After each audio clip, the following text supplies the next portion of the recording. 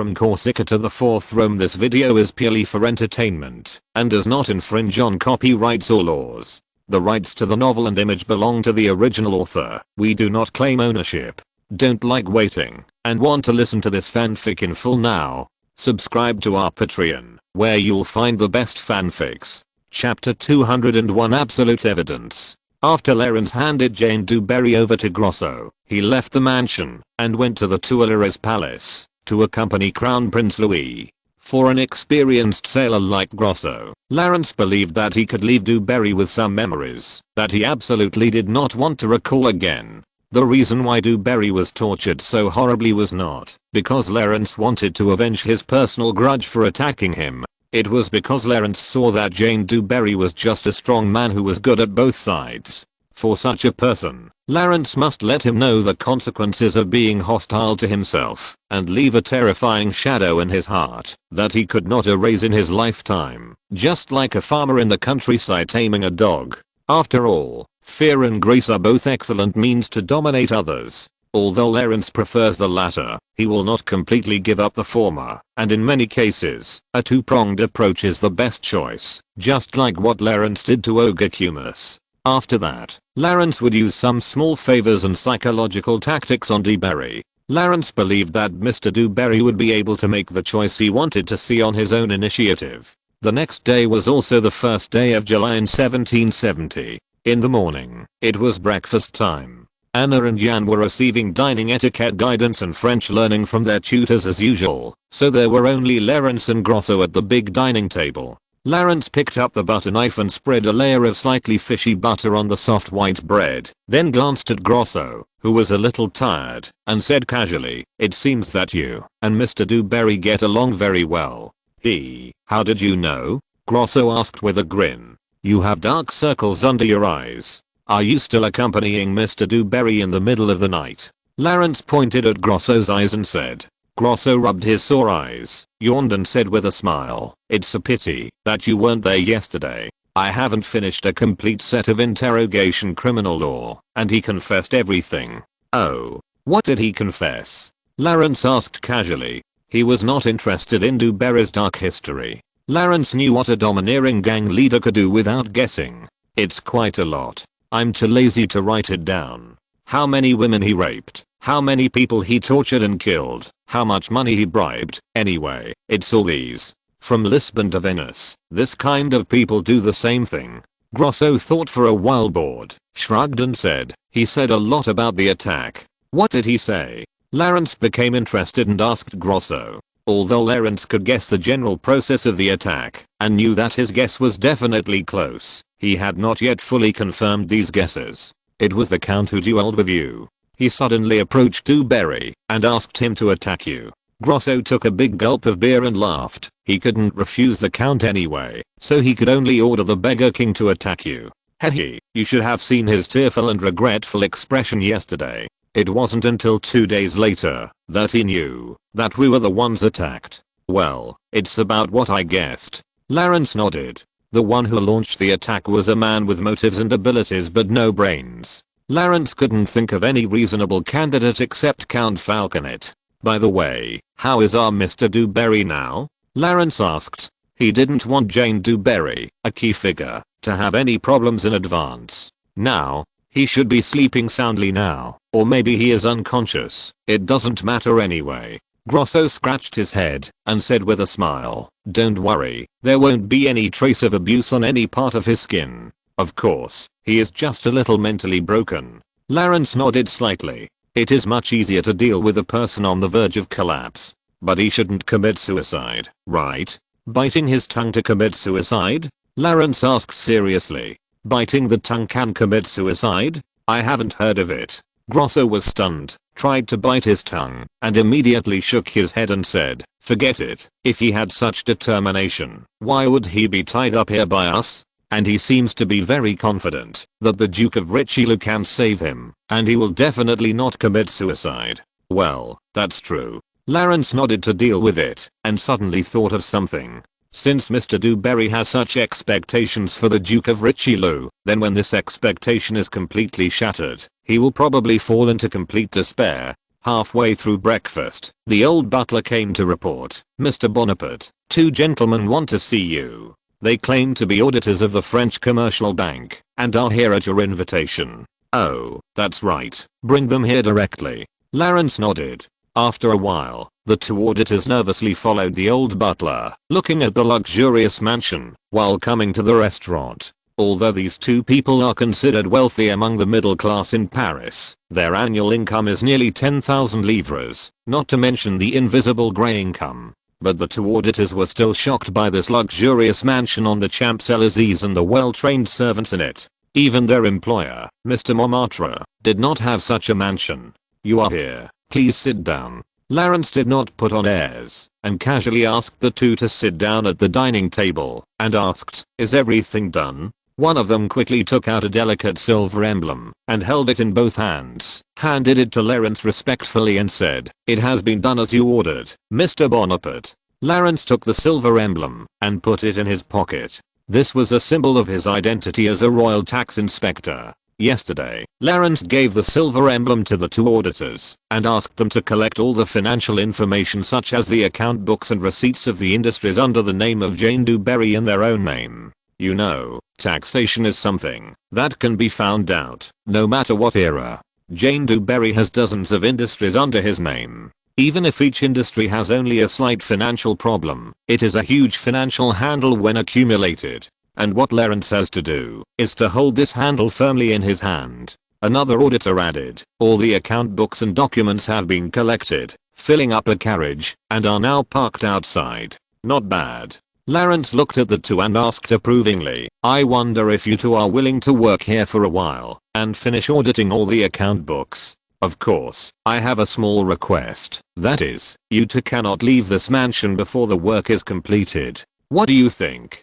The two auditors looked at each other and nodded without any hesitation, their faces full of excitement. Working for Mr. Bonaparte in front of them is more promising than working for Mr. Montmartre. Even if there is a little insignificant restriction on freedom, the two of them don't care at all. "Very good."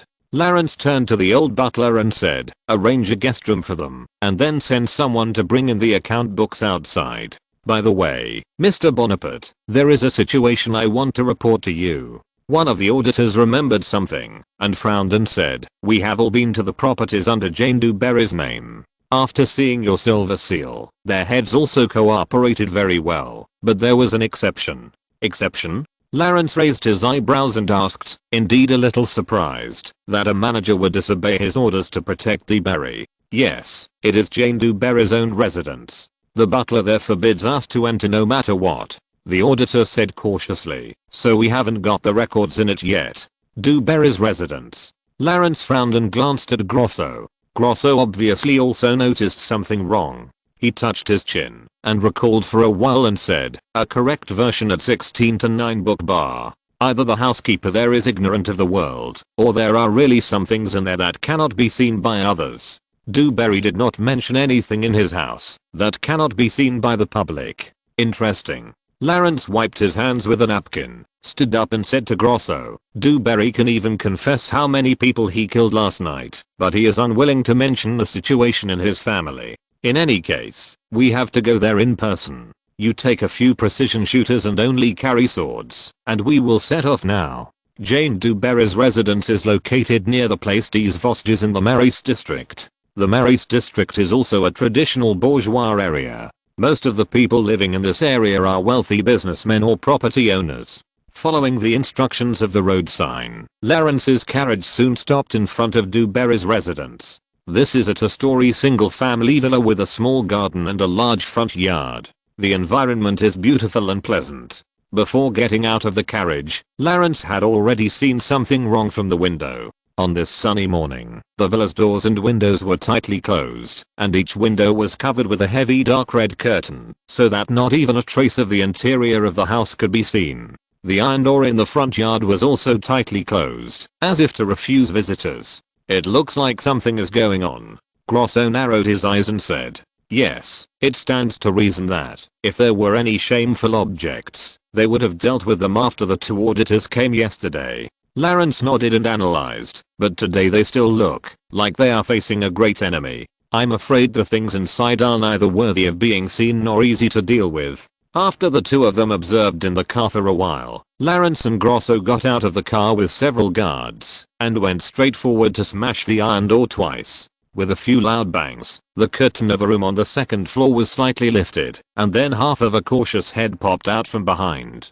After a while, an old man with silver curly hair staggered out, stood behind the iron door, and looked at Lawrence. "Sir, I'm the butler here." The butler looked at the swords on Lawrence's waist uneasily, tried to calm himself down and asked, "What do you want? Is this Mr. Dewberry's residence? He is involved in a financial fraud case, and we need to search his residence." Lawrence took out the silver seal of the Royal Tax Inspector and shook it in front of the butler, saying expressionlessly, "I'm Lawrence Bonaparte. In the name of the Royal Tax Inspector, please cooperate." The butler's forehead suddenly broke out in a layer of cold sweat, and he said incoherently, "I'm sorry, I can't open the door for you without Mr. Dewberry's order. I repeat again, please cooperate." Lawrence put away the silver seal and said coldly, "I'm very sorry, Mr. Bonaparte, but I can't." The butler subconsciously took 2 steps back and shook his head in fear. Lawrence stared at the butler, raised his hand to signal to the guards behind him, and said in a deep voice, "Everyone, just smash it." "What? Lord Bonaparte, you can't." The butler was shocked and frightened when he saw this, and rushed over, grabbed the iron gate and said, "You can't. This is trespassing. It's an invasion. If you insist on going your own way, I will call someone." "Call someone?" Lawrence snorted coldly, smiled disdainfully, looked directly at the butler and asked, "Who are you going to call? The police? The security team? The patrol? The mounted police? Do you want to try which side they will support? These are all my people. You are isolated and helpless. What exactly do you want to use to disobey me?" The butler was stunned and speechless. His palms holding the key to the iron gate were full of sweat. "In addition, I can tell you." Lawrence glanced at the butler who was already wavering, and said softly, "Your master is in my hands. I can throw him to the gallows at any time. No matter how loyal you are, he won't see it. Unless you want to go to the execution ground in person to show your loyalty." No, I don't want to," the butler said tremblingly. He knew that Lawrence was not threatening him. As long as such a big man had evidence, he could really throw himself to the gallows and hang him like a bug. After that, the butler dared not delay any longer. He inserted the key into the keyhole with trembling hands and opened the iron door of the vestibule. Looking at the butler's panic, Lawrence lowered his voice and said to Grosso beside him, "Just now I was only 70% sure. Now I'm 90%. There is definitely something wrong here." "Oh, why?" Grosso asked, puzzled. "This butler is too easily threatened. If he is really innocent, he would not be so scared." Lawrence narrowed his eyes and said, "He must know what is inside this house. I see. This Dewberry is really a man of few secrets." Grosso nodded in sudden realization. "Whatever it is, I can already predict it." Lawrence looked at the butler's flustered back and whispered, Mr. Dewberry will soon consider his position. No matter what secrets are hidden in the house, there is no doubt that it will be a fatal handle against Jane Dewberry. And Lawrence also believes that such a handle will allow Mr. Dewberry to sober up his tired mind that has been tortured by Grosso for a day. Chapter 202, Tragedy in the Basement. Lawrence and his party followed the sweaty butler into Dewberry's villa. The servants in the house seemed to have been summoned long ago. It should be that the butler summoned them here after discovering Lawrence's carriage. A dozen male and female servants were waiting at the entrance, looking at Lawrence and Grosso following the butler with vigilance and anxiety. Behind them, one could even see the sticks and hatchets that were hastily hidden. It seemed that, if Lawrence insisted on forcing his way in, these people would not hesitate to have an armed conflict with Lawrence and his party. And these people would rather draw their swords against a royal envoy than let Lawrence go in to investigate, which is itself a very strange thing. In other words, these servants have put the protection of the secrets in this mansion on the same level as their own lives. Dewberry, this bastard, seems to have hidden some incredible secrets. Lawrence glanced at the servants with strange faces and thought secretly. After noticing this series of strange phenomena, Lawrence couldn't help but become more interested and was sure that he would not return empty-handed today. "Come in, gentlemen." The butler greeted everyone with a stiff smile and then scolded the servants. "What are you lazy guys doing here? Go back to your posts." The servants immediately dispersed, and the butler continued to lead Lawrence and his party into the reception room. There was nothing special in the reception room. The decoration style was the Rococo style with golden tones as the main color. This was also the favorite style of the nouveau riche who made their fortunes in industry and commerce. They might think that being in a golden and magnificent environment could make up for their class disadvantages. The walls were covered with second-rate landscape oil paintings and portraits from the last century. Although the artistic value was limited, the owner here still made a gilded frame for all the paintings. I don't know whether it was to show his taste for art or to show off his wealth. However, the sofa chairs here were quite soft and hard, and there was no discomfort after sitting on them. "Gentlemen, don't worry. I'll bring you hot tea and desserts," the butler said to Lawrence attentively, and then he was about to leave. "Wait." Lawrence called the butler directly, beckoned him to come closer, and said in a deep voice, "We are not here as guests, so forget about the tea and desserts. I have some questions for you." The butler walked to Lawrence tremblingly, nodded with a wondering look, and said, "Of course I will do my best to cooperate with you." "Very good. Does Jane Dewberry usually live here?" Lawrence asked. "Yes, Lord Dewberry should only have this one property," the butler replied quickly, "but he often stays overnight in his own property. You know, those casinos, bathhouses, etc." Lawrence nodded slightly. If Dewberry really only had this one residence, he would probably leave some important items and information here instead of in those shops. After all, those properties are more unsafe with too many people and too many ears, and he would never have expected that he would be searched in his home under the protection of the Duke of Richelieu. So Lawrence fiddled with his fingers and asked casually, "Just now when we were outside the door, you were deliberately blocking us from coming in, right?" "How dare I block your investigation?" The butler wiped the cold sweat from his forehead. A trace of imperceptible cunning flashed across his face, and he smiled angrily and said, "It's just because many of Lord Dewberry's properties and private documents are in this house. I must be cautious. I hope you can understand my difficulties."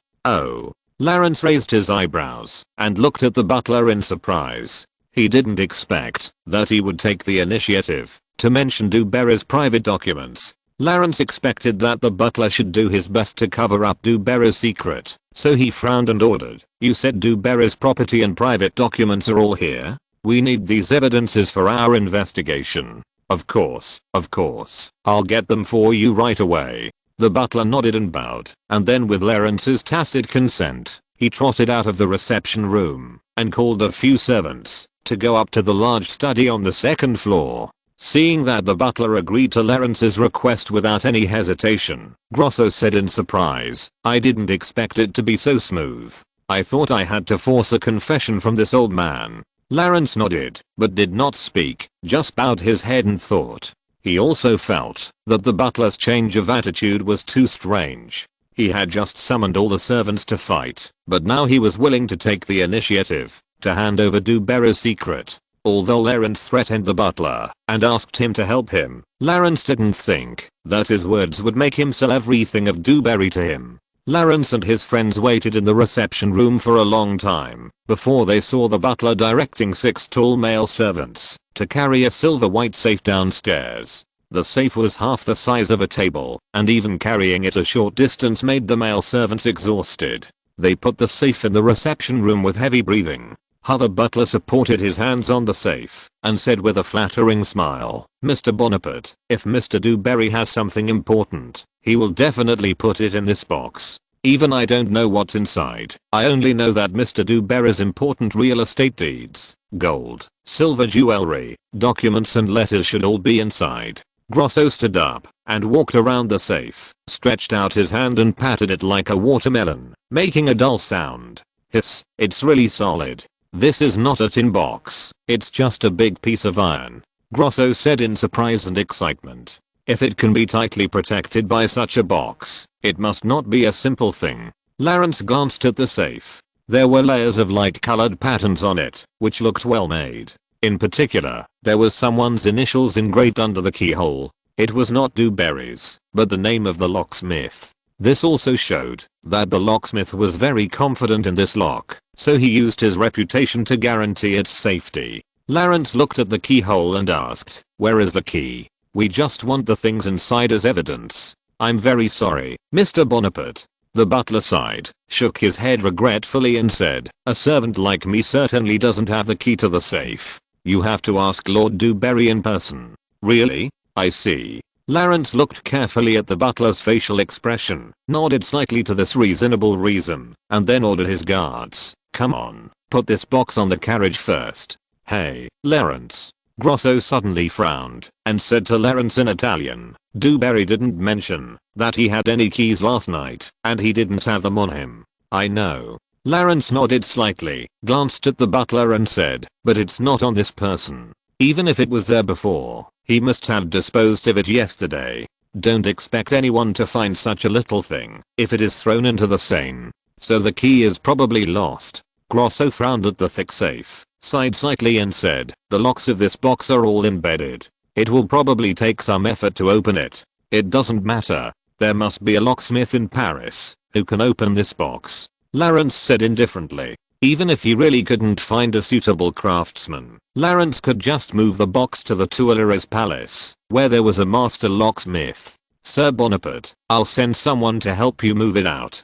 Seeing Lawrence accept the box, the butler was overjoyed and said, and hurriedly asked several servants to carry the safe out of the door. "What should we do next?" "The valuable things should be in the box." Grosso looked at the butler's attentive figure, yawned boredly and said, "A perfect version in a book bar in 1619. Shall we go back directly?" Lawrence looked at the butler with a gloomy face as he followed the servants who carried the safe out of the door, squinted at the scattered sticks and hatchets in the entrance, and shook his head slowly. "Not leaving? Do you think there's something else?" Grosso frowned and asked. Dewberry probably wouldn't have expected his lair to be raided, so the safe should contain everything. Lawrence raised his chin and pointed at the sticks, shook his head and said, "No, did you notice? When we were about to break in, they were really ready to resist with force. If it was just Dewberry's personal property and private documents, they wouldn't have gone to such lengths." "You mean? What else are they hiding?" Grosso touched his chin and pondered after hearing this. He also noticed that the butler was a little too attentive, as if he wanted to quickly stuff the safe into them and urge them to leave. "It should be, and it's something that is enough to kill them," Lawrence said seriously. Lawrence didn't believe that the butler and servants would be so loyal that they would fight with him to protect Dewberry's property. What they wanted to hide must be something more important. "Hehe, this is interesting. I like dangerous and deadly things, of course for others." Grosso stood up and glanced at the servants who were still struggling to move the safe in the courtyard and took the initiative to say, "They won't be back for a while. I'll take people to search." "Go ahead. Pay attention to the basement or secret compartments in the secret room." Lawrence nodded and agreed. When Grosso returned to the living room and found Lawrence, only more than 10 minutes had passed. The people outside had finally moved the safe to the side of the carriage and were trying to lift it into the carriage nearly 1 meter above the ground. "Hey, Kit, you're right." As soon as he entered the living room, Grosso said directly to Lawrence. His face was extremely serious and solemn, without a trace of his usual cynicism. As for the precision shooters following Grosso, they all frowned and cursed in a low voice, obviously seeing something that impressed them. Lawrence stood up, exchanged glances with Grosso, nodded, glanced out the window, and ordered in a deep voice, "Grosso, take me there. The rest of you lie in ambush at the door, and when those people come back, immediately control them, and try not to kill them." Everyone immediately took action, and Grosso took Lawrence through the living room and down a flight of stairs to the basement of the house. There didn't seem to be anything wrong here. It was just a basement for storing sundries and waste items, with wooden boxes placed everywhere. Lawrence even saw a set of rusty half-body plate armor. Judging from the scrap iron thrown next to it, it was obviously not a cultural relic or antique, but just a set of garbage. "Do you smell anything?" Grosso frowned and reminded. "Smell." Lawrence sniffed twice, and then he noticed that in addition to dust, there was also an unbearable stench in the air. It smelled like the undigested food residue in a disemboweled whale, and also had a bit of the stench of human feces. "This is not kitchen garbage, Lawrence." Grosso glanced at Lawrence, who noticed something was wrong and said, walking straight to a corner of the basement and kicking away a completely inconspicuous wooden box. There was actually a slightly smaller hole under the wooden box, connected by a wooden ladder to a lower level. A secret room? Wait a minute. Lawrence frowned and walked towards the hole, but suddenly heard a strange sound in his ear. The sound came from the secret room below, very noisy, as if it had been reflected and refracted hundreds of times before reaching Lawrence's ears. The composition of the sound made Lawrence freeze in his tracks. Dogs barking and women crying? That's right, Lawrence. Grosso glanced down the hole, his face gloomier than ever, and whispered, there are more than a dozen iron cages down there. What do you mean? Lawrence asked, standing still. Grosso was silent for a while, as if some words were difficult for a sailor like him to say. Let me put it this way, there are about 10 flat-coated retrievers, or male, a little over a year old. Grosso looked at Lawrence, and didn't seem to want him to go and see the scene under the cave in person. He said in a low voice, 6 women, no more than 25 years old, young, and beautiful, naked. After that, even a murderer like Grosso showed pity and anger in his eyes. He pounded his fist on the wall and growled, Duberly, I really regret not playing with him yesterday. Lawrence covered his mouth, closed his eyes, and slightly overcame the nausea rising from his stomach, then shook his head and said, don't worry, Grosso, you still have a chance, many chances, but before I squeeze out the last bit of his value. If you're listening to this novel on a channel other than Fanfic World, it means they downloaded and uploaded it without effort. We cordially invite you to visit our channel, Mundo Fanfic Novelos. There you'll find the original version of this story and you can explore many other novels of various genres. We're waiting for you to immerse yourself in a world of incredible novels. Chapter 203, Falcon's Revenge. That afternoon, Jane Duberry, who had been sleeping soundly, or in a coma for most of the day, woke up from his sleep. Obviously, this was not a normal awakening, because Duberry felt a spasmodic pain in his abdomen before he opened his eyes. Woo wow.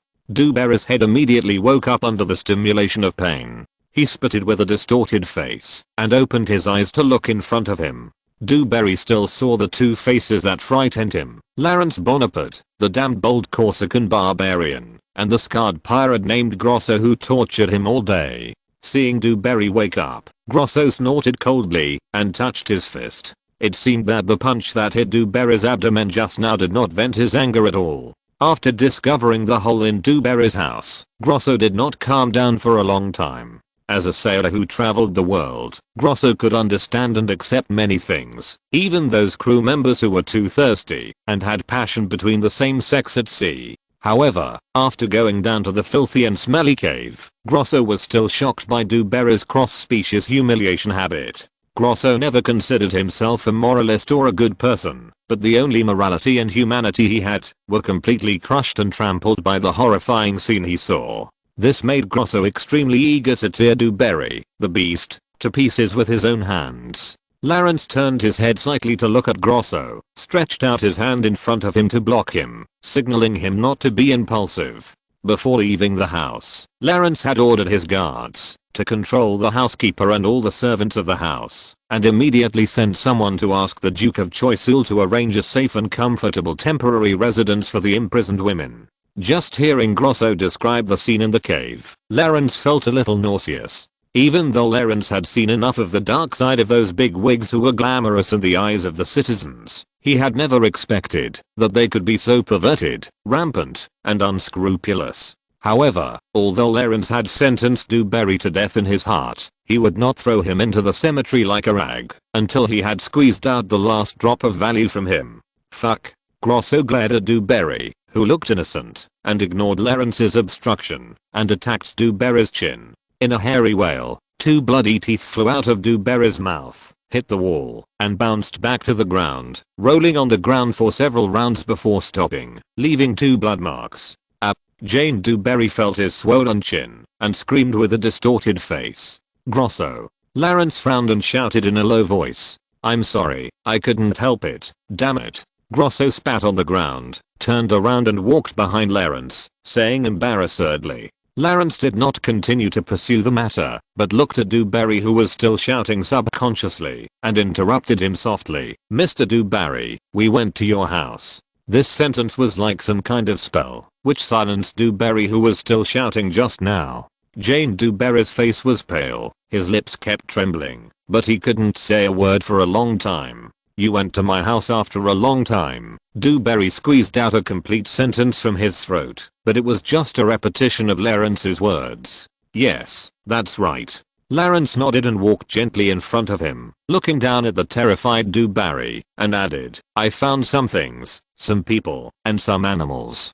Dewberry's pupils trembled obviously, and his face became even paler, as if his heart had forgotten to supply blood to his face, because of too much fear. It wasn't me." Jane Dewberry lowered his head, muttering something in his mouth, and then he raised his head in collapse, and shouted to Clarence, "It's not me. I really didn't want to do it. Damn it." Grosso was even more furious when he heard it, and roared and cursed, "It's not you? Then I dug a tunnel, and stuffed those cages for you?" Clarence sighed, stretched out his hand, to stop Grosso and said, "Let him finish." Grosso, Yes, I will tell you." Dewberry looked at Clarence, and said without hesitation, "It was Count Falconet. He asked me to do it. Originally, I just kept a few dolls in the basement. As a result, not long ago, Count Falconet suddenly wrote to me, and asked me to arrange such a performance for him. Oh yes, I remember. It was almost the time, after you dueled with him, that he wrote to me." "After the duel?" Clarence almost understood what was going on when he heard it. Count Falconet, who was originally a playboy, probably couldn't accept the reality of becoming a eunuch, and wanted to satisfy his already obsessive mentality through this perverted and dark hobby. It seems that the bullet really changed a lot of things, Clarence thought, looking at Dewberry expressionlessly, and said, "Let's not talk about Count Falconet first. You just admitted to the imprisonment of at least 6 women, right?" "I did." Dewberry lowered his head and nodded weakly twice. In the face of so many witnesses and evidence, he had no room to refute. What would happen if these things were exposed, Mr. Dewberry? Clarence asked immediately. Dewberry was silent for a while, and then he said to himself, "I will spend the rest of my life in prison. If I'm unlucky, I will go to the gallows." "No," Dewberry said, looking at Clarence and Grosso, and then thinking of the Duke of Richelieu. He suddenly laughed bitterly and said slowly, "I will definitely go to the gallows." If this matter was really exposed, even without considering the impact on the reputation of Count Falconet, the Duke of Richelieu would use this as an excuse to directly cause Dewberry to be hanged on the gallows for public display. "It's good that you know, Mr. Dewberry." Clarence glanced at Dewberry's swollen chin and whispered, "Since your life is in my hands, I think you should be happy to cooperate with my work, right?" "Cooperation?" Dewberry asked tremblingly. Clarence lowered his voice again, and leaned over to Dewberry's ear and said, "You are a key witness in the attack outside Versailles. You want me to accuse Count Falconet?" Jane Dewberry said absent-mindedly. "No, it's not Falconet. He's just a clown out of control." Clarence shook his head and pointed upward. Dewberry stared at Clarence's finger with wide eyes, biting his lips tightly, and only relaxed after a while, and said in a frustrated tone, "Duke Richelieu?" Clarence nodded to indicate that it was correct. But after Dewberry said the name of the Duke of Richelieu, he fell into a long silence, and it seemed that he was not going to speak actively. Obviously, his silence had already hinted at his resistance to Clarence's proposal. Clarence did not urge or force him, but just stood up and said, "You have a few hours to think about your situation, Mr. Dewberry. Grosso will continue to accompany you tonight." After that, Clarence no longer paid attention to the trembling Dewberry, turned around and patted Grosso to indicate that it was time to leave. HMPH. Grosso looked at Dewberry, bared his teeth and growled, "Dewberry, remember to eat less for dinner, or it will smell bad." As the wooden door was shut, the basement returned to darkness. "I'm so sorry for being impulsive just now." Grosso clenched his fist and said with some regret. Clarence had told him not to leave any scars on Dewberry. "It's nothing serious, and I also want to punch this scumbag a few times." Clarence shook his head and said, without pursuing the matter. Grosso was relieved to see this. Although he cynically called Lawrence a kid every day, Grosso was very clear about the master-servant relationship between the two. As the first companion to land in Corsica with Lawrence, Grosso witnessed countless enemies falling into Lawrence's hands along the way, and many of them didn't even know how they died. So he didn't want any cracks in his relationship with Lawrence. A perfect version at 16-9 book bar. But Dewberry doesn't seem to want to cooperate with us. Reluctantly suppressing his anger towards Dewberry, Grosso frowned and turned the topic back to Dewberry's performance just now, analyzing and saying, "This kid is really not afraid of death. His life is in our hands. He is now in a dilemma. No matter which side he chooses to lean on, he can't bear the anger of the other side." Lawrence chuckled and shook his head and said, "And the most important thing is, that I can see that Dewberry still has a little bit of luck." "Luck?" Grosso asked, puzzled. Lawrence said with certainty, "He is still waiting for the Duke of Richelieu to rescue him. He probably wants to find his real backer, the Countess Dewberry, after he gets out. It is probably this idea that has kept him alive until now." "What should we do?" Grosso asked with a frown. "Pinch out his last hope." Lawrence turned his head and glanced at the basement submerged in darkness and said slowly, "Block all his ways to survive, and then set up a way for him to survive that we control." At the same time, in the Duke of Richelieu's mansion, in the Duke's private study, "Father, I brought him here." A middle-aged man with a serious face led the disheveled Count Falconet into the study like a prisoner and said to the Duke of Richelieu behind the sunken wooden desk. Count Falconet said nothing beside this man, like a puppet without a soul. He was the father of Count Falconet, the son of the Duke of Richelieu, and the fourth generation of the Duke of Richelieu in history, Louis-Antoine Sophie de Vignero de Plessis. However, he died only 3 years after inheriting the title of the Duke of Richelieu. Therefore, compared with this generation of the Duke of Richelieu and the fifth generation of the Duke of Richelieu who served as the Prime Minister of France during the Restoration period, he was just a small figure who left no trace in history. The Duke of Richelieu behind the desk seemed to be resting with his eyes closed. After hearing his son's call, he slowly opened his eyes after more than 10 seconds, glanced at Count Falconet, nodded slightly and said, "You go out first. I have something to say to him." "Father." The middle-aged man looked at his son with a look of disappointment, frowned and said, "Falconet's incident has already embarrassed us. You should not let him get involved. Just lock him up for a few months. You go out first." The Duke of Richelieu waved his hand, as if he didn't hear it. It seemed that he was still quite doting on his grandson Falconet, even though Falconet had lost the right of inheritance in the future. The middle-aged man wanted to say something else, but due to the authority of the Duke of Richelieu, he had to give up. He sighed and left the study, and closed the door. The Duke of Richelieu looked up at his haggard and crazy grandson and said, "Dear Falconet, I have bad news for you." Count Falconet stood there without any movement, only the slight shaking of his jaw proved that he heard the words of the Duke of Richelieu. Jane Dewberry, the pimp, was also a personal participant in the attack. "He is your good friend, right?" The Duke of Richelieu looked into Falconet's eyes and said that he had heard that his grandson and Dewberry were like-minded and colluding with each other. Hearing Dewberry's name, Count Falconet reacted and slowly looked up at his grandfather. The Duke of Richelieu continued, "He has been missing for 2 days now." "What?" Falconet asked absent-mindedly. He knew that Dewberry had a lot of rather shameful secrets about him. Although they were not necessarily fatal, if they were exposed, they would completely destroy his reputation. The hole in Dewberry's house was just one of them.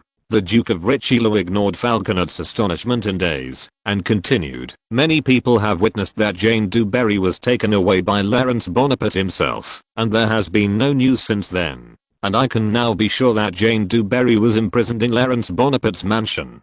Count Falconet was stunned on the spot, as if struck by lightning, with his head lowered, muttering like a madman, "Napoleon Bonaparte. It's him again. Why is it him again? Why? Why?" The voice became louder and louder, and in the end it turned into a roar-like question, but no one could answer Falconet's question. Duke Richelieu waited silently for Falconet to calm down, and said in a deep voice, "I know Dewberry has a lot of shady things in his hands, especially about you, dear Falconet. We can't let him stay with Bonaparte." "You are right, grandfather." Falconet nodded and barely said a complete sentence. Are we going to accuse Bonaparte of kidnapping Du Barry? Even though Falconet's mind was becoming more and more crazy, he knew at this time that he must not let the damn Du Barry be used by Lawrence. No, dear Falconet, even if Bonaparte is very suspicious, no one will believe such a groundless accusation, and I don't have sufficient evidence in my hands. A cold light flashed in the Duke Richelieu's eyes, and he slowly said, but correspondingly, as long as we prove that Du Barry is really imprisoned in Lawrence's mansion, this will be big news. His behavior that violates the political bottom line will be despised by everyone, and even the king will hate him to the extreme. Then how to prove it? Count Falconet asked immediately. Jane Du Barry was taken away by Lawrence Bonaparte before he disappeared. Although we cannot directly convict Bonaparte for this reason, we have sufficient reasons to suspect that he is related to Du Barry's disappearance. Duke Richelieu said with a sneer, as if he was sure of victory. I have arranged a colonel in the police station. He will conduct a reasonable search of Bonaparte's mansion tomorrow morning, and then rescue Du Barry and expose Bonaparte's crimes to all Parisians. Humph, I admired this kid very much, but I didn't expect him to be just so. I guess until now Bonaparte still thinks his little tricks are perfect. After that, Duke Richelieu turned his kind and gentle gaze to Falconet and said with a smile, and you, dear Falconet, I know that your hatred for Bonaparte is deep in your bones. And tomorrow is your day of revenge. I hope you can follow the colonel and expose Bonaparte's crimes with your own hands. Revenge. It's right to expose his crimes with your own hands. Falconet's eyes finally regained some spirit, and he said to himself excitedly, I will throw him into the prison of the Palace of Justice with my own hands. I will make him suffer the same pain that I did, and watch him struggling and rolling in the dungeon with my own eyes. I will also take Miss Elvie with me, so that she can see the grand scene. Okay, Falconet, go and get ready. At least take a shower and change clothes. Duke Richelieu sighed helplessly. He had put in a lot of effort to help his grandson regain his sanity and get out of the shadows. Chapter 204 Du Barry's Hope. Time passed slowly to the next day, the morning of July 2nd. Judging from the cloudless sky, it would be a beautiful sunny day. Colonel Giovanni got up early and changed into a full set of uniform in his bedroom. His uniform's coat, trousers and high boots were all pure black, very different from the iconic blue and white uniforms of the French army, because he belonged to the Paris police system. The Paris police force was created by order of Louis XIV 100 years ago. In 1667, Louis XIV personally appointed a police officer to maintain law and order on the streets of Paris in the future. However, the French police system at this time was not yet a modern police force. They were more like a branch of the army, with their main task being to control riots and arrest rioters, rather than to actively investigate cases. It might be more appropriate to call them a military security team. Historically, it was not until 1800 after the Great Revolution that the police system and the army were completely separated, and Napoleon founded the modern Paris Police Department. Colonel Giovanni nervously adjusted his scarf in front of the mirror, then picked up a piece of gold-plated letter on the bedside table, frowned as he went downstairs, and sat at the dining table. Good morning, dear. Colonel Giovanni's wife had already prepared breakfast, and was now scrubbing the frying pan. Seeing the colonel coming down from the stairs, she casually greeted him. Why are you still reading that letter? It's like the letter has been stuck to your hand since yesterday afternoon. Oh dear, a housewife like you certainly doesn't understand. Colonel Giovanni shook his head, his eyes still on the letter, and sighed. This is from the Duke of Richelieu himself. Duke? What a big shot. Why would he write a letter? His wife stopped what she was doing and turned her head in surprise and asked. A wealthy property owner named Du Barry has disappeared, and people saw that Du Barry was finally taken away by the governor of Corsica. Colonel Giovanni explained patiently. The Duke of Richelieu asked me to take people to search the governor's mansion and said that Du Barry must be inside the mansion. His wife wiped her hands with a towel, sat down opposite Colonel Giovanni, and said worriedly, wow, this sounds a bit dangerous. Dangerous? Not really. We do have reason and the power to search the governor of Corsica's residence, because people saw that Du Barry was taken away by him before he disappeared. Colonel Giovanni shook his head. No, dear, I mean, the wife said worriedly, the governor of Corsica is also a big shot, right? It sounds like you are going to be involved in the struggle between the people above. Can't you refuse the Duke's request? Dear, you don't understand. Colonel Giovanni smiled bitterly and shook his head, pointing to the bright light blue ribbon on his cuffs, which was the insignia of his colonel rank. Then he said helplessly, the reason why I can wear this is because of the promotion of the Duke of Richelieu. Although he has no real power, he has people in various departments and institutions, including the military and police. How could I refuse his request? Okay. HMM. The wife nodded helplessly. Just as she was about to get up and take care of her own things, she suddenly saw from the window a luxurious 4-horse carriage slowly approaching her door. She said in surprise, "Oh my god, who is visiting you? What a luxurious and beautiful carriage." Seeing this, Colonel Giovanni quickly turned his head to look out the window, and then stood up all of a sudden, not even caring about the breakfast on the table, and said repeatedly, the red inverted triangle emblem on a white background, "It must be the carriage of the Richelieu family. This must be Count Falcone. The Duke told me in the letter that the Count will also join the search. It sounds like he is monitoring you." His wife frowned.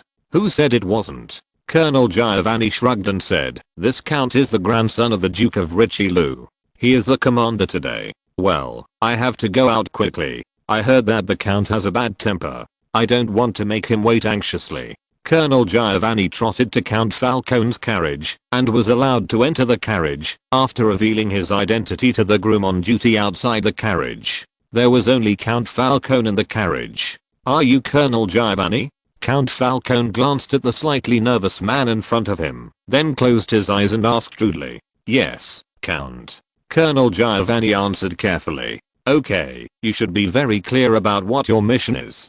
Count Falcone suddenly asked, "How many people can you command in this operation?" Colonel Giovanni quickly replied, "A normal investigation only requires a 5-person team, but this time, since it is a figure of the caliber of the governor of Corsica, I think I should bring a team of 20 people." "No."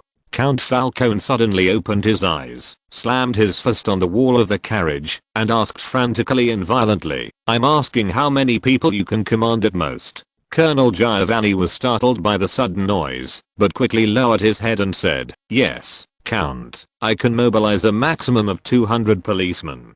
200, is enough. Count Falcone smiled sinisterly, which made Colonel Giovanni feel a chill on his back. "Listen carefully, Colonel."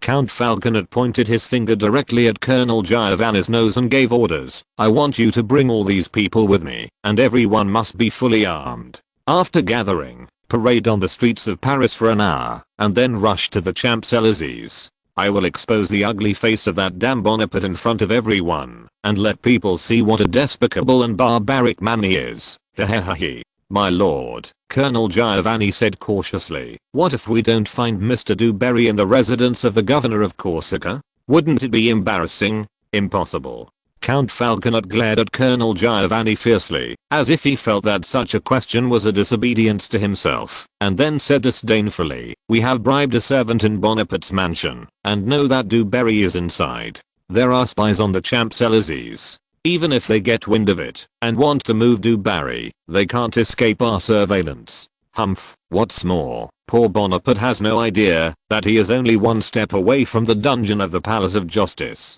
He probably thinks that kidnapping Dubarry is so perfect, idiot. Well, Count, I will do as you say." Seeing Count Falcone's promise, Colonel Giovanni had to harden his heart and accompany him. He bowed his head and said, "I will go to gather my men now." "Well, take my carriage. I want to see it all happen with my own eyes. I can't miss a second."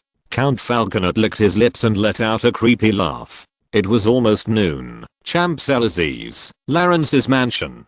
"So how is your work going?" At lunchtime, Clarence casually asked the 2 auditors of the French commercial bank who worked for him. One of them quickly put down his knife and fork and replied, "There is still a lot of work to be done. After all, Dubarry has a lot of businesses under his name. Those account books can fill up our room." Another person added, "But Dubarry's account books, to be honest, are too shoddy, full of loopholes and signs of fraud. He really should hire a better accountant who knows how to make false accounts. I mean an accountant who can reasonably avoid taxes. Lawrence nodded, and he probably guessed why Dewberry was so careless in finance. He probably relied on the Duke of Richelieu as a backer, and those tax officials dared not do anything to him, so he didn't pay any attention to the accounts. Of course, Lawrence was also very happy to see these handles that Dewberry took the initiative to reveal. At this time, the old butler of the mansion suddenly ran into the restaurant in a hurry. Without any greeting, he ran straight to Lawrence's side and almost bumped into a servant carrying a tray. The old butler was usually gentle and unhurried. It was the first time Lawrence saw him in such a hurry like today. "Mr. Bonaparte, I have 2 things to report to you." The old butler leaned over and whispered in Lawrence's ear, a perfect version in the 16-9 book bar. "First, the news from the Tuileries Palace is that the safe you sent yesterday has been opened. Inside is Mr. Dewberry's diary, private accounts, letters, and a lot of jewelry and deeds." "Really? Find time to arrange for someone to bring the things inside back." Lawrence nodded and ordered. After getting Dewberry's private safe yesterday morning, Lawrence sent it directly to the Tuileries Palace. A master locksmith like Crown Prince Louis must use it. And Crown Prince Louis himself did not think that Lawrence's request was a disrespectful and presumptuous act. On the contrary, he felt that being able to help investigate the attack could slightly alleviate his guilt towards Lawrence. After all, in the Crown Prince's view, the source of all this was Lawrence's attempt to help him. "What is the second thing?" Lawrence asked immediately. It seemed that the second news made the calm old butler lose his composure. "Mr. Bonaparte," the old butler said solemnly, "I just got the news that hundreds of policemen have gathered on the streets of Paris. They are parading through the streets and attracting the attention of many citizens. They did not hide their purpose. They said they were coming to search this mansion to investigate Mr. Dewberry's disappearance." "Hundreds of policemen? What a big scene." Lawrence drank the broth slowly and said with a smile. Grosso, Jan and Anna at the table also put down their cutlery and frowned at Lawrence and the old butler. "Hey, what happened? What policeman?" Grosso asked directly. "The Duke of Richelieu has taken action." Lawrence chewed the stew nonchalantly and said, "It is said that hundreds of policemen have been sent to investigate Dewberry's disappearance." "You mean now? Hundreds of policemen? My goodness, this is a bit difficult to deal with." Grosso was stunned for a moment, scratched his head and said quickly, "That kid Dewberry is still unconscious in the basement. Why don't we move him away quickly? If Dewberry's disappearance is confirmed to be done by you, then we should not stay in Paris. Let's flee back to Corsica." "No, there is no need to move. There must be a lot of eyes outside watching us." Lawrence shook his head and said calmly, "And remember what I said, I will block all of Dewberry's ways of survival, including the one he most expects." Grosso took a breath, rubbed his head anxiously, thought for a while and still didn't understand, so he could only smack his lips and said, "Okay, then you want to?" Lawrence took the napkin and wiped his mouth, first stood up and said to the 2 auditors, "Sorry, lunch has to end early. Please go back to your room first." The 2 auditors nodded and stood up to leave. They didn't want to get involved in the political struggle of these upper class people, especially after hearing that hundreds of policemen would surround this place soon. After the 2 auditors left, Lawrence continued to order, "Jan, gather all precision shooters, distribute muskets and ammunition, and be ready. Grosso, wake up Dewberry and take him to a room on the 2nd floor so that he can see the situation outside. Anna, go back to the room to review French lessons. Do you understand?" The 3 of them nodded in unison to show that they understood, and then they all stood up to carry out Lawrence's arrangements. "Well, Jane Dewberry woke up from his coma again and slowly opened his eyes. He was also shocked to find that the scenery in front of him was finally no longer the unchanging dim basement. "Damn, finally woke up." Grosso mercilessly slapped Dewberry on the head, pointed at the window in front of him and said, "Lawrence asked you to watch the movement outside. Watch carefully. There are not many opportunities like this for you." Outside? Dewberry put his eyes to the window in a daze, looking at the gate of this mansion through the gap of the tightly covered curtains. "I saw that the usually deserted Champs-Élysées had gathered a dark crowd at some point. From the direction of the crowd, it can be seen that everyone's attention is on this mansion. The most eye-catching among the crowd are undoubtedly the Paris policemen in black uniforms and wide-brimmed hats. All of them are fully armed, with sabers and muskets on their backs, and the ranks are neat, just like a small army. And this small army is now tightly surrounding the mansion, as if it is going to capture a town that is within easy reach. Oh my god, that's...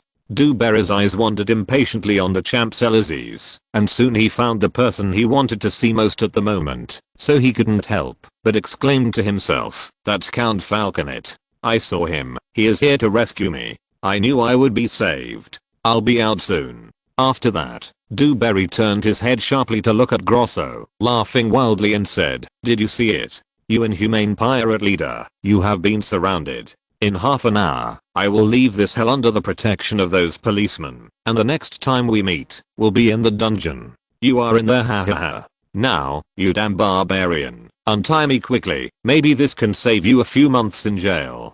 Chapter 205, Confrontation between Lawrence and Falcone. What happened? Why are there so many policemen? They are all carrying knives and guns. They are really awesome. I remember this is the residence of the Duke of Choiseul. It should have been temporarily loaned to Monsieur Bonaparte. What happened? Hey, I heard about it. It seems to be related to the disappearance of Jane du Barry. They said they want to search this residence. What? These policemen are really bold. They dare to search the residence of the governor of Corsica? That's hard to say. Governor Bonaparte is indeed related to the disappearance of du Barry. The police have the right to investigate on this basis. And I also saw the figure of Count Falconet in the team. So that's how it is. A lot of onlookers have gathered on the Champs-Élysées. Some of them followed curiously after seeing the long-lost large-scale action of the Paris police on the street. To their great surprise, these usually unkind and arrogant police officers did not wave sticks to disperse the onlookers today. Instead, they turned a blind eye to their following and watching, and even acquiesced. Even the Paris police did not hide the purpose of their operation.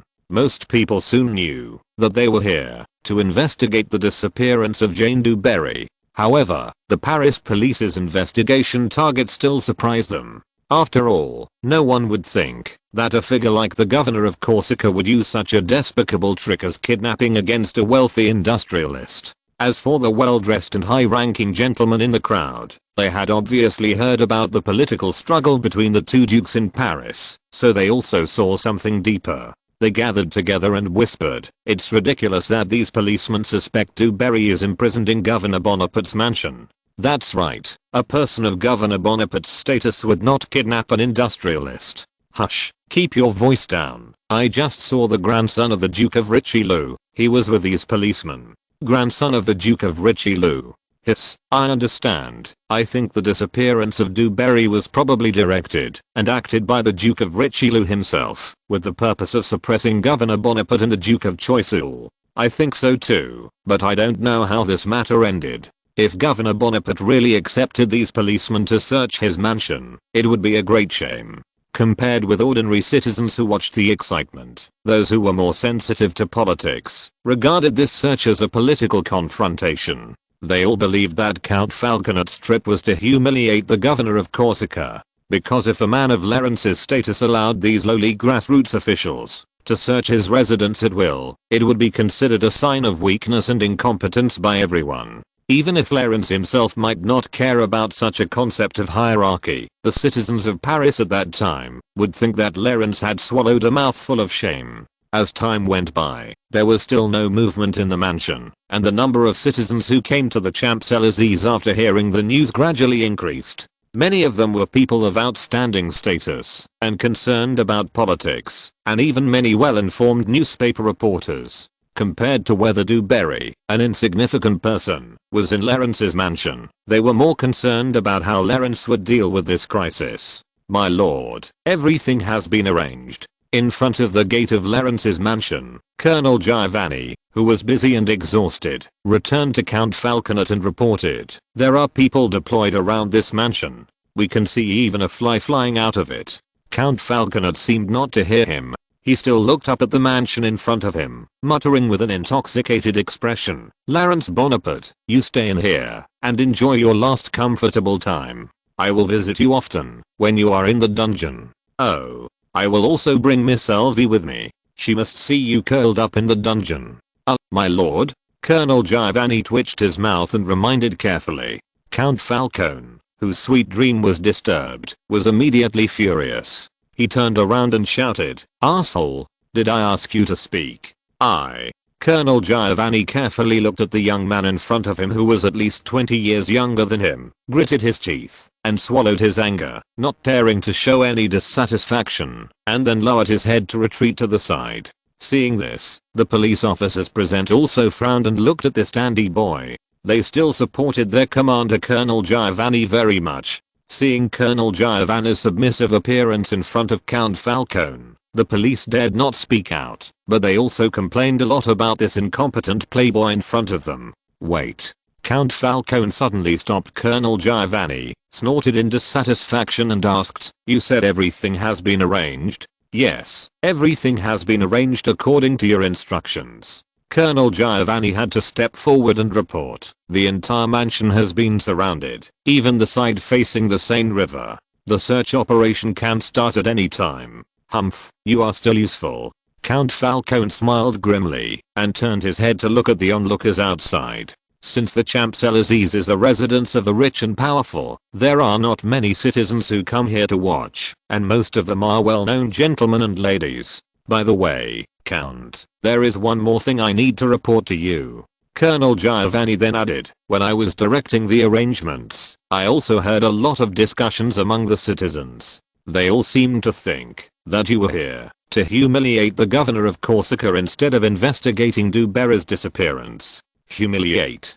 Humph, they are right. I just want to slap that damn Bonaparte in the face and then show his evidence of guilt to everyone. After hearing this, Count Falcone grinned, turned his head, and scanned the crowd and said, there are almost 200 or 300 people watching, enough to witness the end of that Corsican country bumpkin. Colonel, start the search directly, I can't wait. Yes, Count. Colonel Giovanni had to bite the bullet and said, waving his hand to call a few subordinates, and went forward with them to knock on the door of the mansion. Here they come. Do you see you, the pirate leader? They are coming in.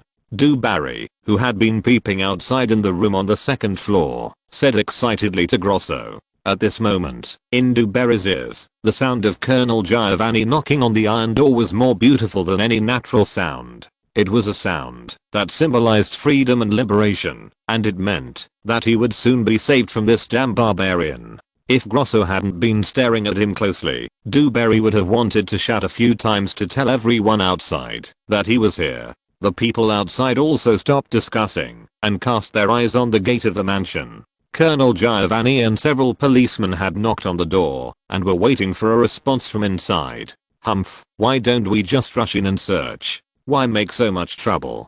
Count Falcone muttered impatiently, but he still acquiesced to Colonel Giovanni's follow-up procedures. Under the gaze of everyone, the door of the main building of the mansion was slowly opened. The first person to come out was an old man in an evening gown, with a head full of white hair, but full of energy. He was the old butler of this mansion. He walked towards the iron gate with small steps in a graceful manner, not at all nervous about the hundreds of fully armed policemen outside the gate, and finally stopped 20 feet away from the gate. The old butler stood there, his calm dark brown eyes staring at Colonel Giovanni at the door, but he did not speak. Then, 20 solemn and dignified soldiers walked out of the main building in 2 teams. They were wearing the uniforms of the Corsican army, with polished rifles behind them, and they were walking towards the old butler with neat and steady steps, and formed 2 teams to protect the old butler. People looked at the well-trained precision shooters and the elegant and calm old butler in surprise. This solemn scene was just like a foreign envoy formally meeting the king. At least in terms of temperament, people felt that the Corsican governor's side was slightly better than the Paris police. Good afternoon, sir. The old butler cleared his throat, stared at Colonel Giovanni, as if no one else existed, and said in a deep voice, the arrival of you and your men does not seem to be on today's schedule. Please state your intentions. Colonel Giovanni was stunned for a moment, his eyes still on the 20 soldiers beside the old butler. Colonel Giovanni, who was originally a retired soldier, could immediately see that these 20 people were veterans who had experienced the baptism of war. They were resolute and strong, and they did not show any emotion in the face of 200 fully armed Parisian policemen. Looking at the muskets behind the precision shooters, Colonel Giovanni's attitude softened a little. He did not expect that the governor of Corsica would be so tough and directly sent out guards to obstruct. Unless he had to. Colonel Giovanni did not want to have an armed conflict in a place like the Champs-Élysées. "Please open the door, sir," Colonel Giovanni said loudly. The Paris police have sufficient reason to suspect that this mansion is related to a disappearance case with a serious impact. "We need to search it." The old butler remained calm and responded neither servilely nor arrogantly. "I'm sorry, sir. The owner of this place has not given me the power to open the door for you. But I ask you to cooperate with the investigation. This is our power." Colonel Giovanni frowned and said, "I'm sorry again, sir. I will do everything I can to cooperate with your investigation, except opening the door." The old butler stood there, without any intention of moving. "Damn old man." Count Falcone, who was watching from the side, could no longer bear it, and rushed to Colonel Giovanni and cursed. "What are you talking to him about? It's a waste of time. Do you have to say hello to those thugs before arresting them? Just knock this damn door open for me." Yes, Count." Colonel Giovanni had no time to defend himself, so he had to nod and accept it. He then looked at the hollow cardan door at the entrance of the mansion. It was obviously a high quality and fragile work of art, rather than a qualified and solid door. The designer of the door probably didn't consider its safety and practicality at all. After all, no one would think there would be any safety hazards in a place like the Champs-Élysées. Colonel Giovanni quickly called a few sturdy policemen to hit the hollow cardan door. Bang, bang, bang. The loud and violent impacts resounded on the Champs-Élysées, and the fragile door gradually twisted and deformed. "Sir, I must warn you that your behavior is illegal," the old butler warned seriously. Before Colonel Giovanni could say anything, Count Falcone laughed disdainfully, pointed at the old butler's nose and cursed. "Fuck you, old man. Just wait to go to the dungeon with your master. I hope you can live to see the day you walk out of the dungeon." Ha ha ha. The old butler looked at Count Falcone speechlessly and walked back to the main building of the mansion without any expression. "Oh my god, he is so rude." An elderly gentleman who was watching frowned and said, "He doesn't look like a member of a noble family like the Richelieu family at all." The people around also nodded in agreement, and their impression of this rumored playboy became worse. The destruction of the gate continued. Now there was a hole between the iron fences that was big enough for half a person to pass through. It wouldn't be long before the Paris police could file in. Count Falcone's sinister smile became more and more intense. He had decided that he would personally go through this hole and expose the ugly crimes of that damn Bonaparte. The hearts of the onlookers were in their throats. Although the police's actions were very rude and disrespectful, as long as they entered the mansion, the fruits of victory in this confrontation would be won by Count Falcone. Just as people were curious about why the other protagonist had not appeared yet, a calm and majestic voice suddenly came from the main building of the mansion. "Gentlemen, I warn you for the second time. This is an invasion." Two young men walked out of the main building one after the other. The one walking in front was Lawrence's confidant and guard, Yannon. He stared at the police at the door with a frosty face, and his right hand was already on the hilt of his sword. The young man with a slight smile behind him was undoubtedly the owner of this place, the governor of Corsica, Napoleon Bonaparte. "Lawrence, you finally came out." Seeing Lawrence again, Count Falcone's face suddenly turned gloomy, and he said with gritted teeth, "Long time no see." "Not long, actually, your excellency." Lawrence walked to the center of the precision shooters like the old butler just now, and said with a smile, "I'm so sorry that we met on the battlefield last time.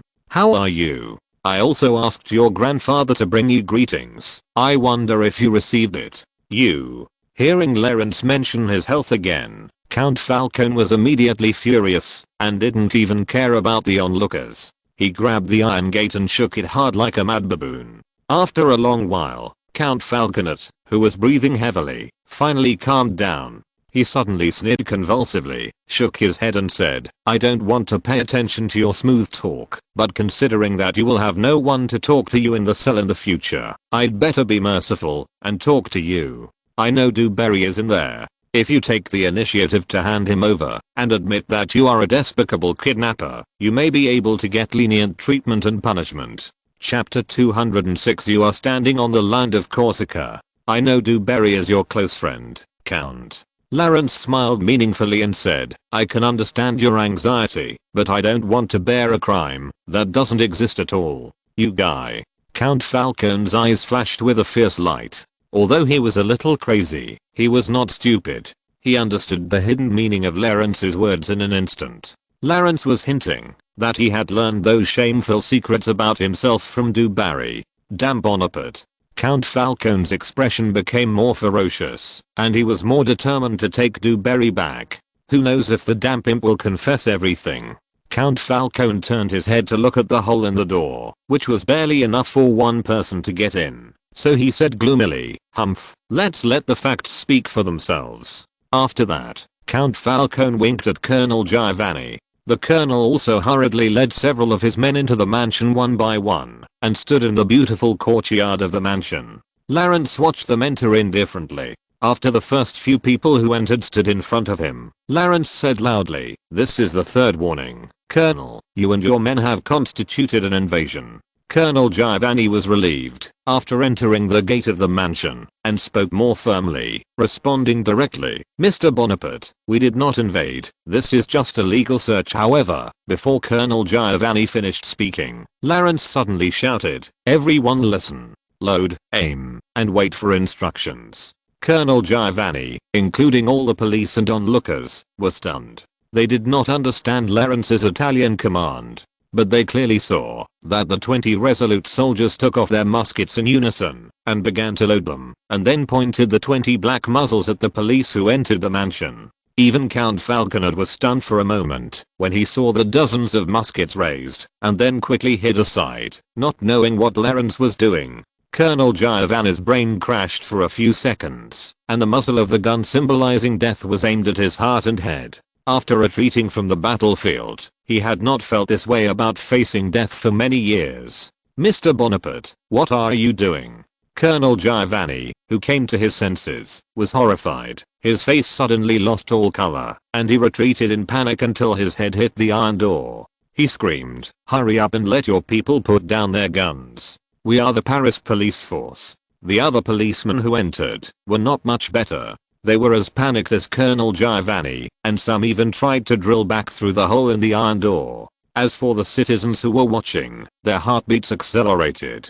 Such armed confrontations did not happen every day in Paris, especially when both sides represented the two dukes. This was more exciting than any drama. I don't want to issue a fourth warning, Colonel. Lawrence took 2 steps forward, slowly drew out the saber from his waist, and danced a gorgeous knife flower in his hand, then pointed the tip of the knife with a cold light directly at Colonel Giovanni and said coldly, Take your people away from here immediately. Colonel Giovanni stared at the tip of the knife pointing at him in a daze. He was also a senior member of the Paris police force, and he had not been pointed at by such a sharp blade for many years. Colonel Giovanni felt that the blood in his body was flowing faster, and his mind was blank. For a time, he was in a dilemma. The citizens who saw this scene could not help but sigh in amazement. No matter what kind of person this Governor Bonaparte was, his toughness had already left a deep impression on these onlookers. At this moment, Count Falconer, who had been hiding aside for fear of being hit by stray bullets, finally reacted and thought with a burst of joy in his heart, No, Dewberry is inside this mansion. The damn Bonaparte is just bluffing. He absolutely dare not order to open fire. Once he opens fire, he will be guilty of an even greater crime. Damn, you want to scare me, right? How stupid. Look at me. I will expose your little tricks in person, and let everyone have a good look at the ridiculous face of you, a clown who is resisting stubbornly. Thinking of this, Count Falconer immediately ran back to the gate, crawled in through the hole himself, laughed wildly and said, Little Bonaparte, let your men put away these toys. Who are you trying to scare? Lawrence narrowed his eyes, slowly put the sword in his hand into the sheath, smiled and said, "Your Excellency the Count, you seem to have entered this mansion without an invitation. I warn you once and for all that this is an invasion." "Invasion?" Ha ha ha ha. Count Falcone laughed even more wildly. He hadn't laughed so proudly since he lost his manhood. "I'm the invader. What do you want? Let your men shoot me to death." Ha ha ha ha. Lawrence sighed slightly, pulled out the pistol from his waist, and began to load it himself. "Oh, the pistol is nice. Is it the one you used to duel with me?" Count Falcone stared at the extended pistol in Lawrence's hand, grinning and shouting, "What do you want to do by taking out the pistol? I'm not dueling with you now. Do you want to threaten me? Don't be stupid, you idiot. I won't fall for it." Lawrence said nothing, pointed the pistol at Count Falcone, closed his left eye, and began to aim. Bang! Count Falcone wanted to say something, but a sudden explosion interrupted all his words. A high-speed rotating lead bullet flew out of the gun barrel, but it did not hit Count Falcone himself, but hit the ground 2 feet in front of him, splashing gravel. The sound of gunfire was definitely the most unfamiliar sound on the Champs-Élysées. This is the center of Paris, the residence of the rich and powerful. 100 years ago, even in the area where the royal palace was located, no gunfire should have appeared here. But at this moment, the explosion of gunpowder was clearly heard by everyone. The governor of Corsica really fired a gun, and he pulled the trigger himself. Count Falcone's sarcastic words were interrupted instantly. His face was full of shock and confusion, and there was boundless panic that followed. He really fired a gun. He really dared to shoot. How dare he? Count Falcone stared with wide eyes and looked down at the bullet crater less than 1 meter away from him. He didn't know that Lawrence deliberately shot in front of him. He thought Lawrence's target was his heart, but he just missed. 1 bullet missed. What about the rest? Count Falcone suddenly looked up at the 20 muskets pointed at him, and instantly felt a chill on his back, as if the next second the ejected bullets would shoot him into a sieve. No. No. Count Falcone's legs became weak, and he sat on the ground, crying and shouting. Even the crotch of his trousers had a whole piece of water stains. Colonel Giovanni looked at the frightened Count Falcone in shock. He didn't expect Lawrence to actually dare to shoot. However, although Colonel Giovanni also hated the Count, he was the grandson of the Duke of Richelieu after all, and was a person that Colonel Giovanni could not afford to offend. So Colonel Giovanni rushed forward to help Count Falcone up and shouted at Lawrence, "Mr. Bonaparte, we all saw it. You shot at the Count. This is an attack. No, it's attempted murder. We have more reason to ask you to accept the search by the police force." After saying that, Colonel Giovanni immediately gestured to the police force surrounding the mansion, asking them to continue to enter the mansion. Soon, more than a dozen policemen entered with muskets, nervously holding the gun barrels, and confronting the Corsican shooters who were only 20 meters away. The smell of gunpowder on both sides was getting stronger and stronger, and it was about to explode. Lawrence stood in place, gently waved his hand to disperse the gunpowder smoke around him, put the pistol back into his waist, and said loudly, "Attempted murder? I was just defending against the thugs who invaded the territory." Invasion. Territory? Colonel Giovanni blinked in confusion, noticed Lawrence's wording, and then asked in confusion. Lawrence raised his heels and stepped on the stone slabs on the ground and said coldly, "You are now standing on the land of Corsica." "The land of Corsica?" Colonel Giovanni frowned and denied loudly, "Mr. Bonaparte, the land under your feet is the land of France, the land of the king. Even in terms of ownership, it is the land of the Duke of Choiseul, and it has nothing to do with you." Lawrence stared at Colonel Giovanni for a while, and suddenly showed a kind smile, spread his hands and said, "Colonel, it seems that you did not make sufficient preparations before carrying out the mission." Colonel Giovanni was stunned for a moment. He had no idea what Lawrence meant. Everyone knew that this mansion was the property of the Duke of Choiseul, and was only lent to Lawrence for temporary residence. Even if the owner of this property was Lawrence himself, he had no power to refuse the search of the Paris police force, let alone directly shoot a count who accidentally broke in. Read the correct version in 1619 book bar. Arsehole. What are you talking about with him?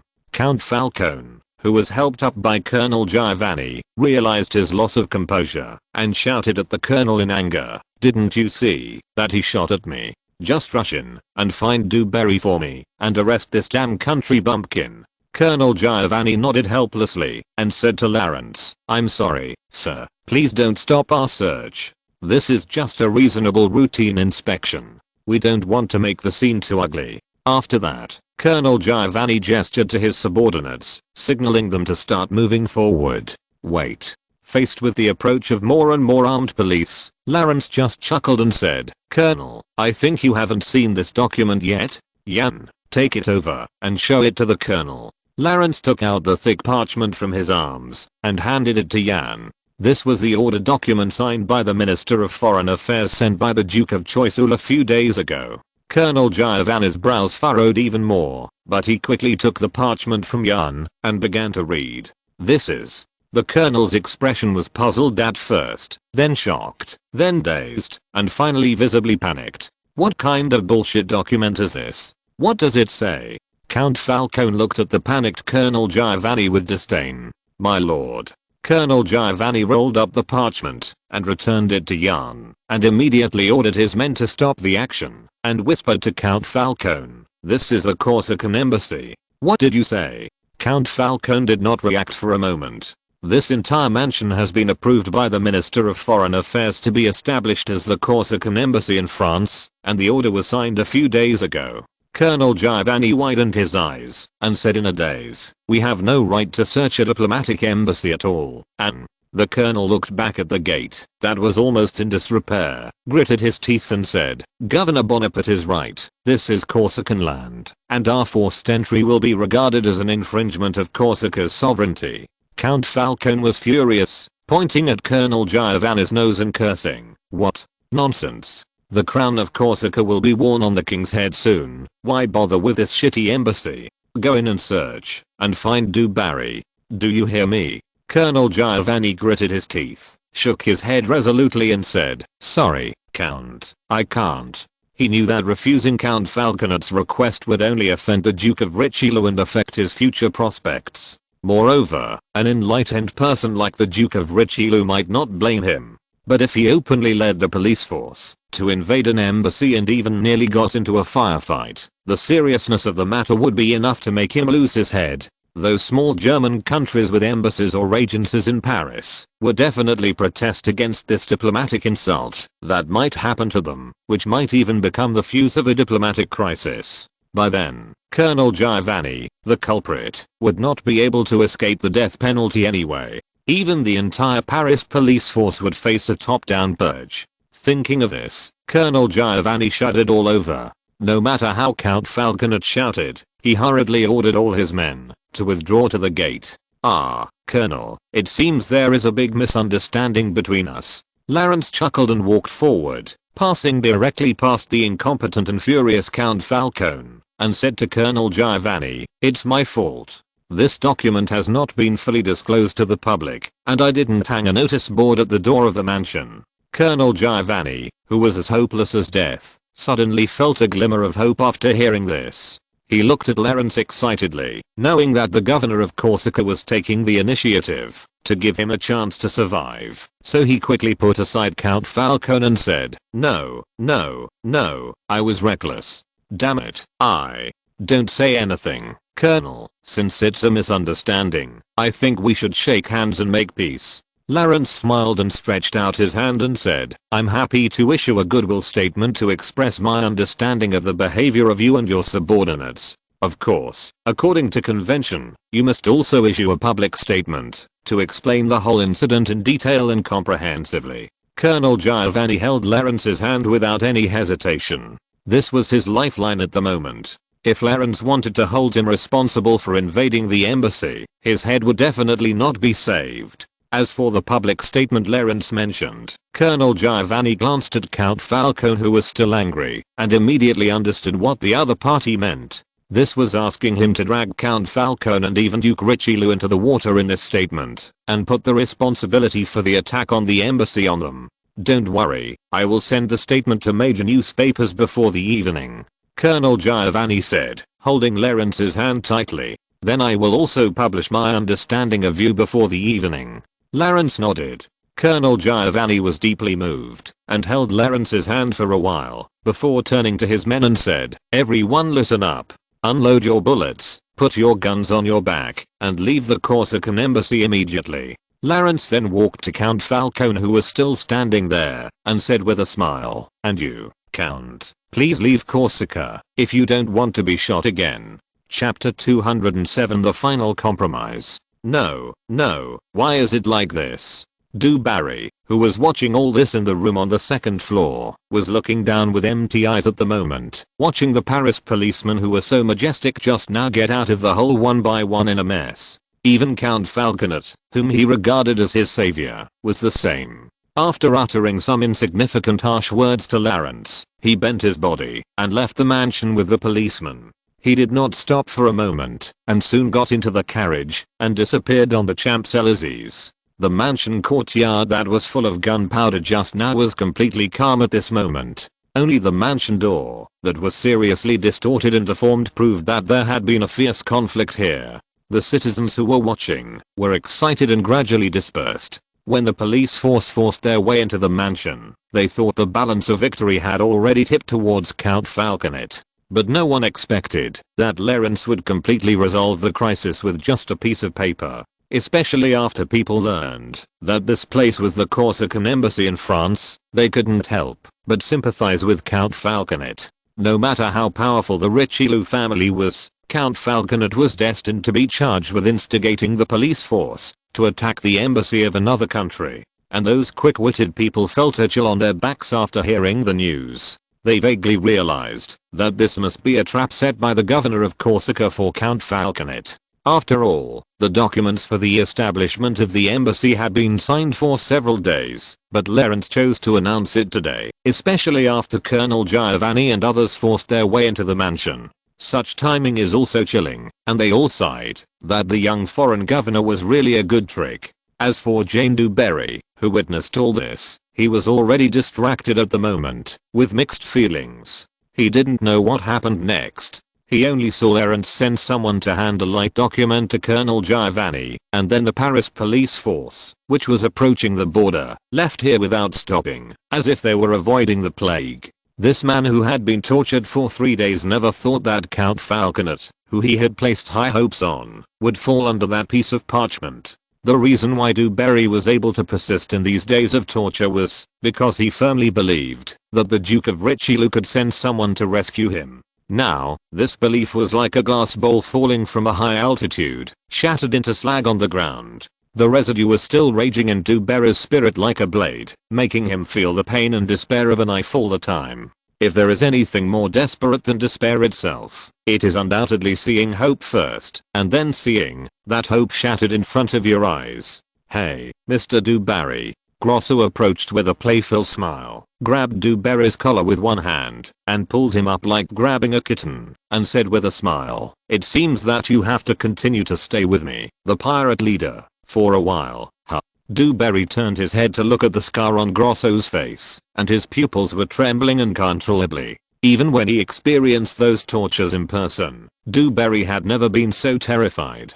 Because before, he believed that these sufferings were temporary, but now, he only saw endless torture waiting for him. "You two seem to get along very happily." The door suddenly opened, and Lawrence pushed the door open and walked in, looking at Du Barry with a smile and said, "Hey, I'm very happy. Ask him how he feels." Grosso grinned and patted Du Barry's shoulder, saying with a very happy smile. Du Barry was in no mood to pay attention to Grosso's jokes. He looked up at Lawrence with a pale face and asked desperately, "Why did they leave?" Lawrence pulled out a triangular chair and sat down, crossed his legs and said easily, "Your good friend Count Falconet found out that this was the Corsican embassy in France, so he left." "What did you say?" Du Barry murmured in a trance. As a prisoner imprisoned here, Du Barry knew very well that this was not a shitty embassy at all, but just a private residence for Lawrence and his party. But no matter what the actual situation is, as long as this area is given the nature of a diplomatic embassy, the sovereignty here is held by the Republic of Corsica. And Du Barry also reacted instantly, which meant that he would have no hope of being rescued if he was imprisoned in this mansion. From the Paris High Court and the judicial system to the Minister of Foreign Affairs Cesar Gabriel in the diplomatic system, they are all Duke of Choiseul's people, that is, people who stand on Clarence's side. Even though everyone knew that Du Barry's disappearance was related to Clarence, no organization or department could investigate Clarence based on this.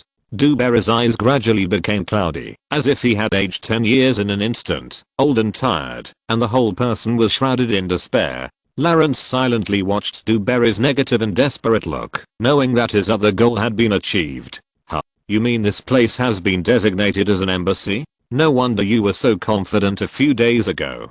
Grosso nodded in sudden realization, threw Du Barry aside, walked up to Clarence, put his arm around his shoulder, and said with a smile, "Then am I also considered a diplomat or something? I heard that diplomats have some kind of immunity, and they won't be arrested even if they kill or burn people in the streets." Clarence rolled his eyes helplessly, waved his hand and explained, "People in our group can indeed be considered diplomats, and we do have diplomatic immunity. But you have to remember that this power is held by the state, not individuals." "Ah, what does that mean?" Grosso blinked twice quickly and asked in confusion. He had no interest in the minutiae of international law. "That is to say, if you really kill people and set fire in the street, I have two choices." Clarence continued to explain, "Either deprive you of your immunity in the name of the Corsican government and hand you over to the French for trial, or retain your immunity in the name of the Corsican government, but that means your behavior is supported by the Corsican government. I don't think I will support you in killing people in the streets of Paris in the name of the government under any circumstances." "Well, I see. I thought this was such a useful privilege." Grosso pouted in disappointment and shrugged and said, "But then again, how should we deal with this kid Du Barry? If he really disappears for too long, people will definitely suspect us. Although they can't confirm it, it's not good for our reputation, right?" Clarence nodded slightly. If Du Barry really disappeared from the public eye for a long time, the citizens would definitely regard Clarence, who took Du Barry away in the end, as the primary suspect. Although people's suspicions may never be confirmed, Clarence doesn't want his reputation to be affected by this bad kidnapping case. Moreover, Count Falconer came here today under the pretext of investigating Du Barry's disappearance. If Clarence could separate himself from Du Barry's disappearance, it would be a powerful counterattack against Count Falconer. The best way to remove suspicion is undoubtedly to let the protagonist of this case speak out. How to deal with Mr. Du Barry? I think the answer to this question must be decided by him. Clarence stood up and walked to the dejected Du Barry and said softly, "Mr. Du Barry, you should remember what I mentioned to you before." Du Barry's eyes regained a glimmer of light. He certainly remembered Clarence's ridiculous request to accuse the Duke of Richelieu. However, in this desperate situation, he had to think about this request again in his mind, and then looked up at Clarence and nodded weakly. "Very good," Clarence said with a smile. "To be honest, Mr. Du Barry, I don't want to force you into a dead end. Although there are so many shady things in your personal finances, although you personally ordered the attack on me, although there is such a perverted secret in the basement of your home, and although your diary and private account also record many things that are enough to hang you on the gallows." Hearing Clarence read out his handles one by one, Du Barry couldn't help trembling. He knew that any one of them was enough to make him disappear from Paris completely, not to mention so many evidences listed together, which would allow him to try all the execution methods in France. Read the correct version in 1619 book bar. Although Clarence said that he didn't want to force Du Barry into a dead end, he was actually telling him that his life was in his hands. "I'm sorry to have said so much." Clarence finished listing Du Barry's evidence after a lot of talking, and then looked at the slightly trembling Du Barry and continued, "In short, although you are a heinous villain, there is no conflict of core interest between the two of us, right? I have no interest in brothels and bathhouses. I'm quite interested." Grosso touched his head and interrupted casually, "You mean?" Du Barry said tremblingly, "As long as I'm loyal to the Duke of Richelieu." Clarence nodded directly in response, "Of course, as long as you cooperate with us sincerely, I can turn a blind eye to your guilt. I'm not a partner of justice, and I don't have time to be busy with justice." Du Barry lowered his head, and the trembling of his body gradually subsided. Now there are only two ways in front of him. One is to be loyal to the Duke of Richelieu until death, and the other is to cooperate with Lawrence and stand on the opposite side of the Duke of Richelieu. No matter which one of them was extremely gloomy in Du Barry's eyes, only the one that cooperated with Lawrence still retained a glimmer of hope for his survival. Looking at Du Barry on the verge of collapse, Lawrence whispered at the right time, "As long as you agree, we will be partners. I think I should give you some of the treatment that a partner should have, such as a soft bed, delicious dishes, freedom from torture, and a little limited freedom. These things that Du Barry once took for granted have now become a luxury." He listened to every word that Lawrence read out in a daze. When he heard the word freedom, Du Barry could no longer bear the torment in his heart. His throat gurgled, and he uttered a short sentence, "I promise you." This short sentence seemed to drain Du Barry's strength. After uttering the last syllable, he sat down on the ground. However, judging from the unconscious smile on Du Barry's lips, his heart, which had been tortured for several days, was greatly relieved. More than half an hour later, at the Duke of Richelieu's residence, he was still in the Duke's study.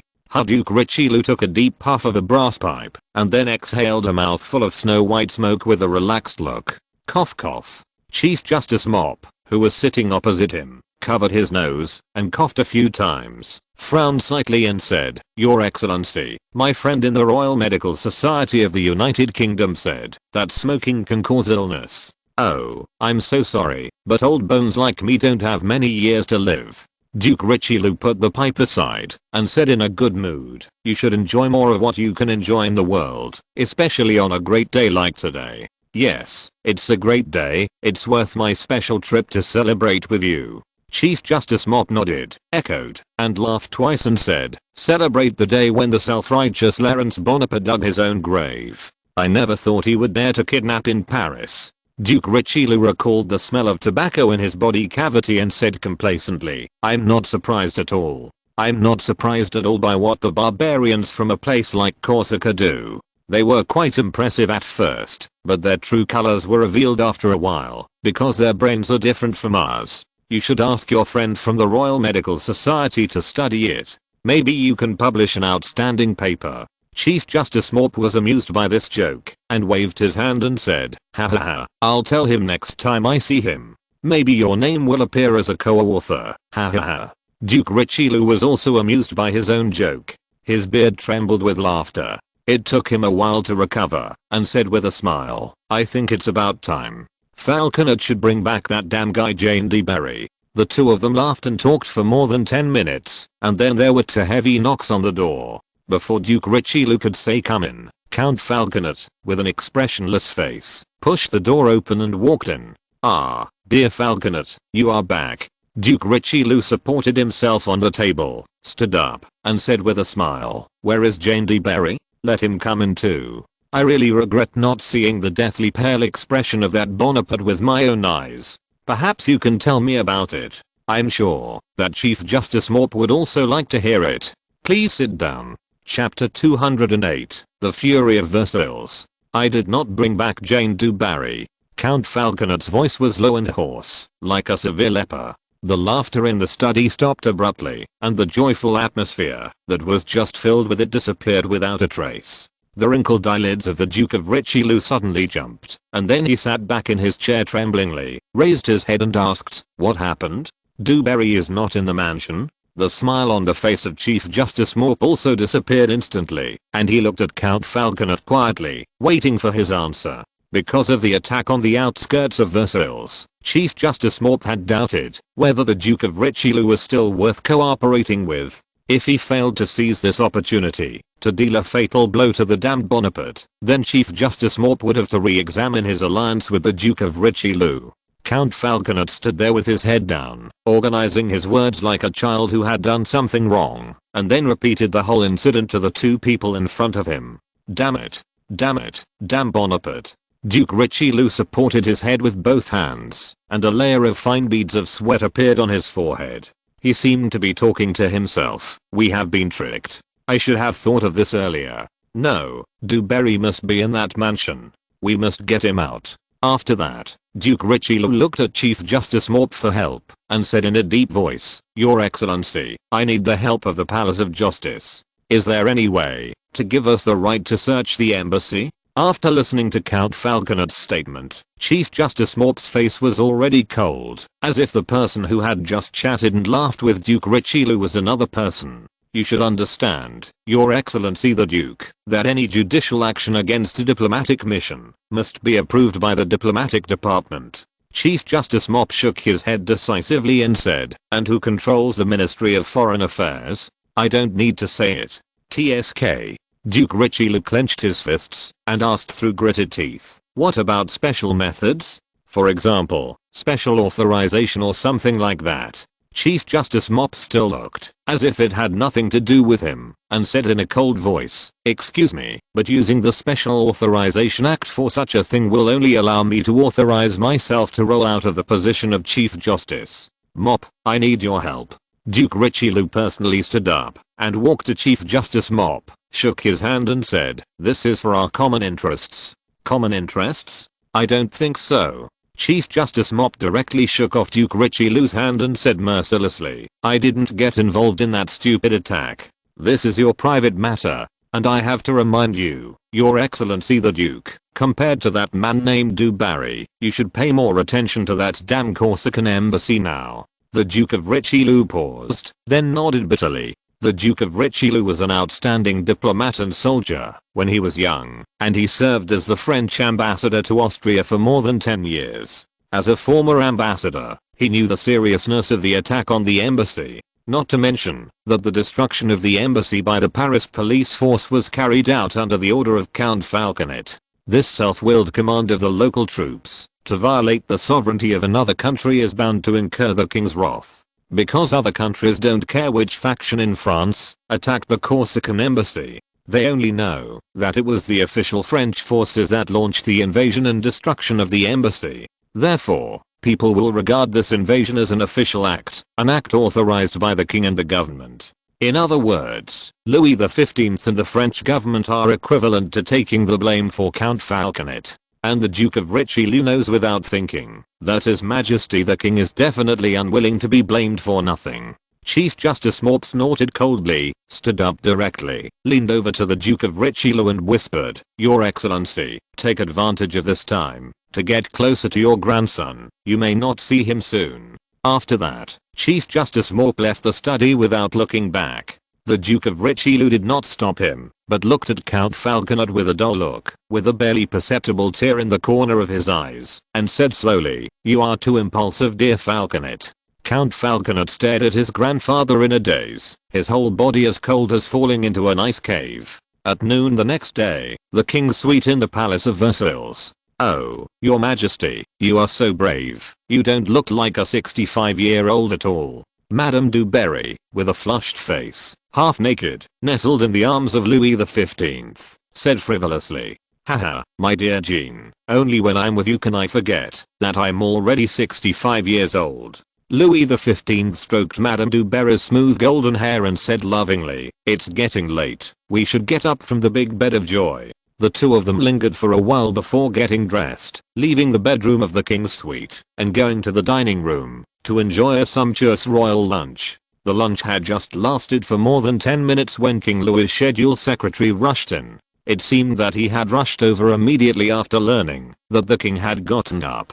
The schedule secretary bowed respectfully and anxiously and said, "I'm very sorry to disturb your meal, Your Majesty, but your schedule today is a little special. I have to ask for your consent as soon as possible." "It's okay, go ahead."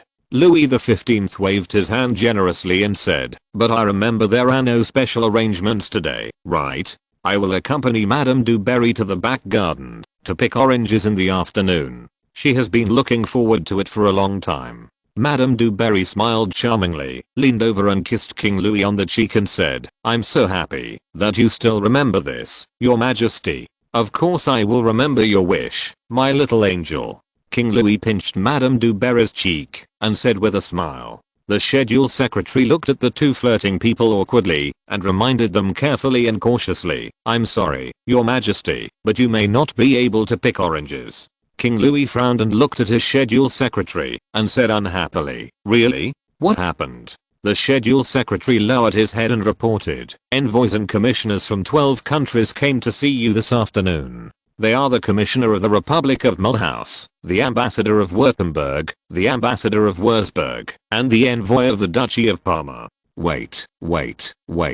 Louis XV interrupted the schedule secretary in great confusion and said, "What's the situation? These are all small countries, right? Why are they suddenly gathering to see me?" "Yes, Your Majesty, some small principalities and counties," the schedule secretary said cautiously. "As for the reason, it is not my duty to inform you of the news, but it must be related to the vicious invasion that happened in Paris yesterday." "Vicious invasion?" Louis XV asked with a frown. He had been making love with Madame du Barry all morning and still didn't know what happened in Paris. The schedule secretary suddenly remembered something and quickly replied, "Your Majesty, Foreign Minister Caesar Gabriel also wants to see you. Perhaps he will explain it to you. I think he is waiting for your meeting in the North Hall." Louis XV looked at the time on the clock and ordered with some dissatisfaction, "Tell him to come to see me in an hour.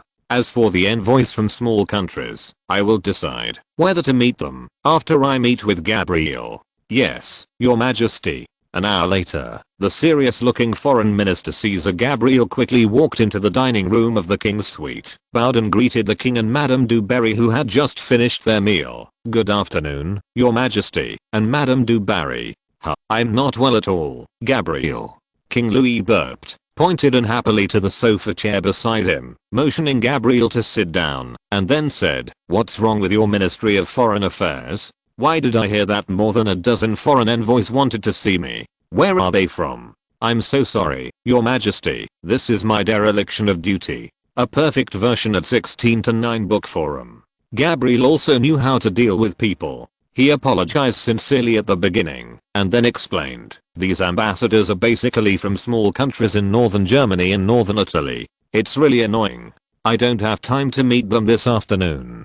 Louis XV looked at Madame du Barry and said, "I have more important things to do." Madame du Barry smiled in response to this favor. Gabriel looked at Madame du Barry with a little disgust. As the cousin of the Duke of Choiseul, he naturally didn't like this woman who only had a good appearance. As for the more important things that Louis XV said, Gabriel knew without thinking that it must be some activities of love between men and women.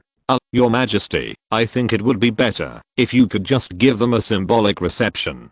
Gabriel coughed twice, spread his hands and suggested, "These envoys are all very angry now. Who cares about them? They are just some small border countries." Louis XV said unhappily. Compared to receiving the ambassadors, the king obviously wanted to stroll in the back garden with Madame du Barry. "Oh, Your Majesty, please don't say that, especially don't let them hear it." Gabriel waved his hands and said, "These small countries helped us fight against the Prussians and the British in the 7 Years' War, and also monitored the movements of the Prussian army for us in peacetime. Oh, and the Lorraine region, that returned to us 4 years ago, was also taken back from these small border countries. In addition, the Austrians are also happy to see that we maintain good relations with members of the Holy Roman Empire." Gabriel also spent a lot of time to make King Louis understand the importance of those small German countries and small countries in northern Italy. Judging from the current diplomatic situation of France, the Kingdom of Spain on the Iberian Peninsula in the southwest is a staunch ally of the French. After all, since the end of the War of the Spanish Succession in 1714, the Spanish royal family has the blood of the Bourbon royal family. In terms of blood relationship, the current King Carlos III of Spain has to call Louis XV his cousin, as they have a common grandfather. As for the Italian region in the southeast, it is now a mess. The Kingdom of Naples in southern Italy is a vassal state of Spain, while northern Italy is a state of states under the joint control of France and Austria. In the Holy Roman Empire, Austria's leadership and authority in the empire are being challenged by the rising Prussians in the north.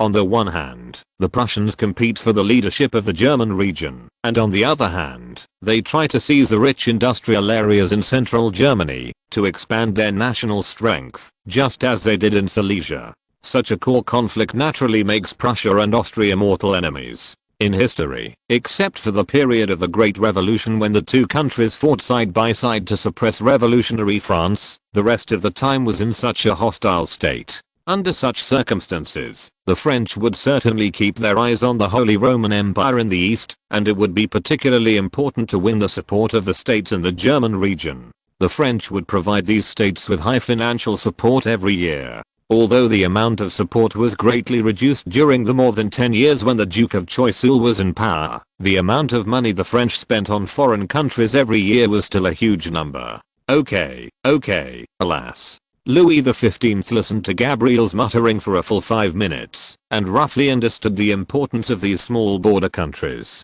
He said helplessly, but then again, what happened to them this time? What hurt the fragile hearts of those diplomats? Your Majesty. Gabriel raised his eyebrows, sighed, shook his head and said, this can't be blamed on the envoys for being too fragile. This incident is really too shocking. Don't keep me in suspense, Gabriel. Louis XV frowned and said, I'm sorry, Your Majesty. According to my information, just yesterday afternoon, Gabriel pretended to be indignant and sighed. The embassy of the Republic of Corsica suffered a violent invasion on the Champs-Élysées in the heart of Paris, and the executors of this invasion turned out to be the Paris police force. It is said that the door of the embassy has been smashed to pieces, and there were gunshots at the scene. It is very likely that there was an exchange of fire between the two sides, but the number of casualties is still unclear. As the cousin of the Duke of Choiseul, Gabriel would of course add fuel to the fire and portray the invasion as a violent armed conflict. What did you say? Louis XV almost dropped his jaw and said, on the Champs-Élysées, the Paris police invaded the Corsican embassy? They also exchanged fire? Alas, Your Majesty, it is true. Gabriel pretended to blame himself and said, that's why all the ambassadors are so angry. They are afraid that what happened to the Corsican embassy will also happen to their embassy. After all, the attack was launched by the Paris police, so they will suspect that the attack was instructed by you. Although Louis XV, who had no intention of governing the country, was not very clear about the impact of this incident on diplomatic politics, he also knew that his personal reputation alone would be unprecedentedly slandered. People would spread rumors that he was a cruel and irritable king who actually violated and trampled on the sovereignty of the embassy of the Republic of Corsica, with which he had a close relationship. It's simply unreasonable. People will think that I want to launch such a vicious insult to a loyal minister like Clarence. Wouldn't this chill the hearts of my subjects? Louis XV's face flushed and he shouted, come here. Which lieutenant general is in charge of the police force? Let him come to see me immediately. Although Louis XV was kind and tolerant as a king, his roar was still as frightening as the roar of a lion. Please calm down, Your Majesty. Gabriel said hurriedly, it's not that there is no good news. The Paris police force issued a statement yesterday, saying that the invasion was a misunderstanding, and those policemen were instructed by others. And Napoleon Bonaparte also issued a statement, expressing his understanding of the Paris police force, and admitting that this was a misunderstanding. Oh, it's Napoleon again. I really treated him too badly. I have to find a day to compensate this loyal minister. Hearing that Napoleon took the initiative to issue a statement of understanding, Louis XV also breathed a sigh of relief, and said with a little guilt. However, Louis XV suddenly realized something when he was halfway through his words, and immediately asked in a deep voice, wait, you just said that those policemen were instructed by someone. Who? Who commanded the police force? Who gave him the power and courage? Gabriel tried his best to hold back his smug smile and said calmly, as far as I know, it was Count Falconet, the grandson of Duke Richelieu. Chapter 209, The Eve of Leaving Paris. Count Falconet? King Louis's expression showed a moment of surprise, and then he was immediately overwhelmed by boundless anger. A good grandson of the Duke of Richelieu, isn't he? Gabriel nodded solemnly, saying nothing, letting King Louis' anger continue to burn. Madame du Barry, who was sitting next to him, was completely pale at this time. Her face was paler than if she had applied lead powder, and she listened to the conversation between the two people restlessly. Although Madame du Barry was not interested in politics, she also knew how important the Duke of Richelieu was to her. The aristocratic circle headed by herself was maintained by the Duke of Richelieu. Although Louis XV now doted on Madame du Barry, everyone knew that the 65-year-old king would not sit on the throne forever. If the Duke of Richelieu made any mistakes, Madame du Barry would have no way out. Once the new king came to power, she would be immediately liquidated. The same is true in history. After Louis XVI ascended the throne, Queen Mary, who already hated Madame du Barry, exiled her to a monastery. Who gave him the courage? Louis XV punched the crystal coffee table in front of him, creating a spider web-like crack, and roared, "Is he in the Paris police force?" "No, Your Majesty, he has no position," Gabriel replied. After hearing this, Louis XV became even angrier, and gritted his teeth and said, "No? Then how does he command the police force?" This. Gabriel looked embarrassed and sighed. Maybe the Duke of Richelieu has a good relationship with the police force. You know, the Duke of Richelieu has good relationships with many people. Richelieu. Upon hearing the name of his old friend, Louis XV's anger subsided a little, and he said harshly, he shouldn't be so concerned about politics. How should I deal with him? Gabriel saw that King Louis began to calm down and think about how to deal with the Duke of Richelieu, and immediately said indirectly, "Ahem, Your Majesty, compared to the treatment of the Duke of Richelieu, I think you should pay attention to our diplomatic situation. The envoys of those small countries have already made a big fuss about this matter, and the British ambassador Baron Burchiller was the first to condemn us, slandering us as a barbaric and stupid country. Even the Austrian ambassador expressed their concerns about our foreign policy." What? The damn British actually. Louis XV, who was humiliated by the British, was furious again. He clenched his fists and shouted, "Count Falconet has humiliated our entire country. Come. Let the royal guards arrest him immediately. In addition, invite the Duke of Richelieu to Versailles. I want to see him." On the second day, July 4th, 2 days after the Paris police invaded the Corsican embassy, this horrific diplomatic incident was gradually calmed down under the decree of Louis XV. Count Falconet, who was regarded as the mastermind, was captured by the fully armed royal guards in his mansion yesterday evening, and was directly sent to Versailles in a prison car to await trial. According to the servants of the Duke of Richelieu's mansion, they saw with their own eyes that the count resisted arrest like a mad ape, and kept shouting the name of Napoleon Bonaparte. After the royal guards failed to persuade the king decently, they were forced to use force. They used blunt instruments to subdue Count Falconet and finally threw the bruised count, who was only wearing half a pair of trousers, into a prisoner's car. As for the Duke of Richelieu, Louis XV still respected this old friend and old minister very much. He ordered the royal guards to invite him to Versailles politely. Yesterday evening, the Duke of Richelieu, wearing a simple white robe, sat in the royal carriage surrounded by the royal guards with an indifferent look, and went to the palace of Versailles with his imprisoned grandson. As for what the king talked about after meeting with the Duke of Richelieu in the evening, it was a secret known to only a few people. Although not many people know what the Duke of Richelieu and his faction will end up like, the citizens of Paris have always loved to discuss such political issues. In the cafés of Paris today, people discussing the Duke of Richelieu can be seen everywhere. Any Parisian who pays attention to the political situation cannot be unaware of such heavy news. Hey, man, have you heard? This news is explosive. In an ordinary club, a small official said to a businessman, while holding a large glass of beer. The businessman nodded impatiently and said, I know. It's the Duke of Richelieu again, right? I knew about this on the way here today. We were discussing this all the way. Oh, haha, is that so? The young official put the beer on the bar, rubbed his hands, and said with a smile, I didn't expect that a person like the Duke of Richelieu would have this day. The businessman casually replied, yes, his grandson is even more pitiful. I heard that he screamed all the way in the prison car yesterday, and his voice was hoarse in the end. The young official said excitedly, that's right. But if you ask me, this matter is not that simple. Everyone in our department believes that the governor of Corsica is inseparable from this matter.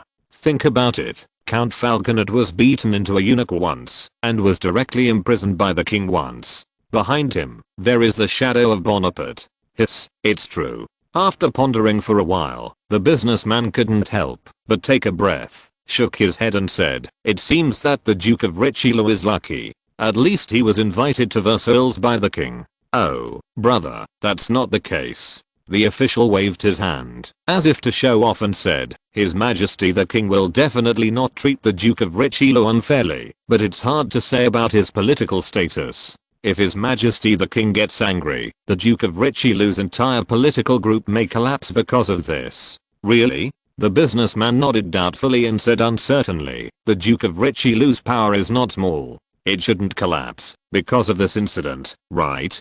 "Brother, I dare to bet with you. Just bet 10 livres," the official said with a smile. Hearing that it was profitable, the businessman nodded again and again, and took the bet. "Hey, friend, admit your bet." "I bet that the Duke of Richelieu will collapse." "I'll come too." "I bet that he won't collapse." 20 livres. When the other people in the club heard that there was a bet set here, they also came over and laughed and wanted to join the bet. However, judging from the number of bets placed, the number of people who support and deny the fall of the Duke of Richelieu is almost 50-50. It seems that the petty citizens of Paris have different opinions on the fate of the Duke of Richelieu. At the same time, an inconspicuous black carriage drove into the Champs-Élysées and slowly stopped at the roadside 30 yards away from Clarence's mansion. The Duke of Choiseul, wearing a black robe, walked out of the carriage, turned his head with a serious expression, and gave a few instructions to the coachman, and then walked straight into Clarence's mansion.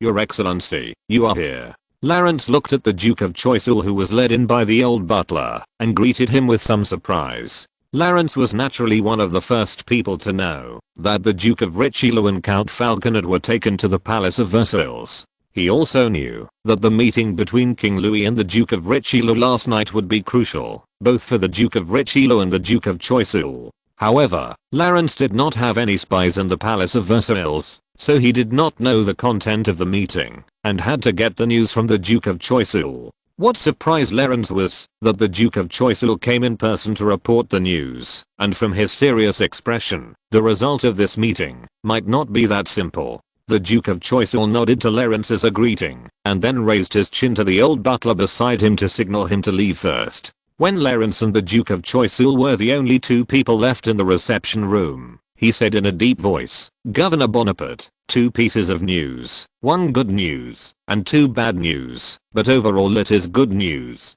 Clarence glanced at the Duke of Choiseul's expression, nodded and said, "Okay, what is the good news?" "Read the correct version in the 16-9 book forum.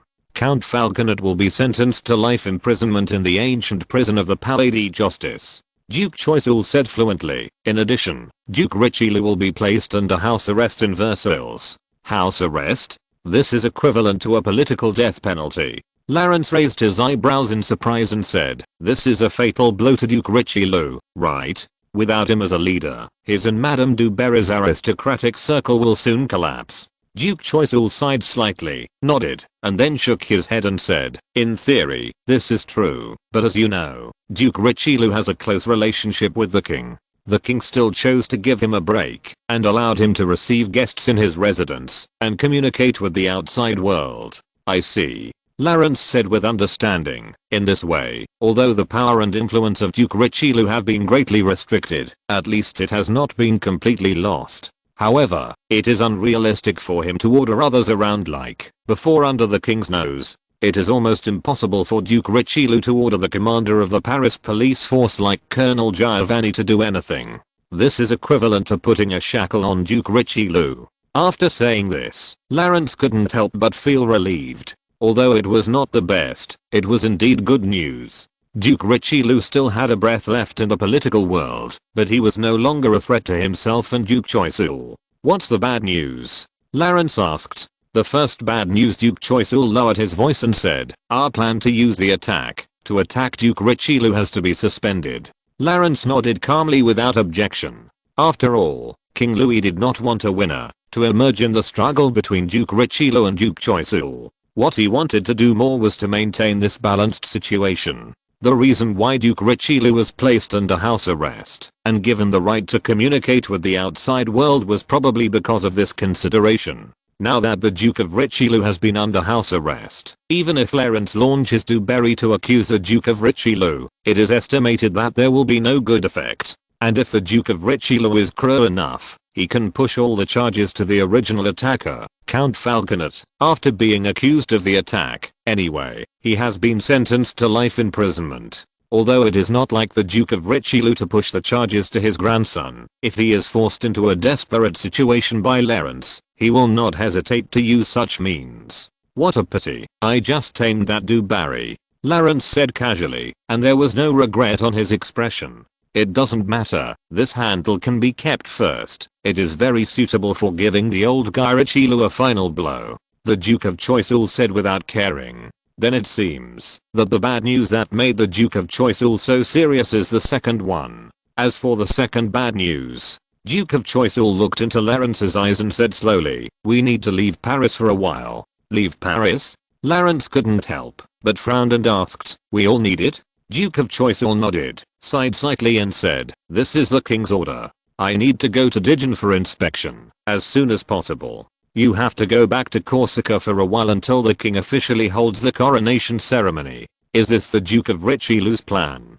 Get us all away from Paris? Clarence said thoughtfully. The Duke of Choiseul agreed and said, that's right, and the king also supports this idea. The king wants to check and balance me and the Duke of Richelieu, and doesn't want me to take advantage of the time when the Duke of Richelieu is under house arrest to pursue him relentlessly. The same is true for you. Is that so? Clarence nodded slightly and said, it's time for me to go back to Corsica. There is still a lot of work to do there. Since it was the will of Louis XV, Clarence naturally couldn't refuse. In addition, he had been away from Corsica for more than 3 months. Although the government there could barely function without him, Clarence didn't want to keep the governor's chair empty, which would only affect his authority. In addition, there were still a lot of messes waiting to be cleaned up in Corsica. The land and financial issues alone were enough to keep Clarence busy for a while. Clarence also wanted to take advantage of the momentum of his early days in office to solve these two problems directly, and he couldn't drag it on for long. Yes, before the Kingdom of Corsica is officially established, you must reorganize the Constituent Assembly and the cabinet as soon as possible. Duke Choiseul instructed. In addition, there are still a few days before the king officially issues an order. You'd better use these days to complete the treaty with Chief Justice Morp. King Louis doesn't want to delay it any longer. I understand. Clarence replied casually. In addition, Duke Choiseul suddenly remembered something and said with a more solemn expression than before, Governor Bonaparte, I have to remind you that the situation in the Western Mediterranean, especially around Corsica, is a bit delicate recently. You'd better make full preparations after you go back, especially in military terms. If you're listening to this novel on a channel other than Fanfic World, it means they downloaded and uploaded it without effort. We cordially invite you to visit our channel, Mundo Fanfic Novelos. There you'll find the original version of this story and you can explore many other novels of various genres. We're waiting for you to immerse yourself in a world of incredible novels. Chapter 210, The Great Famine. The situation is delicate. The Western Mediterranean. Clarence frowned and recalled immediately. In his memory, the area around Corsica in 1770 in the original historical timeline was still calm, without any conflicts or tensions. It seems that I'm affected by the butterfly effect. Clarence pondered silently, and basically confirmed that the delicate situation mentioned by Duke Choiseul had his own factors. However, Clarence was still a little confused. The area around Corsica, except for France in the northwest, is Italy in the east, and there should not be any tension in Italy. The Republic of Genoa in the north has been weak for 2 centuries, and now it has completely abandoned Corsica under the pressure of France. It is completely insignificant, and can only survive by guarding several coastal cities in the mainland. Although the Kingdom of Sardinia is a rich and powerful kingdom in the northern Italian region, it is still not a country of the same magnitude as the neighboring France. It is unlikely to provoke any disputes. After all, northern Italy is a feast that only the 2 great powers of France and Austria are qualified to enjoy. Although the Papal States in the Central Apennines tried to encroach on the small countries in northern Italy to expand the Pope's secular power, it would not launch an expansion war that even the Duke of Choiseul would take seriously. The Kingdom of Naples further south was a vassal state of Spain. Although it had a high degree of autonomy, it did not have diplomatic and political sovereignty. In this way, although the Italian region was fragmented and full of states, the overall situation was still balanced, and it was unlikely that any problems would occur internally. In other words, is there an external force involved? Lawrence nodded slightly to confirm his thoughts, and then asked in a deep voice, is this situation related to the British? The Duke of Choiseul glanced at Lawrence in surprise, nodded repeatedly and said, yes, how did you know? Wherever there is chaos in Europe, you can see the British. Lawrence shrugged and said, you are right.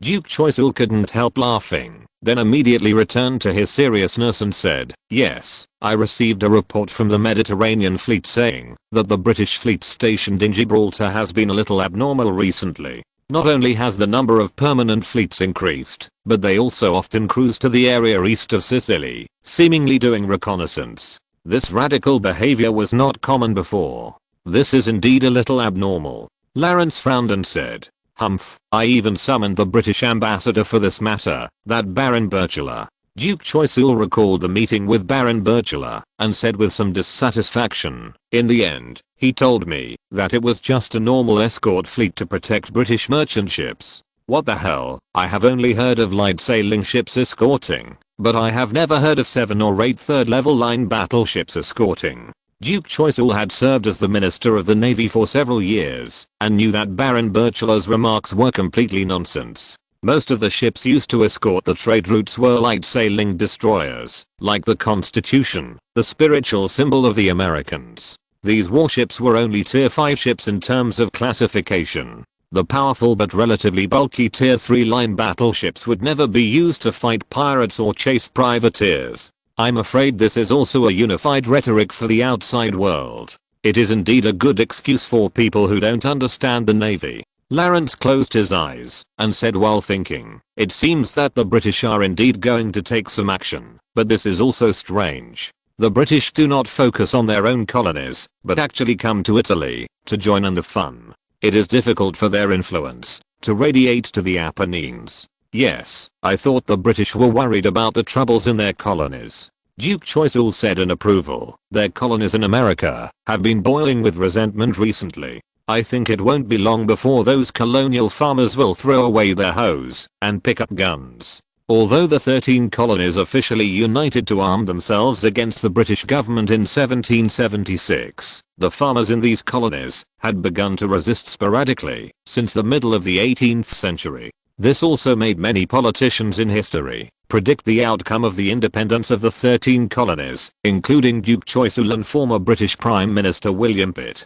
The Duke of Choiseul even noticed the rebellious sentiment of the people in the 13 colonies in 1765 and strengthened the deployment of military forces in the West Indies in advance. The British government at that time could naturally foresee the resistance of the colonial people, but on the one hand, they overestimated their own military strength and believed that they could suppress the rebellion by force. On the other hand, they underestimated Louis XVI's determination to fight against Britain and aid the United States. Unexpectedly, the French donated even the King's treasury to aid the Americans. Anyway, thank you for your reminder, Your Excellency. Lawrence nodded and said with a smile, I will let the Corsican Navy pay attention to the movements of the British fleet. No, in addition to the abnormal behavior of the British, there are also problems in southern Italy. The Duke of Choiseul shook his head and said solemnly, to be precise, there is a problem with the Kingdom of Naples. The Kingdom of Naples? What happened to the Spanish vassal? Lawrence asked with a frown. Famine. Duke Choiseul uttered the word heavily and said slowly, the price of food in the whole kingdom is soaring. It is said that in some places, 1 florin gold coin can only buy 10 loaves of bread. A large number of urban residents began to flee famine because of lack of food, and the situation in the countryside was equally bad. Countless farmers abandoned their land and houses and joined the huge refugee team. This famine is just the beginning, but it will soon spread to the entire Kingdom of Naples. Hearing the word famine, Lawrence couldn't help but sit up straight, frowning solemnly and listening. No matter what era or region, the weight of the word famine is so heavy. When people's basic survival needs cannot be met, all civilization and order, morality and restraint will immediately fall apart. The instinctive desire for survival will turn into a barbaric impulse, urging to obtain everything that can fill the stomach, no matter what that thing is. The tragedy of cannibalism could happen on every inch of land in the southern Apennines at that time. Even the most loving couples might stab each other in the heart for a piece of bread. After a brief shock, Lawrence came back to his senses immediately. Generally speaking, large-scale famines are caused by severe natural disasters, but Lawrence clearly remembered that in July 1770, there was no large-scale climate disaster in Italy. And for the geographical climate of the Kingdom of Naples, July is the time when wheat harvest is nearing the end. This should be the time when food reserves are the most abundant. Why does famine occur at this time? Exclamation mark.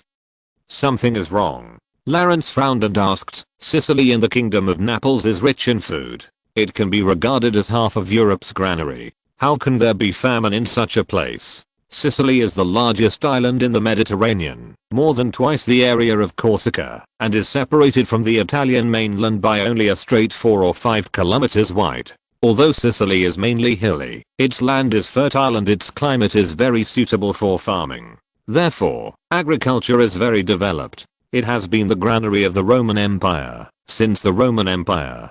The population of the island is conservatively estimated to be more than 500,000. That's my doubt too, Duke Choiseul said in a low voice. What's even more strange is that Sicily, where agriculture is the most developed, is the core of the disaster in this famine. It is said that tens of thousands of people have fled Sicily. Many poor farmers have no money to take a boat, and they actually tried to swim from the northernmost tip of Sicily to the other side, and even swam across with their young children on their backs. I'm afraid that no fewer people drowned in the strait than starved to death. Lawrence held his forehead and sighed and asked, what is the cause of the famine? Is it a natural disaster? Although Lawrence was asking questions, he was basically certain in his heart that this famine was definitely not caused by natural disasters. The Duke of Choiseul was silent for a moment, and then said irritably, the ambassador of Naples sent me a diplomatic note in which this matter was only briefly mentioned. He said that the disaster was caused by a volcanic eruption on Sicily,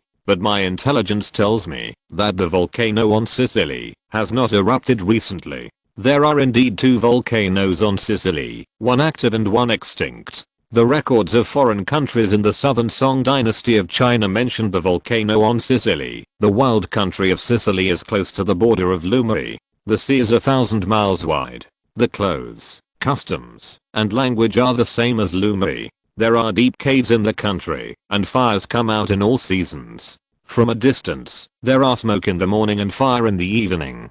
From a close distance, the fire is very fierce. The people of the country carry large stones weighing 500 or 1000 kilograms and throw them into the cave. In a moment, they burst out and shatter like floating stones. However, Lawrence's memory and the information of the Duke of Choiseul both proved that the cause of the famine was not the volcanic eruption mentioned by the Naples ambassador. Did the Naples ambassador conceal the actual situation? Lawrence asked, and he felt that the sudden outbreak of the Great Famine in the Kingdom of Naples that did not exist in history was very strange. It stands to reason that France and Spain are firm allies. As a vassal state of Spain, the Kingdom of Naples should try to seek help from France after suffering such a disaster. However, the Naples ambassador seemed to be deliberately downplaying the matter and did not want France to pay too much attention to it. I suspect so. Duke Choiseul's face was slightly gloomy, and he stroked his beard and said, I have secretly sent people to the Kingdom of Naples to investigate, but it will probably take some time to get results. What's even more weird is that the Kingdom of Naples did not even ask Spain for help, and the reason was the autonomy. And King Carlos III of Spain has not responded to this rhetoric.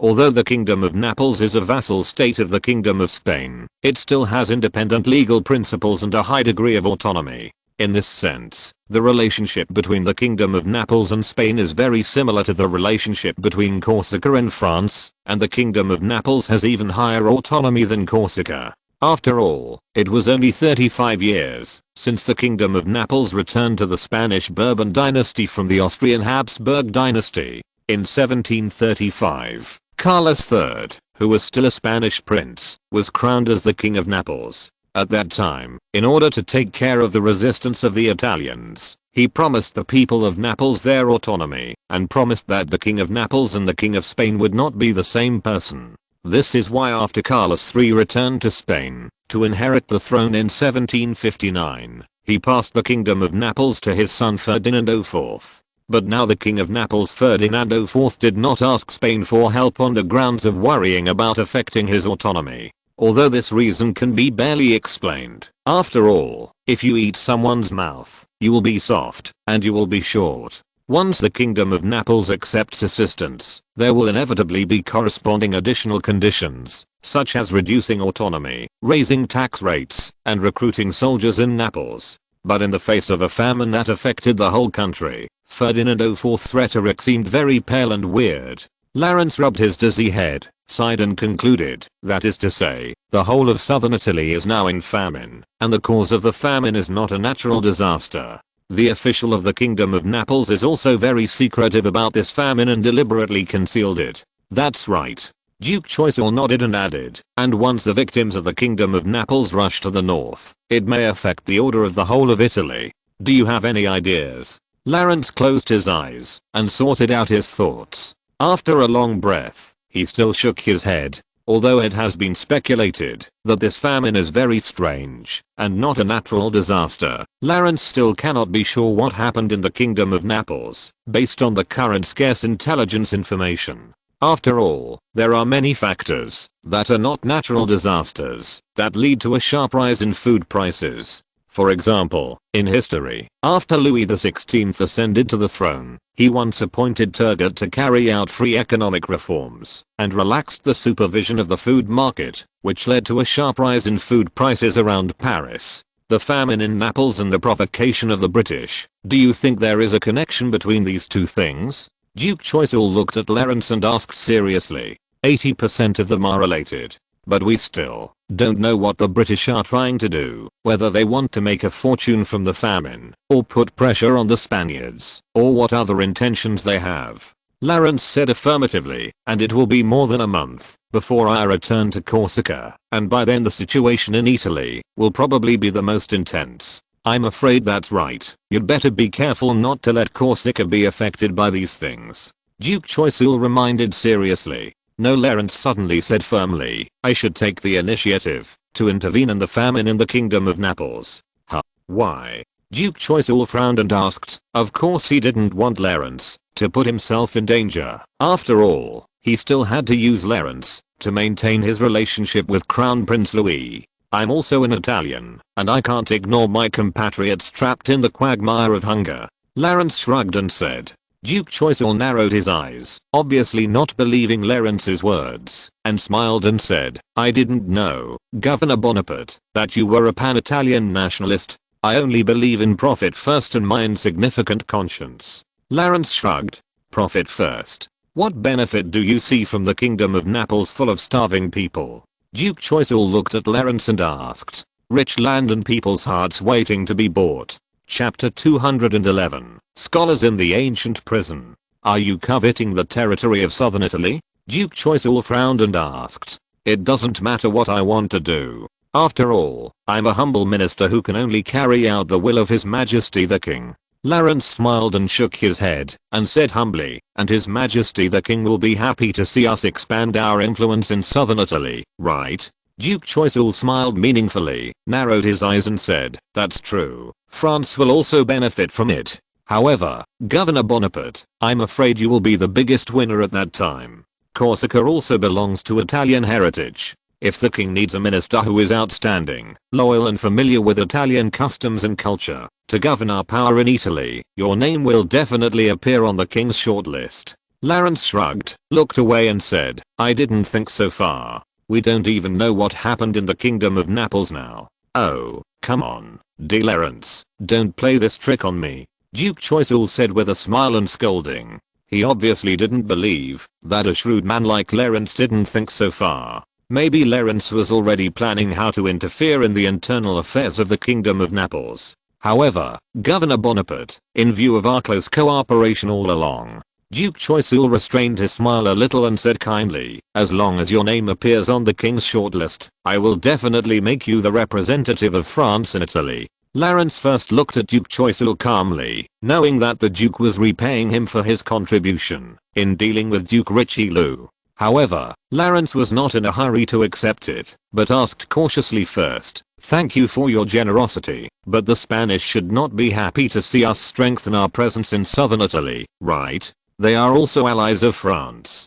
Don't care about this, Governor Bonaparte. Allies do not mean complete consistency of interests. There are conflicts of interest even within a country, not to mention between two countries, and the Spaniards will at most make some insignificant protests against us. Duke Choiseul waved his hand indifferently and said, after all, allies are meant to be used and betrayed.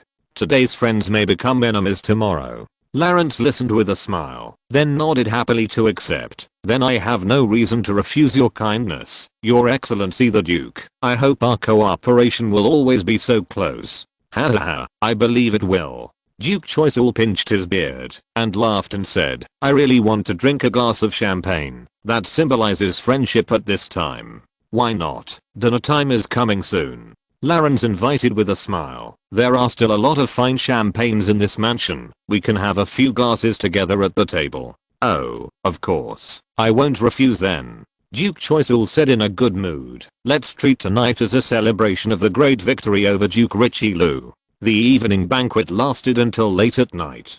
Although Duke Richelieu had not completely fallen, Clarence's calculations had dealt him a fatal blow, which allowed Duke Choiseul to use his power as he pleased for a long time. Although Duke Richelieu also fought back and persuaded King Louis to temporarily transfer both Clarence and Duke Choiseul out of Paris, it was still a comprehensive victory. Duke Choiseul also looked up to the young man Clarence again for this reason. He didn't expect that he had solved half of his major problems in just a few months in Paris. The delighted Duke Choiseul drank half a barrel of champagne by himself. In the end, the drunk Duke Choiseul even hugged Clarence's shoulders and said how great it would be if this was his own son. Clarence could only smile awkwardly and quickly sent someone to find the Duke of Choiseul's entourage to take the drunk Duke back. At the same time, Clarence could only pray that the Duke of Choiseul's drunken words did not spread out. After all, the French like to use the person's background when slandering someone.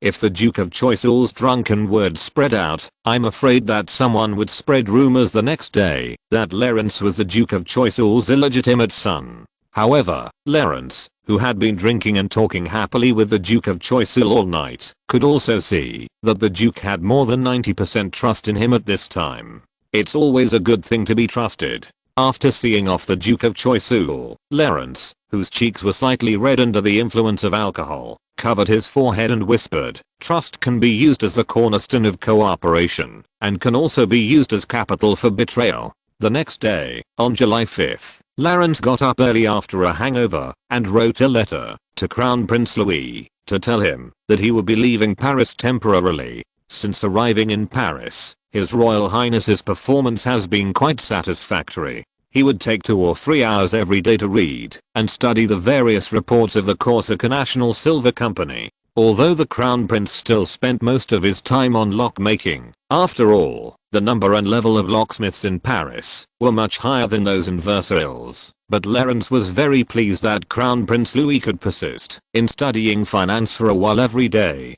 At least Clarence could report to King Louis, and he did bring the Crown Prince to contact the emerging bourgeoisie's operating methods. After drying the ink on the letter paper, Clarence called the old butler and ordered, send this letter to the Tuileries Palace, prepare the carriage for the mansion, and inform Chief Justice Maupeou of the Palace of Justice in advance. I want to meet him in the afternoon. Since the Duke of Choiseul has reminded himself to complete the treaty as soon as possible, Clarence has decided not to delay and end the negotiations with Chief Justice Maupeou in the next few days. Since Louis XV ordered to keep all the achievements of the Duke of Choiseul in the negotiations, there are few and insignificant things to be negotiated between Clarence and Chief Justice Maupeou. After all, Clarence and the Duke of Choiseul had even agreed on the core items in the treaty in their first meeting in Toulon. However, despite this, the process should still be followed, and Clarence did not want to hand over even the trivial interests to the French.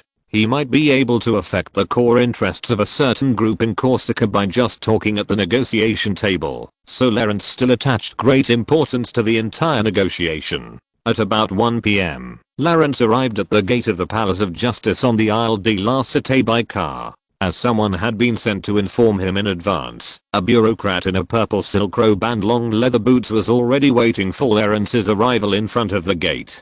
"Mr. Bonaparte, it's an honor to meet you." The purple-robed bureaucrat who had been waiting for a long time saw Lawrence walk out of the carriage and immediately trotted over and said with a flattering smile, "Your arrival really adds a touch of brilliance to the entire Palace of Justice and the Paris High Court." Lawrence glanced at the bureaucrat indifferently. His purple robe represented that he was an assistant judge of the Paris High Court. Although his status was much lower than that of the trial judge, he was also considered to be in the middle and upper levels of the High Court. Moreover, the position of assistant judge can also be hereditary, which means that the purple-robed bureaucrat in front of him is also a bureaucratic aristocrat. Although the High Court has great power and is still a loyal ally of the Duke of Choiseul, Lawrence has no good feelings towards this group of people and those bureaucratic aristocrats. As later historians concluded, although the Paris High Court is actually just a small, selfish, arrogant, corrupt, and lawless oligarchic ruling group, it still regards itself, and is regarded by the public, as the guardian of French constitutional freedom.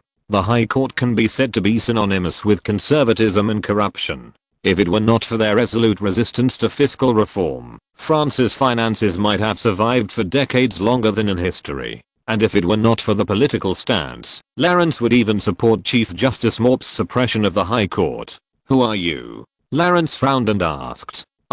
Sorry, I haven't introduced myself yet. My name is Jackie Hadderady Roll." The purple-robed bureaucrat still said flatteringly, "I'm an assistant judge of the Paris High Court. You can just call me Assistant Judge Jackie. I heard that you were going to visit the Palace of Justice, so I came to receive you." "Okay, Judge Jackie, thank you for your trouble." Lawrence nodded and said expressionlessly, "Oh, no way, Mr. Bonaparte." Judge Jackie said cheerfully, as if he was very happy to hear Lawrence omit the word assistant in the title. Lawrence looked at the diligent and flattering appearance of the purple-robed bureaucrat in front of him and basically guessed why he was so enthusiastic. He already had a close relationship with the Duke of Choiseul, and he also had considerable political power in Paris with his close relationship with the royal family. In addition, the story of the Duke of Richelieu had long been spread throughout Paris. For people of higher status like Judge Jackie, they would not think that the Duke of Richelieu was simply tricked by Count Falconet like ordinary citizens. They knew very well that this was a trap set by Lawrence for the Duke of Richelieu. Read the correct version in 16-9 book bar. When Judge Jackie and others heard that Lawrence sent a count to the dungeon without bloodshed and a powerful duke to house arrest, they could not help but feel a little more fear and admiration for this young man who had just arrived. With these multiple factors, Judge Jackie completely regarded Lawrence as an object that needed to be flattered. After all, the task of receiving Lawrence could normally be done by a clerk, rather than an assistant judge from the upper level of the court to receive him personally. "Please follow me in, Mr. Bonaparte." Judge Jackie bowed deeply in a funny and respectful manner, then led Lawrence into the door and added, "I heard that you are going to meet with the Marquis de Morp, but he is out for something, and should be back at 2 o'clock in the afternoon according to the arrangement." Judge Jackie did not call Morp the Chief Justice. It seems that Chief Justice Morp is indeed not well received by the Paris High Court in the Palace of Justice. 3 o'clock in the afternoon? There is still more than an hour. Lawrence took out his pocket watch and took a look, frowning and said, "Yes, that's right." Judge Jackie suddenly lowered his voice and said mysteriously, "If you don't mind, I can take you around the Palace of Justice, especially the Palace of Justice prison. I think you will be interested in it." The Palace of Justice prison? Lawrence was slightly stunned, and then immediately reacted and said, "You mean that Count Falconet is in there?" When the Duke of Choiseul informed Lawrence of the news yesterday, he mentioned that Count Falconet was directly sentenced to life imprisonment by King Louis, and was immediately taken back to the Palace of Justice prison in Paris. Before the French King's Palace was moved from Paris to Versailles, the Palace of Justice prison was a veritable royal prison, very similar to the Tower of London in the UK. Those imprisoned here are generally prisoners of high status or special status, and there are also prisoners who have been sentenced by the Paris High Court, but have not had time to be transferred to other prisons. Oh my god, you are really smart. Judge Jackie flattered in a pretentious way, and then explained with a smile. Yes, the guilty count was sent to the ancient prison last night, and he will stay here for the rest of his life. I heard that there is some connection between you and him, so I wonder if you would like to meet him. Well, take me to the ancient prison to have a look, Lawrence said casually. Although Lawrence did not care much about Count Falconet, a little chess piece, and had no interest in doing anything to add insult to injury to this already crazy man, since Chief Justice Mop would not be back for more than an hour, Lawrence would just go to the ancient prison to pass the time. Okay, come with me, Judge Jackie said excitedly, and led Lawrence to the depths of the Palace of Justice. The two entered a heavily defended brick and stone fortress without any obstruction. The fortress was clean and bright, not as dark and smelly as ordinary prisons. After all, the prisoners here were not ordinary prisoners. Judge Jackie led Lawrence through rows of cells and walked skillfully towards the cell where Count Falconet was imprisoned. At this moment, a sonorous shout suddenly came from a cell on the left side of the corridor. Wait, are you the judge? Your Honor, I object to my charges. I should not be imprisoned here. Lawrence and Judge Jackie both stopped and turned to look at the cell. Inside was a man with unshaven beard and grey hair on his temples, who looked nearly 60 years old. He grabbed the cell door in front of him with both hands, but did not shake it violently. Although his voice was very powerful, he stood calmly, just staring at Judge Jackie. The old-fashioned dress on the man was also very shabby, full of wrinkles and subtle dark patches on it, and it seemed that this man's living standard was not rich. However, the clothes were washed very clean, so the man still had a different spirit when wearing them. Lawrence stared at this calm man for a while, and couldn't help but be a little fascinated. He showed neither overwhelming courage nor earth-shattering power, but his temperament revealed an unparalleled willpower and wisdom, just like a poor philosopher who traveled around the world. Lawrence had seen countless people in his 2 lives, but this man's temperament still attracted Lawrence's attention at the first time. Judge Jackie was startled by the man's shouting at first. He looked at the man in the cell and thought for a moment, before recognizing who he was. Then he walked to the cell door with a curse and kicked it, saying loudly, "Why are you shouting? Your case has been filed long ago, and the fact that you violated the ban is irrefutable. Just stay here. I see that you are old. Don't make a fuss and end up not being able to walk out of here alive." There was no reaction on the man's weather-beaten face, as if he had long been accustomed to such words. He was still calm and steady, and answered neither humbly nor arrogantly, "Your Honor, I have the right to raise an objection and request the Paris High Court to re-examine whether I have violated the ban." Judge Jackie ignored him at all, but turned to the side and said to Lawrence with an apologetic smile, "Haha, sorry to make you laugh. 9 out of 10 people imprisoned here will say that they are not guilty. You don't have to pay attention to him. Let's keep going. Count Falconet's cell is just ahead."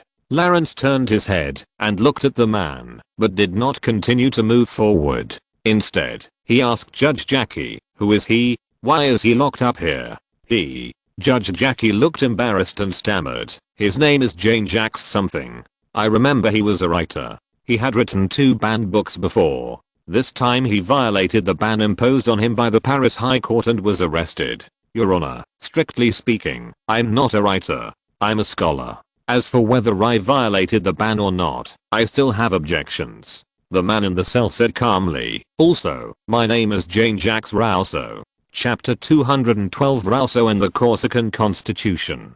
Jean-Jacques Rousseau? Lawrence was stunned for a moment, and a look of surprise appeared on his face. Then he subconsciously looked at the energetic man in his 60s in the cell, and quickly recalled in his mind, Rousseau 1770. It must be right. This is exactly the time when he just returned to Paris from England. Rousseau's eyes turned slightly and fixed on Lawrence's face. His dark eyes were like the calm Pacific Ocean, calm and vast, containing endless power. "Who is this gentleman?" Rousseau asked with a little surprise. He could see that Lawrence was not a member of the Paris High Court, but Judge Jackie was flattering and fawning on this young man. Enough, prisoner Rousseau. Stop talking nonsense. This gentleman's name is not something you should know. Judge Jackie said fiercely, and then stepped forward and kicked the iron door of the cell hard, making a loud clang echoing in the corridor.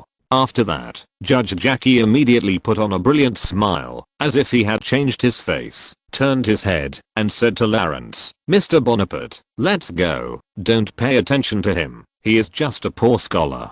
He kept muttering about freedom and rights in the court before, which were all reactionary words. However, Lawrence did not even look at Judge Jackie, walked straight forward, stared at the great thinker in the cell, and said slowly, "Man is born free, but is always in chains." Rousseau's face also showed a hint of surprise, and subconsciously added, "Those who think they are the masters of everything else are more slaves than everything else." Yes, sir, the first sentence of the first chapter of the first volume of the Social Contract. In fact, this is my work. Hey, prisoner Rousseau. Before Lawrence could respond, Judge Jackie rushed up first. Although he didn't know what Lawrence was talking to Rousseau, he still pointed at Rousseau's nose and cursed angrily, "How dare you mention this banned book of yours? I can't believe you have the guts to say these reactionary sentences that challenge the authority of God and the king in your cell." "Don't worry, Judge Jackie." Lawrence put his left hand on Judge Jackie's shoulder, glanced at him expressionlessly, and said in a cold voice, "In fact, I was the first to say these reactionary sentences. The sentence I just said came from the banned book you mentioned." Judge Jackie swallowed his saliva with a pale face. Lawrence's palm gently resting on his shoulder seemed to be as heavy as 1,000 pounds at this moment, and a layer of cold sweat immediately appeared on Judge Jackie's forehead. Lawrence looked at the extremely nervous Judge Jackie and said lightly, "You don't mean to say that I'm also challenging the authority of the king and God, right?" After hearing this, Judge Jackie wished he could slap himself twice. Any Parisian who cares about politics knows the close relationship between Lawrence and the royal family. If he dares to say that Lawrence challenges the royal authority, it will definitely be regarded as malicious slander by everyone. Whether it is the royal family or the Monsieur Bonaparte in front of him, these are existences that a small assistant judge like Judge Jackie cannot afford to offend. Of course I'm not talking about you." Judge Jackie smiled and said incoherently, "A big man like you is certainly different from those ordinary people. You have a strong enough mind and will not be eroded by those evil banned books. In this case, it should be okay for me to talk to Mr. Rousseau, right?" Lawrence asked immediately. Of course, please." Judge Jackie hesitated for a moment, nodded quickly, and then stepped aside very tactfully. Rousseau in the prison couldn't help but widened his eyes at this moment, watching Judge Jackie, who was arrogant in front of him, lowered his head and stepped aside like a humble servant. Lawrence turned his head and looked at Rousseau in the cell again. He was able to confirm that the man in front of him was the world-famous Enlightenment thinker in history, Jean-Jacques Rousseau. Although Rousseau in history passed away 8 years later in 1778 as the author of the Social Contract, his thoughts influenced the entire French Revolution and the subsequent formulation of the American Constitution. Any leader during the French Revolution, whether the Jacobins, the Girondins, the Thermidorians or Napoleon, who later became emperor, had read Rousseau's The Social Contract without exception. Robespierre in his youth personally visited Rousseau in his twilight years, and was influenced by him to a considerable extent. That is why the German poetine said, "Robespierre is nothing more than a hand of Rousseau, a bloody hand that took a body out of the womb of the times, but the soul of this body was created by Rousseau." This is why Russell called the Social Contract the Bible of leaders during the French Revolution. Although Russell's words are somewhat derogatory, they also show the profound influence of Rousseau on the French Revolution. As for Rousseau himself, he was like many unfortunate great men. He did not receive much attention during his lifetime, and was not rich in life. His thoughts were only excavated and developed after his death. Lawrence looked at Rousseau's old clothes and sighed slightly. In his memory, although Rousseau was born in a middle-class family in Geneva, he came to Paris alone when he was young and gradually became famous in the academic circles of Paris. He had a good relationship with encyclopedia scholars such as Voltaire and Diderot. By 1762, Rousseau gradually fell out with Voltaire and the encyclopedists due to their ideological differences, which led to the boycott of his educational work Émile by the academic circle, and eventually attracted the attention of Bishop Beeman of Paris. Bishop Beeman determined that Rousseau's works were banned books, and issued a ban on both The Social Contract and Émile, forcing Rousseau to publish these two works in the Netherlands. What was even worse for Rousseau was that the Paris High Court also issued an expulsion order against him, expelling him from the land of France. So Rousseau was forced to go into exile, and he moved to Prussia and Germany, and finally fled to Britain with the help of British philosopher Hume. Hume was also very kind to Rousseau. Not only did he help Rousseau find a place to live, he also recommended Rousseau to King George III of England, and won him a king's annual salary. However, Rousseau himself did not speak English, and he had no other friends in England. This lonely situation made his mental condition worse and worse, and he even suspected that Hume wanted to harm him. Hume was also very helpless about this. In a letter to a friend, he mentioned Rousseau as, "He is obviously crazy." In 1770, the Paris High Court finally revoked the expulsion order against Rousseau and allowed him to return to Paris, but did not allow him to publish any works. This is why Rousseau's Confessions was not published until 4 years after his death. Rousseau immediately left England with his wife and returned to Paris, a land he had been away from for almost 10 years, and made a living by copying music scores and composing music for others. "Have you read my work?" Rousseau asked the young man in front of him with some surprise. Since The Social Contract and Émile were banned in France, no one cared about these two books for a long time after they were published. Rousseau did not expect to meet a reader of his own in such a place. Of course, I can even recite a passage from it. "In the process of participating in politics, only when everyone equally gives up all natural freedom and transfers it to the entire collective can human beings obtain equal freedom of contract." Lawrence replied with a smile, and then glanced at Rousseau's cell, frowned and asked, "Also, Mr. Rousseau, I want to know why they put you in such a place. Although the environment of this cell is much better than other prisons, it is obviously not a place for a great thinker who is nearly 60 years old to stay." Judge Jackie, who was standing by, heard this and immediately broke out in a cold sweat. He finally realized that this Mr. Bonaparte was actually a loyal reader of the prisoner. Judge Jackie, who noticed this, quickly thought about how to use this to please Mr. Bonaparte. Rousseau smiled bitterly and shook his head. He did not loudly tell his grievances, but slowly said, "The High Court issued a ban on me, not allowing me to publish any more works, but their definition of works is too broad. I just published a piece of music, and they accused me of violating the ban, and brought me here. A perfect version in 1619 book bar." Lawrence frowned, but was not surprised. After all, for a conservative and decadent interest group like the High Court, the more advanced, the more reactionary. Voltaire was also persecuted by the Paris High Court, and spent some time in the dungeon. Haha, Mr. Bonaparte, Mr. Rousseau. Judge Jackie on the side also found the right time to come over, and changed his address to Rousseau from prisoner to Mr., and said with a smile, "I just recalled Mr. Rousseau's case again, and it seems that the verdict is indeed biased. Mr. Rousseau, if you request a review, I will be happy to re-examine the case." Rousseau was stunned for a moment, and then he breathed a sigh of relief. He looked at Lawrence with understanding and said gratefully, "Thank you so much, sir. I really don't know how to repay you." For an old man like Rousseau who was accustomed to the ways of the world, he of course knew instantly why Judge Jackie's attitude changed so quickly. After knowing that he would be released soon, Rousseau's face finally showed a smile, and he asked Lawrence excitedly, "By the way, I don't know your name yet. Who are you?" Judge Jackie quickly spoke first, and said to Rousseau kindly, "Mr. Rousseau, you just returned to Paris. You don't even know Mr. Bonaparte. He is the Governor General of the Republic of Corsica, and concurrently the first attendant of the Crown Prince of France and the Royal Tax Inspector." Governor of Corsica? Rousseau was stunned when he heard the title, and asked repeatedly, "Isn't the Governor of Corsica Mr. Pauly? I had correspondence with him a few months ago."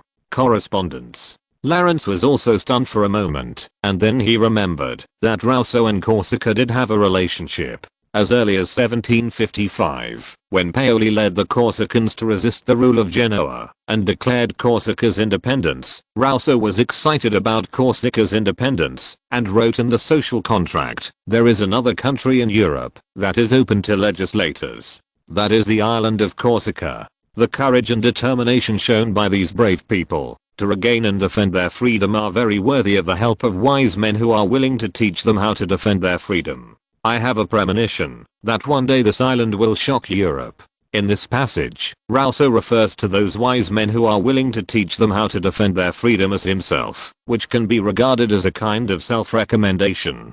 Fortunately, on August 31st, 1764, Mattia Butafco, the then Corsican ambassador to France, read this passage, so he wrote a letter to Rousseau, asking Rousseau to draft a constitution for Corsica, and promised to provide Rousseau with all the necessary information. Rousseau received the letter in October of the same year, and immediately accepted the task with excitement. He wrote back to the Corsican ambassador, "In the rest of my life, I have no other interests, except myself and Corsica. Everything else has been excluded from my mind." In the second year, Rousseau published Corsica Constitution Opinion, which roughly expounded his ideas about the Corsican constitution. This was also the first time he participated in the constitution making, before providing constitutional opinions to the Polish government. Unfortunately, in history, France annexed Corsica in 1768, and Rousseau's constitutional work came to an end. He had to dejectedly condemn the French, and threw all his ideas into the trash. Of course, many historians believe that Pauli probably did not want to really use the constitution formulated by Rousseau. He may just want to use Rousseau's reputation in sociology to enhance the legitimacy of the Corsican government. But in this timeline, since Corsica has not been annexed, it means that Rousseau's constitutional work is still going on, so it is not surprising that he had correspondence with Pauli a few months ago. After sorting out this relationship, Lawrence couldn't help but narrow his eyes slightly and suddenly had an idea. Since Rousseau is still working on the constitution for Corsica, and he will soon return to Corsica to reorganize the Constituent Assembly to determine Corsica's constitutional monarchy, then Rousseau can be invited to work in Corsica. Can you give him the status of member of the Constituent Assembly? It would be most appropriate to let him serve as the speaker. After all, the speaker's position is high enough, and he doesn't have much real power. Lawrence looked at Rousseau calmly and secretly planned in his heart, maybe it's not bad to let him serve as the Minister of Education. The political symbolism of that is not strong enough. Sure enough, the Speaker of the Constituent Assembly is the most suitable. Lawrence knew that even in this world, Rousseau's ideas would inevitably influence thousands of revolutionaries. It was just a matter of time. If Rousseau could become a member of the Corsican government, especially a senior official, Lawrence could claim that the Corsican government was the legitimate successor of Rousseau's ideas. In this way, there might be unexpected effects in the future evolution. Lawrence narrowed his eyes and looked at Mr. Rousseau, who was still puzzled, and thought silently. Here I would like to add the letter written by Mattia Butafco, the then Corsican ambassador to France, when he invited Rousseau to draft the Corsican constitution. Sir, in your social contract, you mentioned our country Corsica in the most flattering words. That praise, coming from your sincere hand, reminds people of the strong hope that you must be the wisest person to help this country maintain the freedom she has won with countless blood. I admit that, of course, the work I dare to trouble you to undertake requires profound and special knowledge. If you are kind enough to accept this task, I will definitely provide you with the information you need. And Mr. Pauli will do his best to send you all the information you need from Corsica.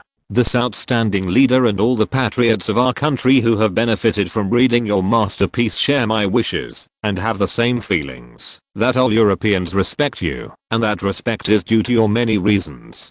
Chapter 213 The Chief Justice's Warning. This is a long story, Mr. Rousseau. Lawrence smoothed his hair and smiled. In short, Mr. Pauli resigned from the post of governor of Corsica, and I took over. Mr. Pauli was nominally the general of the Corsica state and went to enjoy his retirement life. Although Lawrence personally did not care about others accusing him of usurping the throne, For the reputation and legitimacy of the current Corsican government, Lawrence still announced to the outside world that what happened in Ajaccio on April 1st was just a peaceful change of power. After all, Paulie himself had accepted this statement under the pressure of Lawrence, and he also cooperated very well to confirm to the people and army of Corsica that Lawrence was his legitimate successor. Is that so? Rousseau looked a little lonely after hearing this and sighed. Because in Rousseau's eyes, Paulie can be regarded as an outstanding and excellent leader. He not only led the Corsicans to overthrow the high-pressure rule of Genoa, but was also a rare ruler who appreciated his talent.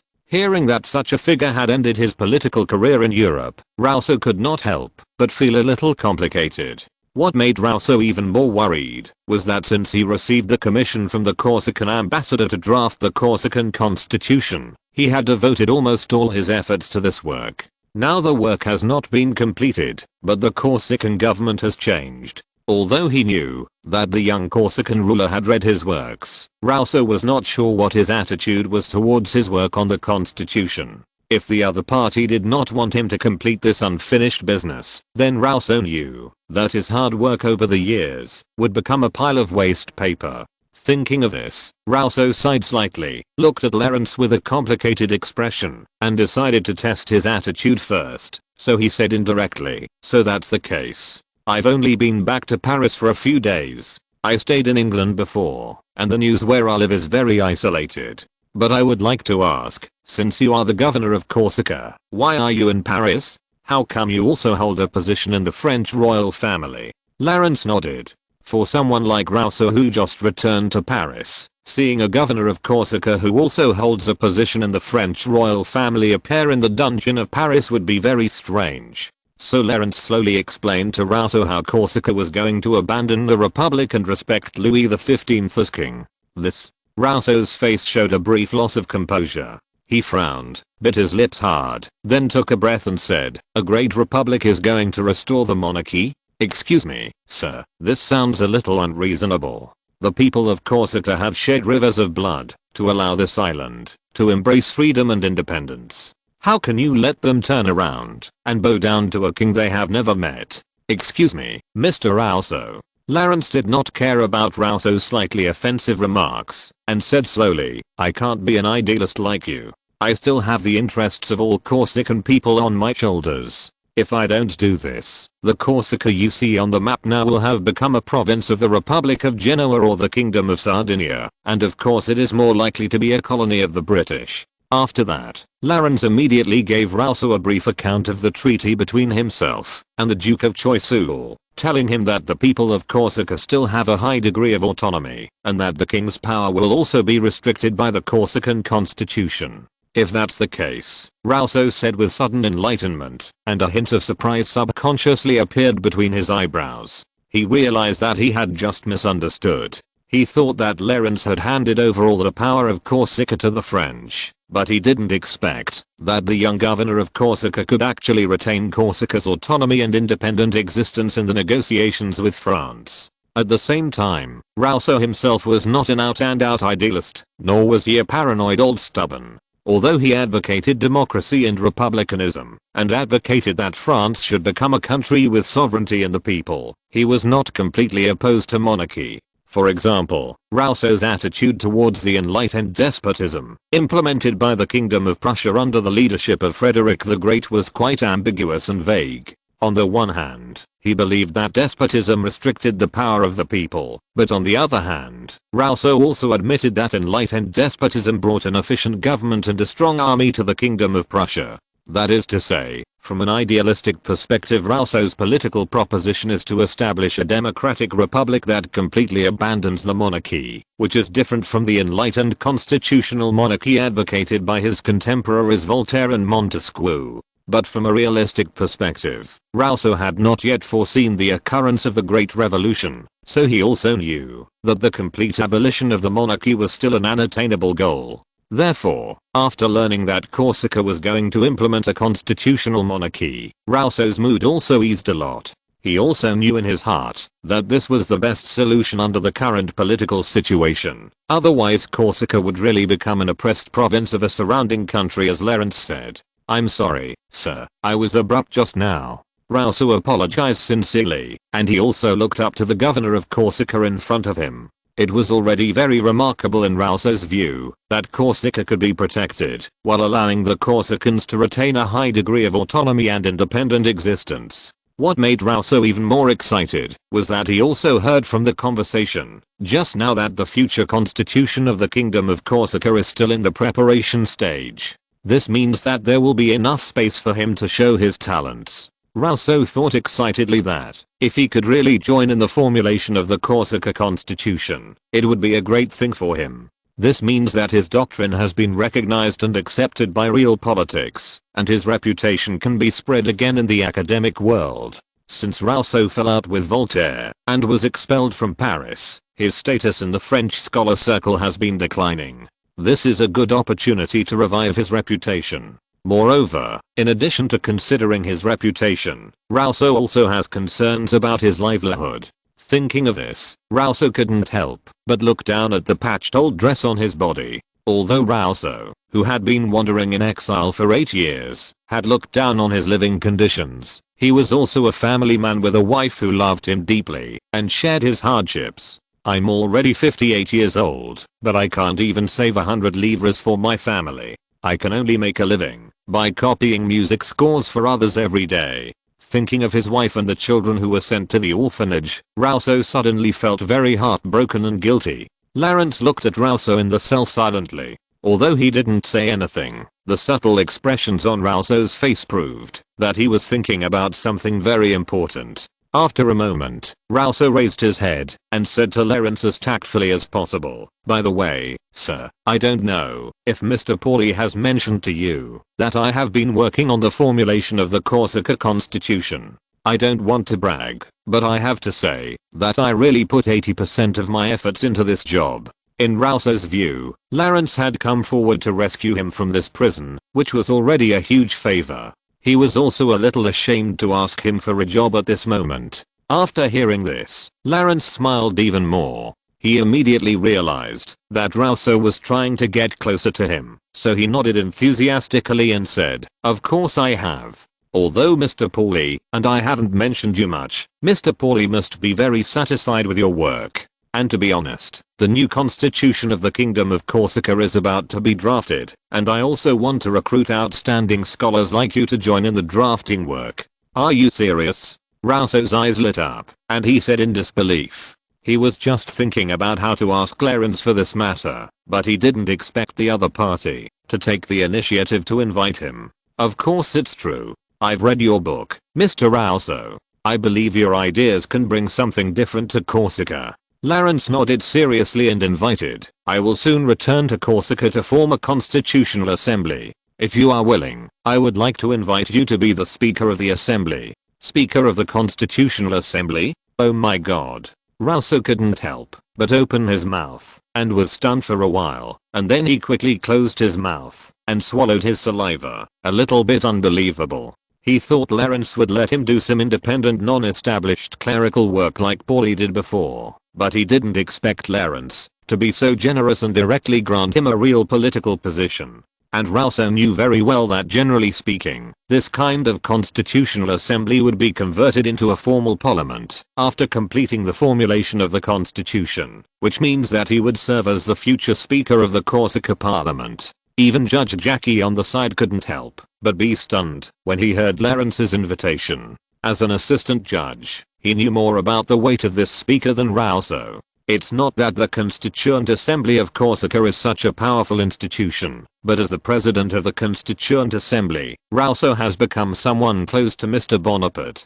Damn, I really envy this writer. With Mr. Bonaparte's status in Paris and the Palace of Versailles, he really has a big thigh. Judge Jackie stared at Rousseau in the cell with envy and jealousy, and only hated that he was not the one invited by Mr. Bonaparte. "What do you think, Mr. Rousseau?" Lawrence asked, but with his memory of Rousseau's experience, he knew that Rousseau, who was already in his twilight years, would not refuse such an invitation. Even if it was not for fame and fortune, but just for ideals and ambitions, Rousseau would definitely be willing to serve in the government of Corsica. After all, the core of Rousseau's social contract is to discuss how to build a democratic and free society and government. If Rousseau, who is already 58 years old, missed this opportunity, he would have no chance to put his ideas into practice in his life. There is no wrong version in the 1619 book forum. I simply cannot describe my joy in words, sir. Rousseau was so excited that he kept saying, I can't find any reason to refuse you.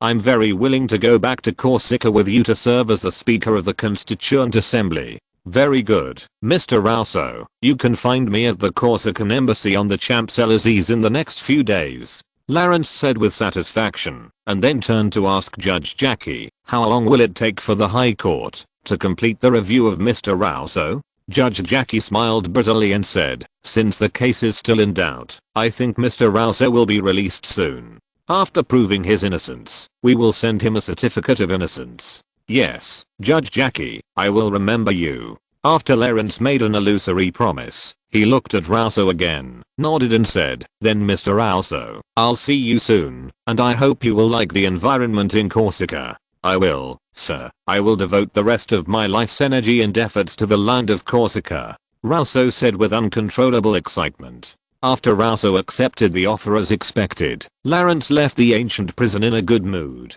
He did not expect to find such a talent here. As for Count Falconet in the ancient prison, Lawrence had no interest in him at all. Lawrence then waited alone in the reception room for a while until Chief Justice Mop returned to the Palace of Justice. I heard you were looking for me, Mr. Bonaparte.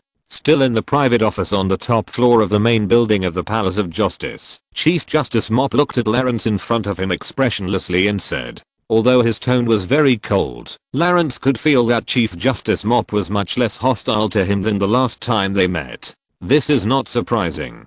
Lawrence's fatal blow to the Duke of Richelieu may have made the Chief Justice feel a little scared.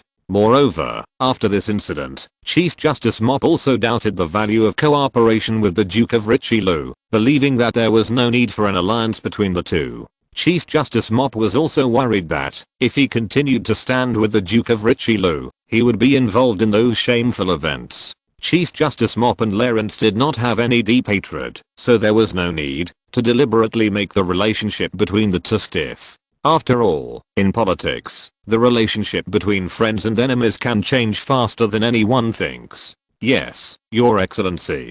Lawrence nodded and said, His Majesty the King is already dissatisfied with the progress of our negotiations. In addition, you should also know from your information channels that I will be leaving Paris for a while, so we'd better negotiate those details as soon as possible. After hearing this, Chief Justice Mop did not raise any objections, but just nodded slightly. Lawrence was not surprised by Chief Justice Mop's cooperation, and the two began the negotiations in harmony.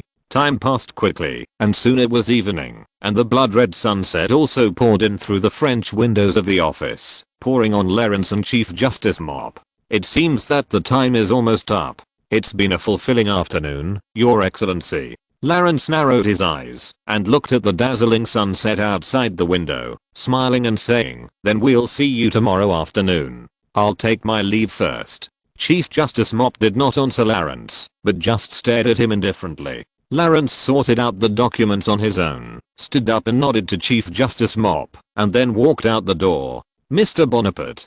When Lawrence's right foot had already stepped out of the door, Chief Justice Mop suddenly called Lawrence and said in a deep voice, let me remind you. Lawrence stopped in his tracks, turned his head to look at Chief Justice Mop, and did not answer. Chief Justice Mop closed his eyes and said in a low voice, don't think you have defeated the Duke of Richelieu. He has a dagger hidden in his sleeve, a poisoned, extremely sharp, and gleaming dagger from the British. It can easily cut open the chests of you and the Duke of Choiseul, and can make you fall from the high tower into hell.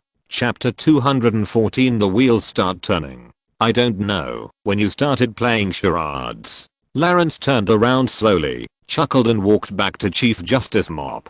It can be seen that the Chief Justice had also thought deeply about his position after learning about the Duke of Richelieu's fall. This is not a charade, Mr. Bonaparte. Chief Justice Mop glanced at Lawrence. His expression was not as relaxed as Lawrence's. Instead, he said gloomily and seriously, it's just a kind reminder. The Duke of Richelieu is not so vulnerable. There is a reason why the Richelieu family can stand firm in the past 200 years. He has a deadly backhand for you. Lawrence gradually restrained his smile and stared into Chief Justice Mop's eyes. In fact, Lawrence also remembered without Chief Justice Mop's reminder that when he and the Duke of Choiseul first went to the Palace of Versailles, they ran into the Duke of Richelieu and the British ambassador Baron Burchellor walking together. At that time, Lawrence had already presumed that there must be some conspiracy between the two, but no signs have been revealed until now. If we have to say there is any sign, it is the British fleet in Gibraltar mentioned by the Duke of Choiseul.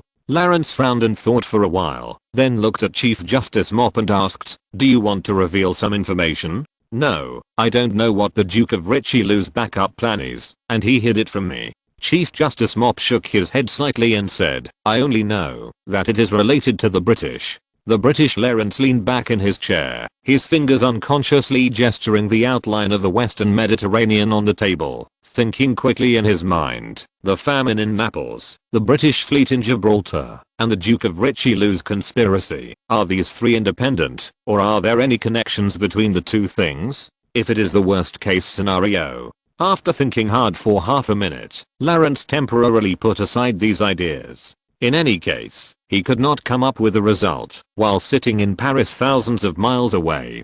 He had to find all the answers after returning to Corsica.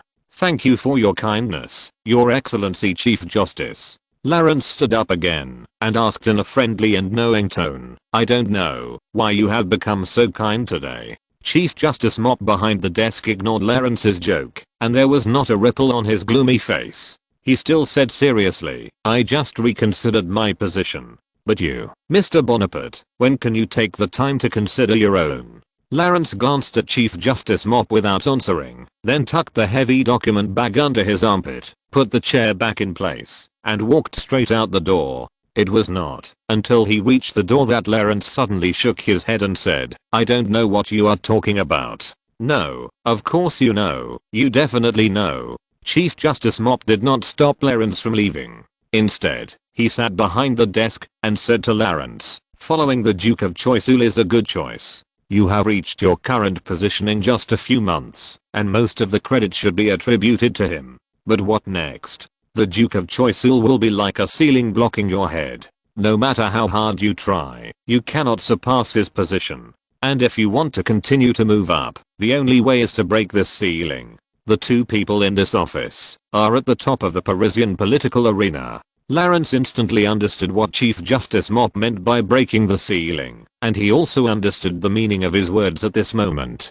Lawrence stopped where he was, shrugged and said, "Thank you for thinking so much for me from my perspective, but unfortunately I cannot share my thoughts with you. You can of course keep your own opinions, Mr. Bonaparte. I'm just passing on some experience to you as an elder." Chief Justice Mop did not care about Lawrence's lukewarm reaction, but said to himself, "What I want to tell you is that politics is about making more and more friends and fewer enemies. And you, Mr. Bonaparte, you don't seem to have many friends in Paris, especially when you are ready to break the skylight. Then you will be isolated and helpless. I think you will need a capable and loyal friend to help you at that time, right?"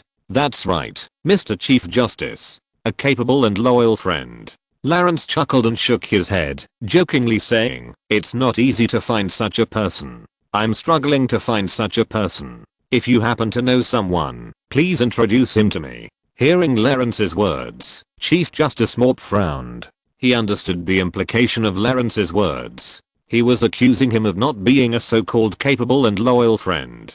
After all, Chief Justice Mop had just parted ways with the Duke of Richelieu, and he did not provide any help during the Duke of Richelieu's house arrest in Versailles. Just these 2 points alone made Chief Justice Mop disloyal and ineffective. "That's enough, Mr. Bonaparte." Anyway, there were only 2 people here, and Chief Justice Mop didn't want to play word games anymore. He said in a deep voice, "I suggest you think about what I said. We can be very good friends, better friends than you and the Duke of Choiseul, because we don't have a conflict of core interests." "Core interests?" Lawrence asked with narrowed eyes. "Your core interests are in Ajaccio, and my core interests are in Paris and the Palace of Versailles. There will be no conflict between us." Chief Justice Morp knocked on the table and said confidently. Lawrence glanced at Chief Justice Morp with a smile, then pretended to take out his pocket watch and looked at it and said in surprise, "Oh my god, it's already this late. I'm so sorry I can't chat with you, Your Excellency. There are urgent things waiting for me."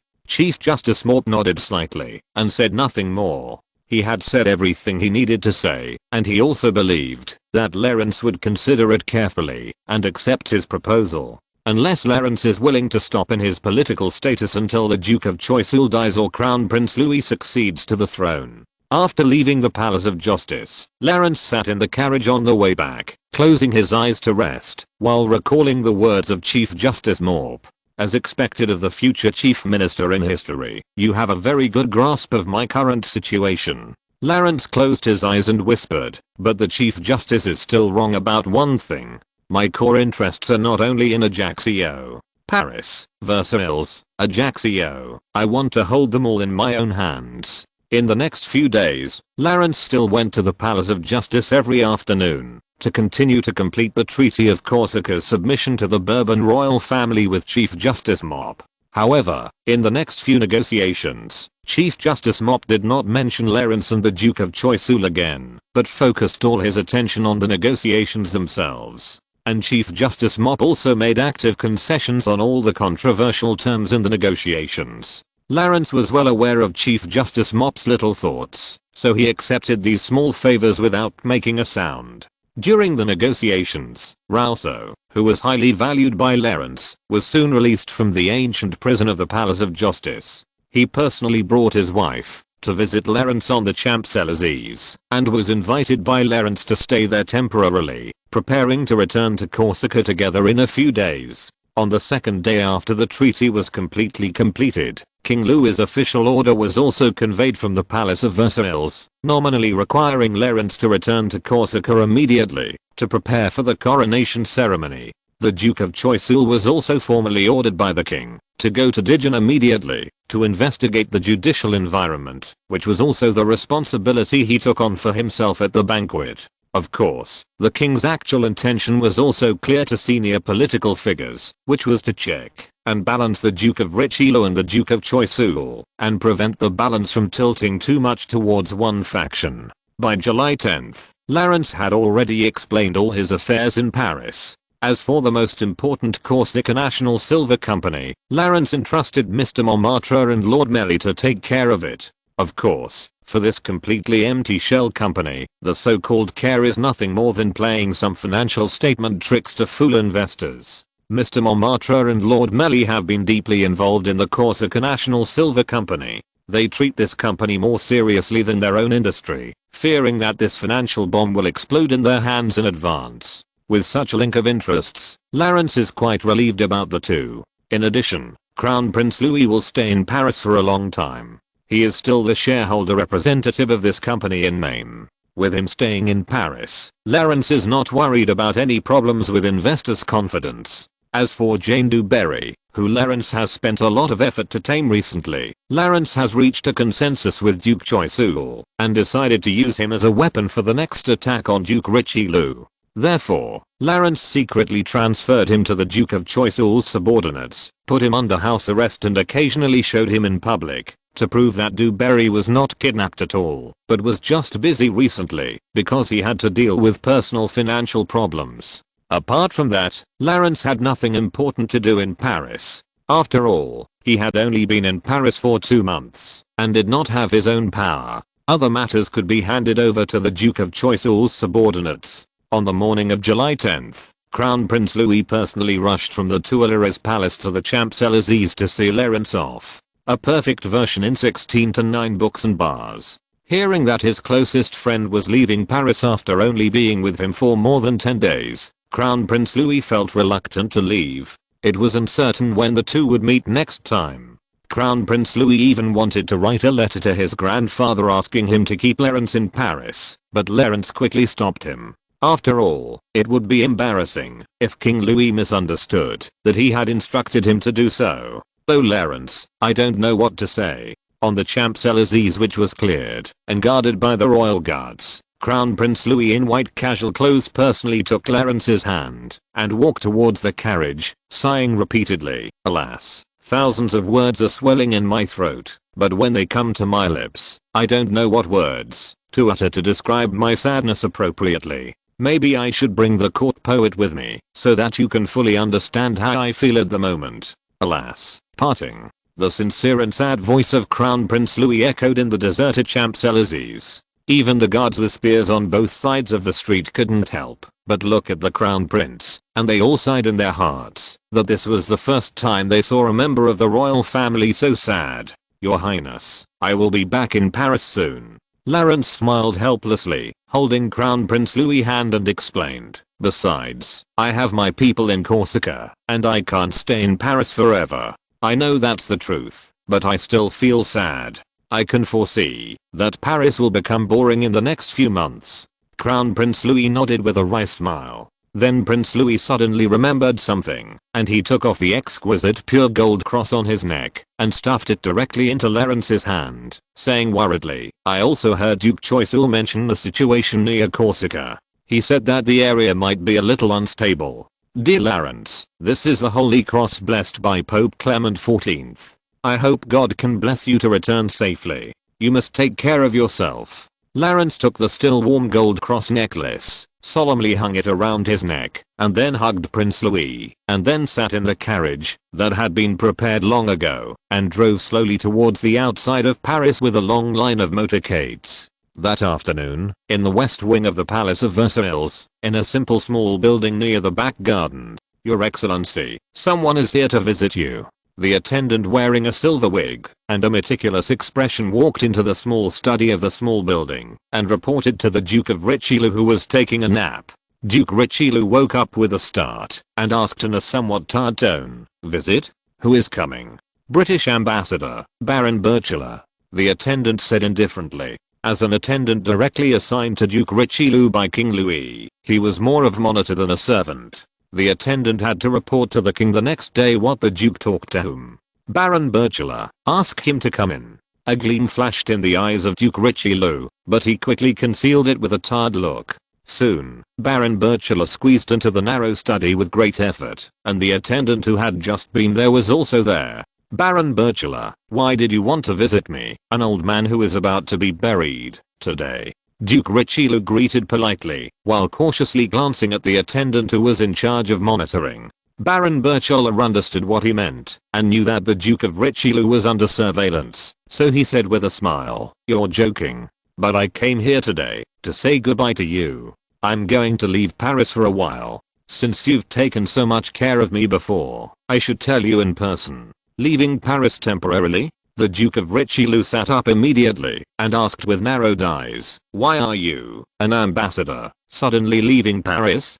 As you know, there are still some disputes in the armed conflict between Corsica and Britain that have not been completely resolved. Baron Berchela said intentionally or unintentionally, my government has entrusted me with the task of resolving this incident diplomatically, and I learned that the governor of Corsica had left Paris this morning. In order to resolve this conflict as soon as possible, I have to go to Corsica with him. The armed conflict that Baron Berchela referred to was the massacre of Ajaccio civilians by officers and soldiers on the Rational on April 1st, and the execution of all the officers of the Rational by Clarence at the stake. Although Clarence and Baron Berchela had reached an agreement that Britain would exchange St. Kitts for their former Prime Minister, the hundreds of British sailors prisoners of war on Corsica had not yet been found.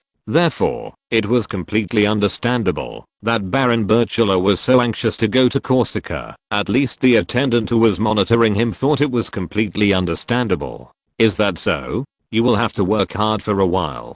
Duke Richelieu nodded with a smile and waved his hand and said, okay, I understand. Go and do your business. We'll see you when you return to Paris. The attendant watched Baron Berchela leave the small building seriously, and then returned to his room to record this meeting. That sounded very normal, and without any problems. In the dim little study, Duke Richelieu recalled the information brought by Baron Berchela, couldn't help but clenched his fists, and whispered in a low voice, finally, the wheels are starting to turn. Chapter 215, Ambition to seize local power. 1770, Clarence's convoy came south from Paris to Marseille, planning to rest here for 2 days before sailing to Ajaccio. Marseille, I often came here with the ship when I was still at sea. It's a good place to have fun and a place full of silver. The convoy was still in the suburbs of Marseille, and Grosso leaned half of his body out of the carriage window, looking at the buildings and coastline in the distance and said, "But this is the first time I've come to Marseille in a 4-horse carriage with springs." Clarence, who was in the same carriage, also stuck his head out of the window and followed Grosso's line of sight to the densely packed buildings and the blue ocean in the distance. It seemed that he could already hear the sound of waves hitting the rocks here. Marseille in the 18th century was the third largest city in France, second only to Paris and Lyon. It was also the largest gateway for France's foreign trade and an important port of call for the French Mediterranean fleet.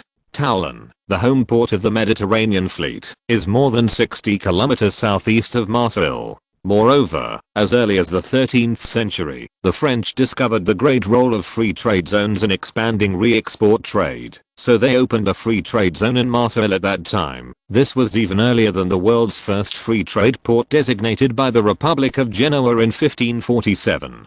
Due to preferential tariffs and no customs supervision, Marseille soon became an important port in the Mediterranean and even in Europe. Here, you can find merchant ships traveling back and forth from almost half of the world, whether it is North Africa or America, or Arabia and Persia, and even trade ships from the more distant East India and Guangzhou, China are not uncommon here. After all, the French established a trade house in Guangzhou in 1721, and before that, they also imported a large amount of porcelain, tea, and silk from the East. Louis XIV even had a set of porcelain decorated with the Bourbon royal coat of arms customized from China. In addition to being a prosperous port, Marseille itself is also a developed industrial and innovative city.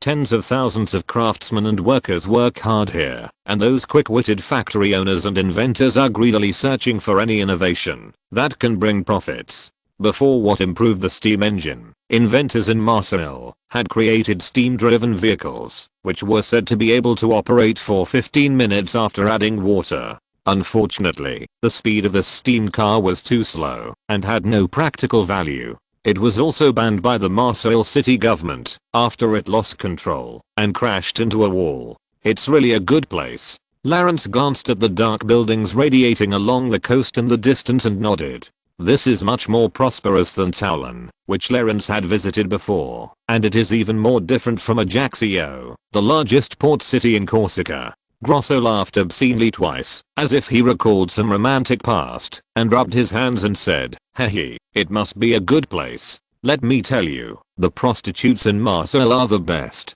Not only do they charge a low price, but you can also stay with her for a whole night, if you are interested." Clarence glanced at Rousseau, who was sitting opposite Grosso with a frown on his brow, and said helplessly, "I have no interest in women, but we should have to deal with this city often in the future."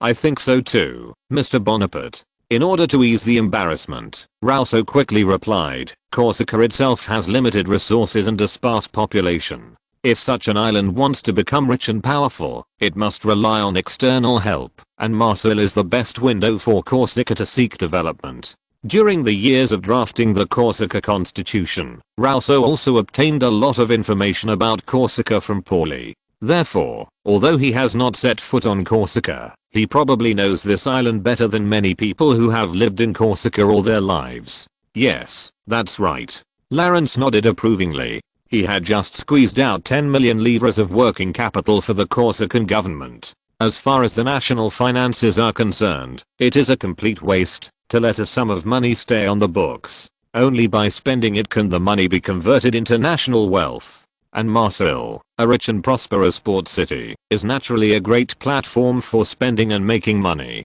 Is that so? You should have said it earlier. Grosso scratched his head, not caring about the strange look that Rousseau, a cultural man, gave him. He whistled and said, "I'm quite familiar with many businessmen here. Although they are not big businessmen, they have many ways. Maybe they can be used when Corsica engages in trade." Well, let's talk about trade and construction in detail when we return to Corsica. We will be in Marseille soon. Lawrence leaned against the window, looking at the blue sky and water in the distance, and nodded. The long queue of motorcades slowly drove on the rugged official road. The road conditions here were much worse than those around Paris, but Marseille was also a city with abundant finances, so the gravel roads here were much better than the muddy and narrow country roads. After half an hour's journey, the motorcade slowly approached the border of Marseille. At this time, the motorcade suddenly stopped, and then a guard rode to the outside of Lawrence's carriage and reported inside, "Mr. Bonaparte, there is a group of people blocking the middle of the road in front.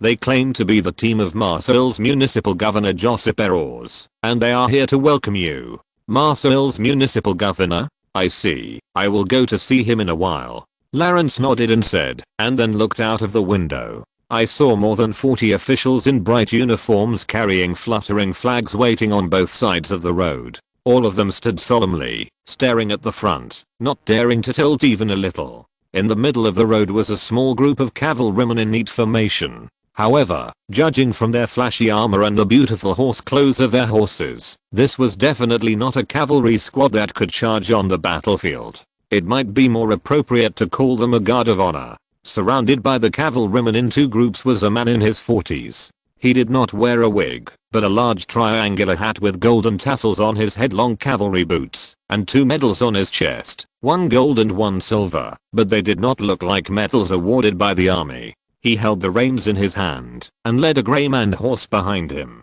He did not ride on the horse's back, which was also a detail to show respect. It seemed that he was the municipal governor Joseph, who was reported by the guards to welcome Lawrence. As Lawrence's motorcade came into view and slowly approached, an eager and attentive smile immediately appeared on the face of the municipal governor Joseph.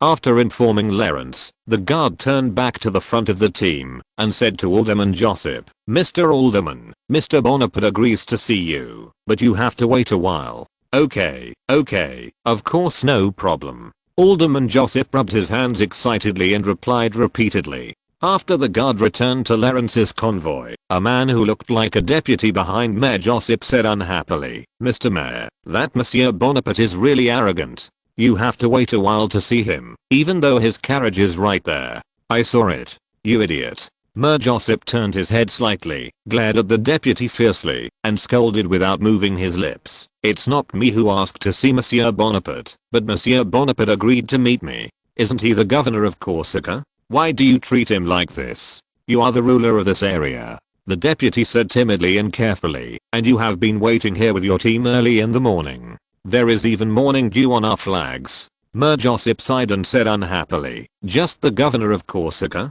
I think you are still alive 100 years ago. I order you to shut up now and find out what happened in Paris recently after you go back." Yes. The deputy nodded and agreed quickly. He stared at the only 4-horse carriage in the other team for a while, then stepped back a few steps, lowered his head, and dared not say anything.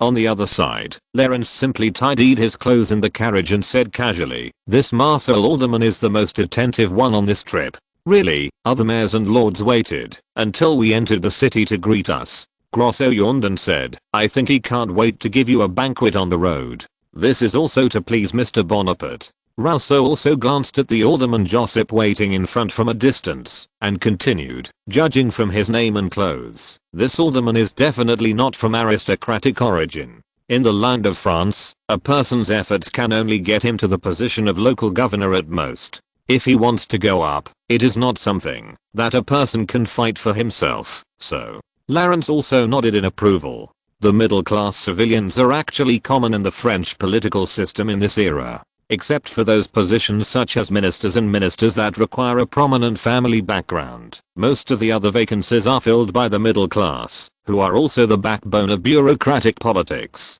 After all, most middle-class bureaucrats have been selected and eliminated, and are much more skilled and capable than those unmotivated, lazy, and inactive descendants of nobles. In a sense, even those court nobles in the high court and local government are actually middle-class bureaucrats, because they do not have noble titles, except for top court nobles like Chief Justice Mop.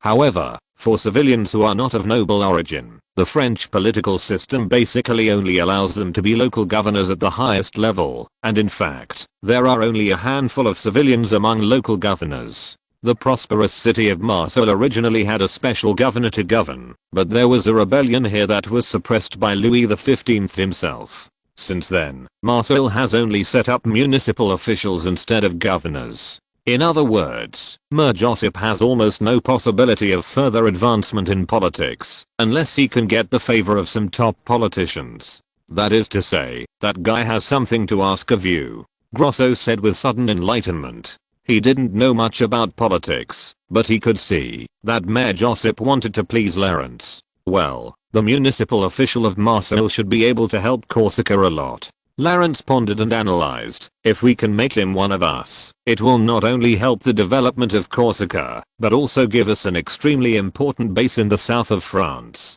If we want to consolidate our power in France, we can't just limit ourselves to maintaining power in the central government. We must have our power in the local area. For Lawrence, he can conclude that the Great Revolution is bound to happen, and the Great Revolution will inevitably be an armed revolution that will affect the whole of France. And by then, let alone manipulating this revolution, it will be a problem for Lawrence to preserve himself in the Great Revolution. Because Lawrence's power in France is actually a castle in the air. His power comes from the king and the Duke of Choiseul, not from the support of the lower and lower levels. If this situation does not change, then if the royal family and the aristocracy are destroyed in the Great Revolution as in history, Lawrence will only lose all his power and be eliminated as an appendage of the royal power and the aristocracy. Even if Lawrence took the initiative to join the third class, to resist the royal family and the nobility, he would be giving up the power given by the royal family. After losing these powers, Lawrence would not be a prominent figure in the ranks of revolutionaries, and it would be difficult for him to gain any advantage or benefit in the Great Revolution. No, we can't just focus on Paris and Versailles. We must establish a political foundation in various parts of France, especially in the southern region near Corsica. Lawrence's expression was extremely serious. He gradually lowered his voice and thought in his mind, at least we must hold the guns and money bags of the southern region in our own hands. In this way, starting from Marseille is a good choice. After making up his mind, Lawrence narrowed his eyes and glanced at the municipal official Josip, who was eagerly waiting not far from the window, and nodded to himself. You want to use this municipal official? Grosso said with a grin. I have never thought of using anyone. Lawrence found a small mirror, turned his scarf twice in front of the mirror, shrugged and said, I will only cooperate with others in a friendly manner and get what we need. Since this alderman wants to make further political progress, I will try my best to give him this opportunity. What about you? What do you want? Grosso said with a look of I don't believe you, crossed his legs and pouted. Lawrence opened the door of the carriage, took a deep breath of the fresh air outside, and said with a comfortable expression, I just want Marseille. Chapter 216. The municipal official falls into a trap. Thank you for your attentive hospitality, Mr. Alderman. Under the solemn gaze of dozens of people in the welcoming team, Lawrence walked forward and greeted the smiling Alderman Josip. The bureaucrats and ceremonial cavalry waiting on both sides of the road couldn't help but look at Lawrence curiously and carefully, wanting to see what kind of person was worthy of the Marseille alderman waiting here for a whole morning. Marseille is more than 1,000 miles away from Paris. Except for people like Alderman Josip who are closely watching the French political situation, the people and middle and lower level officials will not be too interested in the political affairs of Paris. After all, it is too far away from their lives. A small number of Marseille citizens may not even know who the current French Prime Minister is. In addition, the transmission of news has a lag, and most of the officials and soldiers present still don't understand why their superiors respect this seemingly ordinary young man so much. And the municipal governor Josip naturally would not share the same views with his subordinates. What happened in Paris could be transmitted to the ears of the municipal governor Josip through expedited mail in just 20 days. When he learned that it was the governor of Corsica, who was younger than he had imagined, who had actually overthrown the high and mighty Duke Richelieu, the municipal governor Josip thought he had received false news. After confirming the accuracy of the news, the municipal governor Josip could not help but feel a sense of admiration and worship for the Lord Bonaparte whom he had not yet met. In his eyes, although Lawrence was born into a poor Italian count family, Lawrence, who did not inherit the title, still belonged to the third class in French society, and the French would not classify Lawrence as a noble because of the small Italian knight title on him. Especially after Lawrence's brother Carlo inherited the Count Bonaparte. From the perspective of family legal theory, Lawrence's line became a branch of the Bonaparte family, and it could not be called an aristocratic class. The fact that such a person who belonged to the third class like him could call the shots in Paris and defeat the almost invincible Richelieu family made Councillor Josip feel excited and enthusiastic, as if he saw his way out in the future. Of course, if Lawrence knew what Councillor Josip was thinking, he would only be amused. After all, he was able to avoid discrimination by most people in Paris and Versailles as a non-noble, because of his status as the governor of the Republic of Corsica, a foreign ruler. "Oh, Mr. Bonaparte, I'm really honored by your compliment," Councillor Josip said in an exaggerated tone, which reminded Lawrence of the tenor singer in the opera house. After that, Councillor Josip took off the big tricorn hat on his head and bowed in a standard way. Lawrence stepped forward to help Mayor Josip up and said politely, "It is also my honor, Mr. Mayor. This is really the most grand welcome I have received along the way. I can only say that this is the treatment you deserve, Mr. Bonaparte." Mayor Josip held Lawrence's hand tightly, took the initiative to lower his posture, and greeted with concern, "By the way, I don't know how long you plan to stay in Marseille. Only 2 or 3 days. We need to rush back to Corsica as soon as possible." Lawrence replied. The situation in the Kingdom of Naples and the Western Mediterranean has always been Lawrence's concern. He must return to Corsica as soon as possible to prepare, so Lawrence has basically not made any extra stops along the way. This is really a pity. It would be great if you had more time, Mayor Josip said with regret without hiding the slightest bit. "Maybe we can meet often, Mr. Alderman." Lawrence shrugged and said, "It's less than a day's sail from Corsica to Marseille." Although he knew that Lawrence was just being polite, Alderman Josip's eyes lit up, and he nodded repeatedly, saying, "Ha ha ha, you're right. Oh, I almost forgot, you must be exhausted after traveling on the road for so long. If you don't mind, I would like to invite you to the City Hall for lunch. Everything has been arranged for you." Facing Alderman Josip's invitation, Lawrence nodded without hesitation. If the two wanted to talk about something really important, they naturally couldn't conspire loudly in front of dozens of people. Alderman Josip had indeed arranged everything in advance in an orderly manner. He had found a country manor in advance for the entourage and chores of the motorcade to rest, and the remaining carriages followed the alderman's team to the Marseille City Hall. Marseille City Hall is located on a small hill with high terrain, and it is still some distance away from the most prosperous port area. Therefore, the area of the entire City Hall is basically not inferior to the city halls of Paris and Lyon. The public finances of a wealthy city like Marseille are naturally very abundant. The square of the City Hall is paved with neat marble slabs decorated with lapis lazuli patterns, and the buildings around the square are also very beautifully repaired, as if they have just been built. Even at noon, the kerosene lamps in most buildings are not extinguished, as if kerosene does not cost money. The bureaucrats who often come here are also white and clean, with bright and beautiful clothes and accessories on their bodies. Their mental outlook can show their wealthy family background. After Lawrence and his party arrived at the City Hall, Grosso, Rousseau and others were taken to the large restaurant on the right side of the main building to wait for the lunch to start. Lawrence and Mayor Josip went to the city magistrate's private office together for a formal and private interview. "Please take a seat, Mr. Bonaparte." Mayor Josip led Lawrence into the office and personally brought a cushioned wooden chair for Lawrence. Then he quickly found 2 goblets and poured half a glass of sherry for himself and Lawrence. After handing the glass to Lawrence, Mayor Josip sat back in his seat, picked up the glass and said respectfully, "Greetings to you again, Mr. Bonaparte. Welcome to Marseille. Although you will not stay here for too long, you are still a rare distinguished guest in the entire City Hall."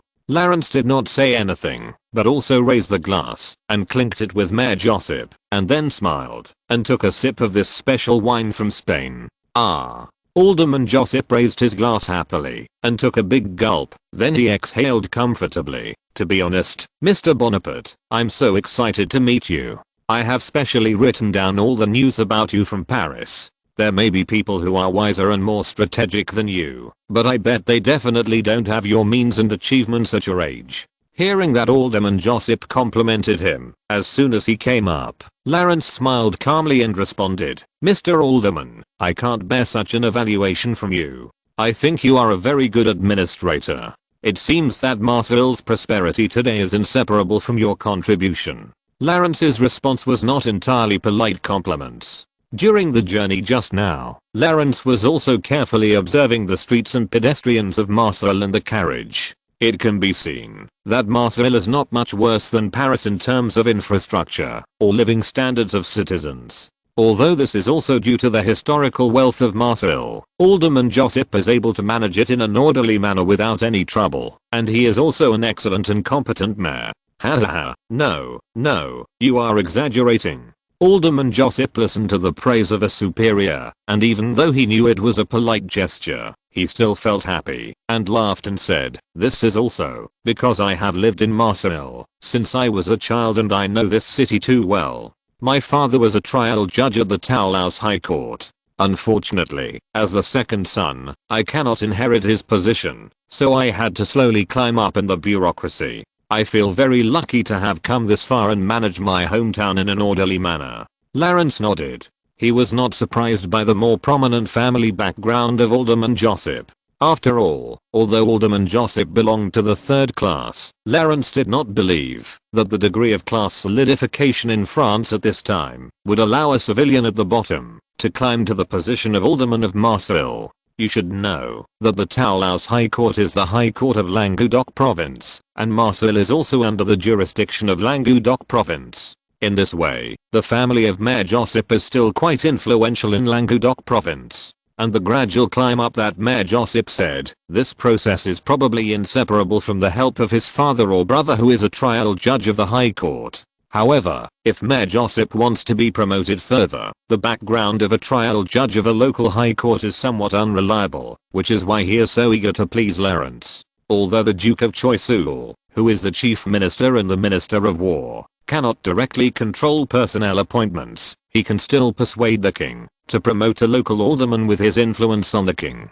But Mayor Josip thought about it, and the best way to get in touch with the Duke of Choiseul is only the Lord Bonaparte in front of him. Read the correct version in the 16:9 book bar. If he misses this opportunity, it will be difficult for Mayor Josip, who is already in his 40s and in his prime, to get promoted in the future. Lawrence was well aware of this, knowing that those who wanted to ask for his help basically wanted to establish a connection with the Duke of Choiseul through him. After all, although Lawrence was in a prominent position in Paris, he still did not have much real power. So, after complimenting Mayor Josip, Lawrence suddenly pretended to say casually, "It is rare to find a truly talented and capable municipal official like you. I think your talent is enough to be the governor of a province." Lawrence's joking words were extremely loud and heavy in Mayor Josip's ears. He could not help swallowing his saliva, and glanced at Lawrence calmly. Although he was extremely excited, Alderman Josip still smiled and pretended to be calm and said, "Haha,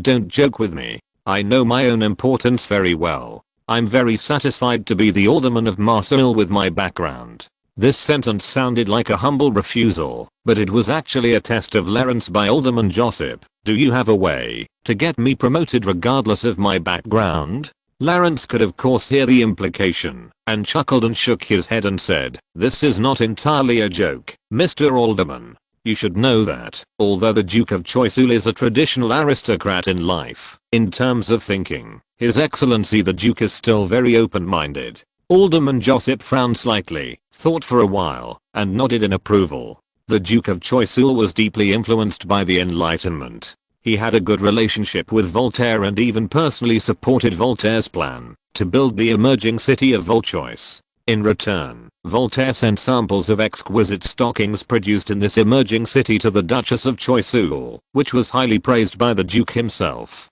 In addition, the Duke of Choiseul also supported the compilation and publication of the Encyclopedia or Dictionary of Sciences, Arts, and Crafts, and therefore received strong support from the Encyclopedia scholars. Diderot praised the Duke of Choiseul in the Encyclopedia. "Great Choiseul, you guard the wealth of France without sleep. In terms of political situation, the Duke of Choiseul was also consistently radical and open-minded, and made drastic reforms to the military and diplomatic systems. These things are no secret in France, and people like Mayor Joseph who are extremely concerned about politics will naturally know. Thinking about it this way, an open-minded person like the Duke of Choiseul may indeed promote those bureaucrats from the civilian class. Under Clarence's guidance, Mayor Joseph also nodded and accepted Clarence's statement, but he still tentatively said, I believe that the Duke of Choiseul is synonymous with enlightenment, but there are a lot of nobles waiting for promotion all over France.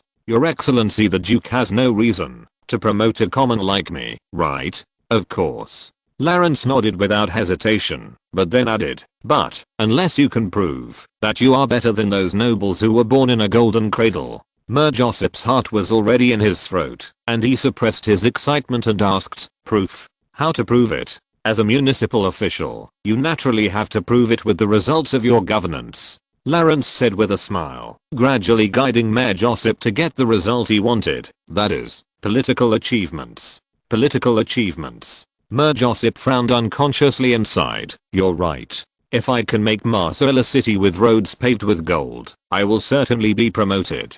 But it's impossible to make this city take a qualitative leap. Just maintaining the orderly operation of this world port has kept me busy. In fact, it doesn't necessarily require dazzling achievements, Mr. Alderman. Clarence spread his hands and said, you just need to give Duke Choiseul a reason to promote you, so that he can ask the king for this matter in a natural way. In that case, it only takes someone who appreciates your talent to recommend you to Duke Choiseul. Appreciate my talent. Recommend you mean? Alderman Joseph was stunned for a while, then he reacted, looked at Clarence incoherently and said, are you saying you are willing to be the recommender? If you're listening to this novel on a channel other than Fanfic World, it means they downloaded and uploaded it without effort. We cordially invite you to visit our channel, Mundo Fanfic Novelos. There you'll find the original version of this story and you can explore many other novels of various genres. We're waiting for you to immerse yourself in a world of incredible novels. Chapter 217, Abnormal Southern Italy. Clarence shrugged, shook his head and said, at least I'm not sure of my attitude now. After all, we just met. And, Mr. Alderman, even if I agree to recommend you, you have to make some achievements in Marseille first. Although Alderman Joseph had already taken the bait, Clarence also deliberately controlled himself not to be too eager. Since the other party was able to climb to the position of Marseille Alderman, he was naturally not a character that was easy to fool. Clarence proposed to recommend Joseph for promotion after meeting him for more than 2 hours, which inevitably made him suspicious. The expression of Mayor Joseph immediately dropped, and he nodded helplessly and said, well, you are right. Even a small achievement is extremely difficult for the city hall. I'm not afraid of your ridicule. Such a port city is more affected by the trade market than by our management. It is rare to keep the Marseille free port from any trouble. It has been nearly 500 years since Marseille was established as a free trade zone. If there is any more effective governance method, it is not the turn of the ordinary Mayor Joseph to propose it. Other ports can also adopt tax incentives or loose supervision policies to expand the scale of trade in the short term, but for a free port like Marseille, which has no tariffs and customs, there is no such policy tool. The amount of merchant ships coming and going is basically determined by the market. As for the thriving factories and workshops in Marseille, Mayor Joseph does not have enough political power to carry out drastic reforms. After all, any new policy will touch the interests of certain interest groups. Although Mayor Joseph is the ruler of this area, he is not so tough as to ignore the opinions of various interest groups such as noble lords, merchant guilds, workers' unions, the bureaucracy itself, and even the French army. Mayor Joseph's eyebrows were full of loneliness, and he shook his head with a wry smile. When Clarence mentioned the introduction just now, he thought that the day he had dreamed of had finally come, but he didn't expect it to be a false joy. And Mayor Joseph knew in his heart that, since Clarence said so, it would be almost impossible for him to move up a level from Marseille. Not to mention the matter of asking someone to recommend him. Mayor Joseph couldn't even give Duke Choiseul a reason to promote himself. It was too difficult for him to make a career in Marseille with his political foundation. Although Mayor Josip had made such mental preparations many years ago, he couldn't help but feel disappointed after hearing the news from Lawrence today. Alas, Mayor Josip sighed, picked up the bottle, and poured half a glass of sherry into his glass, then drank it without hesitation. Lawrence smiled and picked up the glass, observing the disappointment that Mayor Josip could not hide, and suddenly said, "In fact, things may not be as difficult as you think, Mr. Mayor."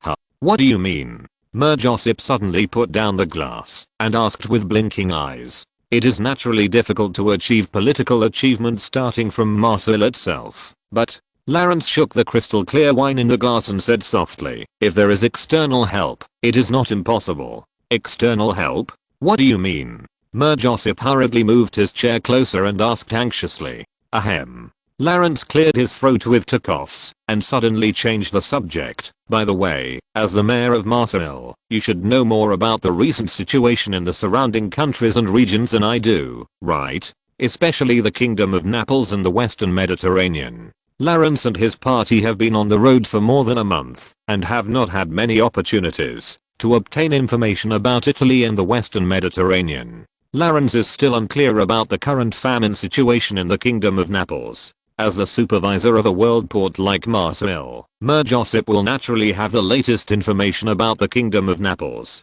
The Kingdom of Naples. Mayor Josip hesitated for a moment after hearing this term, then nodded slowly and said, "I have indeed heard a lot about it from various channels. Even the day before yesterday, the Mediterranean Fleet Command sent someone to inform me of the intelligence in the Western Mediterranean." Mediterranean Fleet Command? Lawrence frowned and asked, "What did they say?" Although this information was highly confidential, Mayor Josip believed that Lawrence would soon be able to learn this information from the Duke of Choiseul, so after hesitating for a while, he said to Lawrence, "The British have further strengthened their military strength in Gibraltar.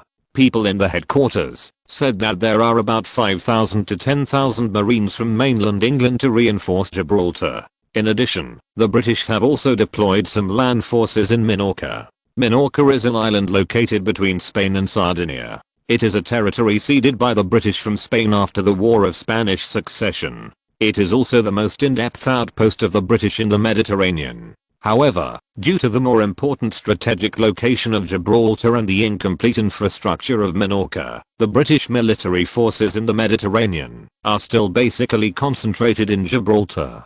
The British have strengthened their army in the Mediterranean, but the number of their additional troops is very subtle." Lawrence was a little confused after hearing this. 5,000 to 10,000 Marines were deployed from England to the Mediterranean. This number was neither too much nor too little. It would not cause a strong reaction from the surrounding countries, and it could also provide sufficient early reinforcement in the event of a military conflict, if a military conflict really occurred. In particular, the British also strengthened the deployment of the army on Minorca. With the development level of Minorca, it is not possible to provide so many garrisons. In other words, the British should not want those troops to be permanently stationed on Minorca, but just use it as a springboard for attack and defense. This made Lawrence vaguely aware that something was wrong. The straight line distance from Minorca to Ajaccio was only more than 400 kilometers, and less than 800 kilometers to Sicily. If it departs from Minorca, a light sailing ship can reach Corsica in less than 2 days, and a line warship can reach it in 3 days. Lawrence frowned and thought. Although he knew that it was basically impossible for the British to attack Corsica where the French troops were stationed, the feeling of having a knife to his throat also made Lawrence uncomfortable. In Lawrence's intuition, the purpose of the British reinforcement this time, at least the main purpose, was not in Corsica, but in the more distant Kingdom of Naples. Interesting. It seems that the British are not coming to Italy to make money.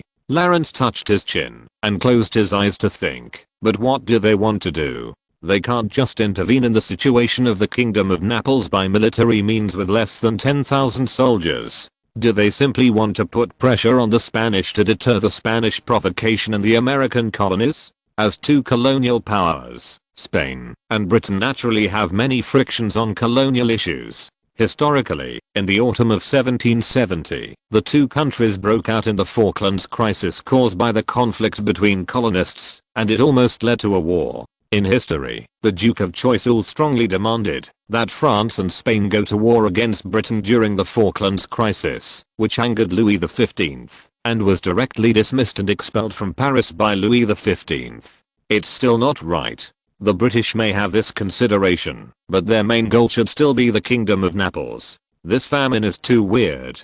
After thinking carefully for a moment, Lawrence still put the purpose of deterring Spain in second place. After all, events like the Falklands crisis are purely accidental. The British will not increase their troops in the already tense Mediterranean specifically for a low probability event that has not yet occurred. After a long consideration, Lawrence let out a long breath, shrugged and said, well, the British seem to be as stable as always. Wherever they go, there will be trouble. Mir Josip nodded in agreement, but there was no worry on his face. After all, he was not a soldier, and didn't know much about these situations. The Mediterranean Fleet Command notified him, just to remind him to take some necessary precautions as usual. After understanding the dynamics of the British, Lawrence looked at Mir Josip and asked, so, what about the Kingdom of Naples? How is the famine situation? Mentioning such natural disasters and man-made disasters, Mir Josip's face immediately became serious, and he gritted his teeth, and sighed and said, I don't know the specific situation,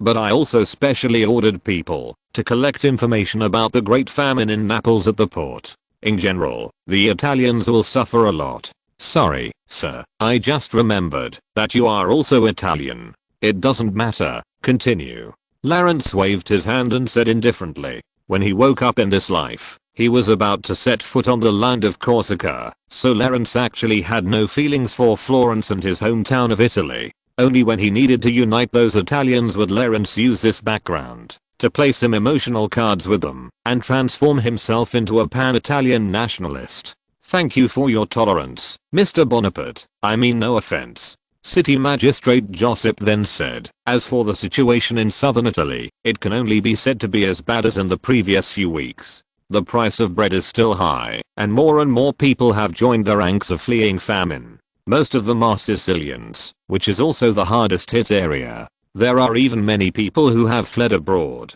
There are some Italians who have fled in Marseille during this period, and I basically got the news from them. What about the government and the royal family?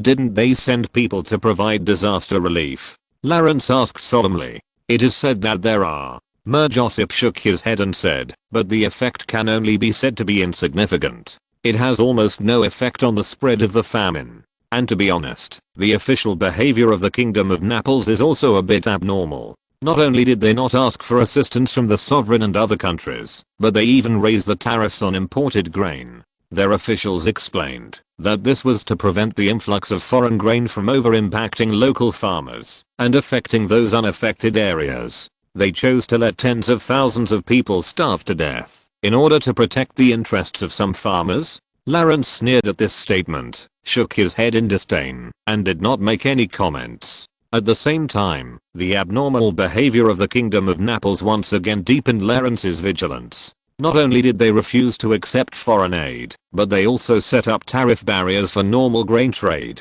Lawrence felt that a foolish king alone would not do so many stupid things. In addition, Mr. Bonaparte, I also heard some special news from the Italians, who fled to Marseille. Mir Josip lowered his voice, and looked at Lawrence and said, the farmers in Sicily said that a few months before the famine began, the tax collectors in Naples levied heavy taxes on their grain reserves several times, in the name of tribute to the sovereign country Spain.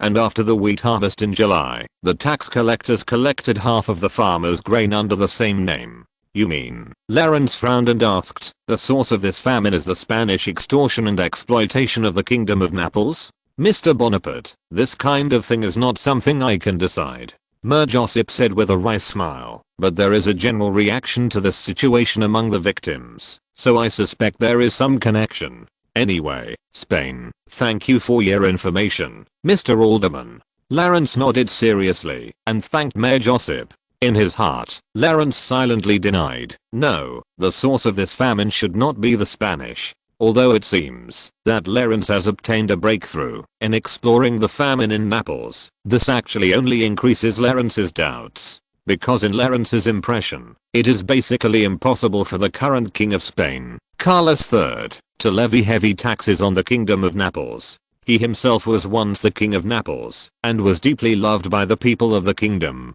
When he left Naples to inherit the throne of Spain, the local people even cried and sent him off along the street. And more importantly, whether from the historical trend in memory or from the information of the Duke of Choiseul, Lawrence is sure that the Kingdom of Spain at this time did not have a food shortage, let alone a crisis that required hundreds of thousands of people in the Kingdom of Naples to fall below the poverty line. In other words, King Carlos III of Spain would not force the Kingdom of Naples into such a situation in public or private. However, city magistrate Josip would not provide Lawrence with false information. He did hear the news from the victims who fled the famine. Moreover, it had been several months since the Kingdom of Naples began to collect grain, and the Kingdom of Spain did not oppose it, indicating that the grain was indeed transported to Spain. Such a contrast and anomaly made Lawrence's mind confused. Carlos III of Spain and Ferdinando IV of the Kingdom of Naples.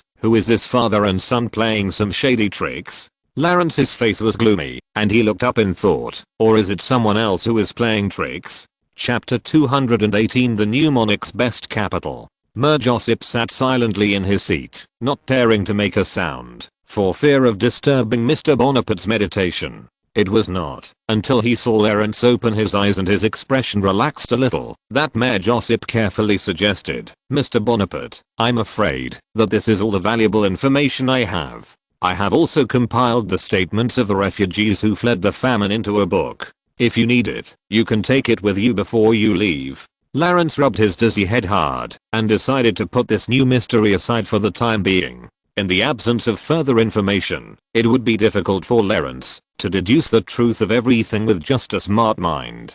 For Lawrence, the most important thing at the moment is to win over Mir Josip to his side, and through his identity as a mayor, gradually help Lawrence establish a foundation in Marseille. As for how to win over Mir Josip, Lawrence is also completely familiar with this, that is, to establish common interests between the two parties, and then use the link of interests to closely link the two together. Then I'll trouble you, Mr. Alderman, to pass those brochures to my followers. Lawrence smiled and nodded slightly. After saying this, he silently played with the crystal goblet in his hand. Alderman Josip waited for a while, and when he saw that Lawrence had no intention of speaking, he asked cautiously, "By the way, Mr. Bonaparte, didn't you just say that as long as there is external help, it is not impossible to make some short-term political achievements in Marseille?" "What do you mean?" "This is actually very simple." Lawrence shook the wine glass in his hand, watching the crystal clear sherry at the bottom of the glass forming a stable vortex, and chuckled and said, "Mr. Alderman, what do you think is the most important aspect of Marseille for the Palace of Versailles?" "Which aspect?" Alderman Josip couldn't help but get nervous. He heard from Mr. Bonaparte's tone that he might still have a glimmer of hope, so he immediately thought deeply, like a student who was randomly checked by a teacher. After a long while, Mir Josip tentatively said, "In order to ensure order and stability, I think the king and ministers are most concerned about the economic situation of Marseille. Our city pays nearly 5 million livres in taxes every year, ranking only behind the two cities of Paris and Lyon. A lot of the food, clothing and daily expenses in the Palace of Versailles are spent in Marseille silver coins." "That's right, Mr. Mayor." Lawrence put down his glass, clapped his hands lightly, and said with a smile, "As long as you can make Marseille's economy develop rapidly, even for a period of time, this will be enough to give Duke Choiseul a good reason to ask the king to promote you." Rapid economic development. Mir Josip's eyes lit up. Although he knew that it was almost impossible to do this with his own ability, since Mr. Bonaparte specifically mentioned this, it means that there must be a way to achieve it. So he asked excitedly, "Mr. Bonaparte, what do you mean? You should know that I have a large amount of liquid funds in my hands, right?" Lawrence asked, looking at Mir Josip with his hands crossed and his chin supported. Of course, it's the funds of the Corsica National Silver Company." Mir Josip nodded repeatedly. Over the years, Mir Josip, who has been seeking a promotion channel, has 70% of his mind on the situation in Paris. Therefore, Mir Josip is of course well aware of the recent heavy news in the Paris financial world, the news that the Corsica National Silver Company went public. If I remember correctly, Josip knocked his head, trying to recall the news of the company, and then said, the current funds of the Corsica National Silver Company should be 18 million livres, if you haven't invested this money yet. The way Josip got the news was naturally the false reports disclosed by Mr. Montmartre and Lord Melly, so he thought that Lawrence had a huge fortune of nearly 20 million livres. Of course, Lawrence would not take the initiative to expose this lie, so he nodded in approval and said, yes, then you should know that this money will not only be used for the development of the Ajaccio silver mine, but also for the construction of Corsica. Josip nodded in agreement. As a figure who is also considered to be in the upper middle class in the French political circle, he is also very clear about this kind of trick of tossing money with the left hand in the right hand. Such a huge fortune will naturally not be invested in the development of the silver mine. After all, Corsica is now in a state of disrepair, and all places are waiting for funding. As for the construction of Corsica, our island needs an external window to develop. Lawrence tapped the table and continued, I think Marseille may be this window. Josip opened his mouth subconsciously, and a series of numbers flashed through his head quickly. 18 million livres, as long as 1/5 of it, no, even 1/10 can be invested in Marseille. Josip feels that he has a chance to achieve the political achievements mentioned by Mr. Bonaparte. And even without considering his own promotion, just securing an investment of several million livres for the city of Marseille would be enough to make Josip look powerful in front of those businessmen, factory owners, and subordinate bureaucrats for a while. Thinking of this, Josip's heartbeat quickened again, and he couldn't suppress his smile and said, I really don't know what to say, Mr. Bonaparte. Thank you so much for your kindness to me and the entire Marseille. On behalf of the entire city hall, I assure you that we will not let you down. Oh, don't worry, Mr. Alderman. Lawrence suddenly waved his hand to interrupt Josip's chest-patting assurance and said with a smile, this is a big investment, and it can't be confirmed so easily. Josip's movements froze for a moment, like a child playing the game of statues, and then he restrained his smile, frowned and asked, then Mr. Bonaparte, how do you want to confirm it? To be honest, this is my first time in Marseille, and my first time dealing with the Marseille City Hall. Lawrence shook his head slowly and said, I don't mean to offend you and all the bureaucrats of the Marseille City Hall, but at present I cannot ensure that you have the ability to reach this long-term and in-depth cooperation with Corsica, unless we can first have a successful and outstanding cooperation. City Councillor Josip was also very smart. Hearing Lawrence's words, he immediately took out his memorandum and quill pen, clipped his gold-rimmed glasses on his nose, and asked seriously, what kind of cooperation do you want to have first? Lawrence looked at the wise city councillor Josip, and nodded with a smile, slowly stretched out 5 fingers and said, 500,000 livres. I want to entrust the Marseille City Hall to purchase and allocate a batch of food for me, just the coarsest black bread and black beans, and deliver it in about a month. Under the current French prices, about 5 copper coins of sol can allow an adult to barely fill his stomach for a day with the coarsest food. In this way, if you ignore the purchase, transportation and other expenses, these 500,000 livres of food are enough to prevent 100,000 people from starving to death in more than half a month. Of course, this number will be even lower in reality, and the purpose of Lawrence's request to allocate this batch of food is naturally to deal with the famine in the Kingdom of Naples. Black bread and black beans will be delivered in a month. Okay, I'll make a note of it. Councillor Josip repeated Lawrence's words and recorded them in a booklet. Then he looked up and said confidently, now it is August, which is the harvest time for farmland in the surrounding areas of Marseille, so the price of grain will not be too high. A large piece of black bread baked this month should only cost 5 sous. As for the black beans, no, Mr. Councillor. Lawrence interrupted Councillor Josip again, shook his head and said, I don't care, and don't want to know what the current grain price in Marseille is. I only know that in a month, Corsica will pay 500,000 livres to the Marseille City Hall, and the City Hall will deliver the grain to Corsica. As for how much grain is delivered, it depends on your ability. Our ability. Councillor Josip was stunned for a moment, then looked at Lawrence with bitterness in his eyes.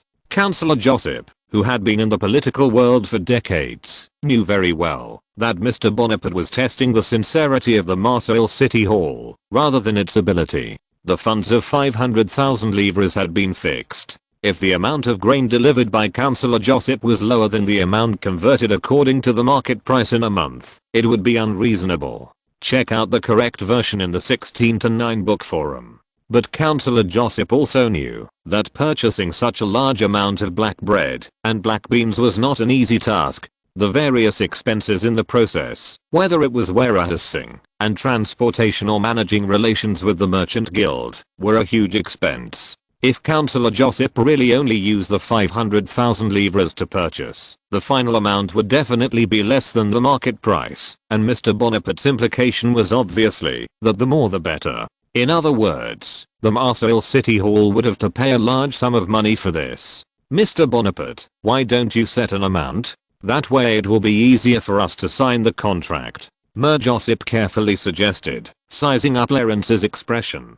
Lawrence narrowed his eyes slightly, exhaled slowly, and said in a deep voice, Mr. Mayor, Corsica needs to reach a cooperation with a French port city, but that doesn't mean that this city is Marseille. Nice in the east may also be a good choice. Nice is a city more than 150 kilometers east of Marseille. It is also a prosperous coastal port city and the 5th largest city in France after Paris, Lyon, Marseille, and Toulouse. The route from Bastia in Corsica to Nice saves 1/3 of the time compared to the route from Ajaccio to Marseille. Lawrence stared at Mayor Josip, who had a bitter look on his face, and said, from a geographical point of view, it may be better for Corsica to choose Nice. The mayor of Nice will surely not turn away Corsicans, right? Mer Josip was suddenly speechless. Nice and Marseille were already in competition with each other. If the city hall and the citizens of Marseille learned that their mayor had driven such an investment to Nice, Mer Josip would probably lose face.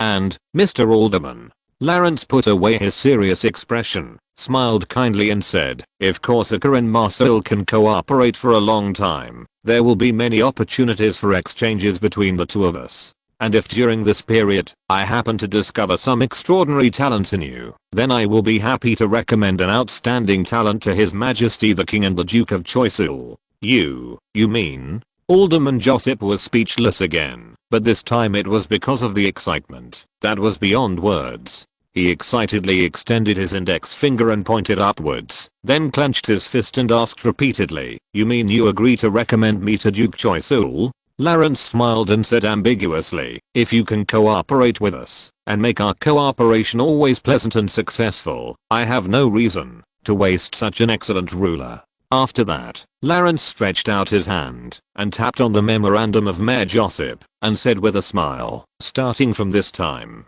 Mayor Josip lowered his head, and glanced at the contents of the memorandum, nodded twice to show that he knew it, and then carefully put the memorandum in the desk drawer. In front of his political future, Mayor Josip had almost no room for hesitation. Seeing Mayor Josip nodded in agreement, Lawrence knew that he could already treat him as half of his own people, and the handle he cared about most was already in Lawrence's hand. As for why Lawrence gave Marseille City Hall 500,000 livres, to ask it to purchase as much food as possible, it was not that Lawrence deliberately made things difficult for Mayor Josip to test his sincerity, but it was the result of Lawrence's careful consideration. In Lawrence's estimation, if Marseille City Hall was given a month, the amount of food they could raise and allocate would be about 500,000 livres. Even if Lawrence increased the purchase amount, it would be difficult for the people in the city hall to allocate more food in such a short time, unless they encroached on the interests of farmers and citizens in the Marseille area. But such consequences were also what Lawrence did not want to see. After all, he had already regarded Marseille as an important base in the future.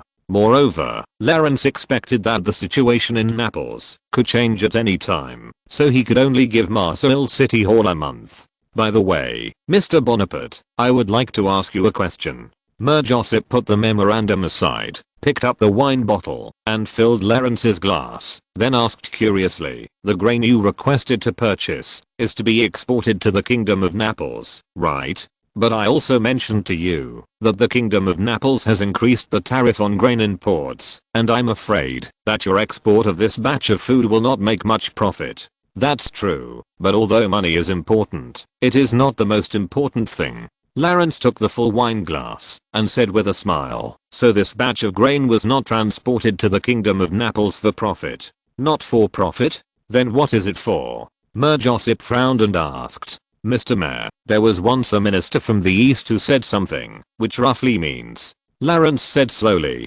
people who are cold will applaud when they wear short shirts, and people who are hungry will say that eating bran is sweet. The people of the world are crying for food, which is the best capital for the new monarch. Chapter 219 Cutting the Chains. After standing on the same front with Mayor Josip, Lawrence's relationship with the mayor was further improved. Although the two had only met for the first time for a few hours, driven by common interests, their alliance was unbreakable at least in the short term. Both sides knew that, if they wanted to achieve their goals, they would inevitably need the help of the other party. In the next few days, Mer Josip did not spend too much time getting along with Lawrence, but immediately put down other work at hand, and put almost all his energy on raising the food worth 500,000 livres. Mer Josip, who grew up in Marseille, knew the situation here very well. He also knew that it was not an easy task to allocate such a large amount of food in the name of the city hall in a month.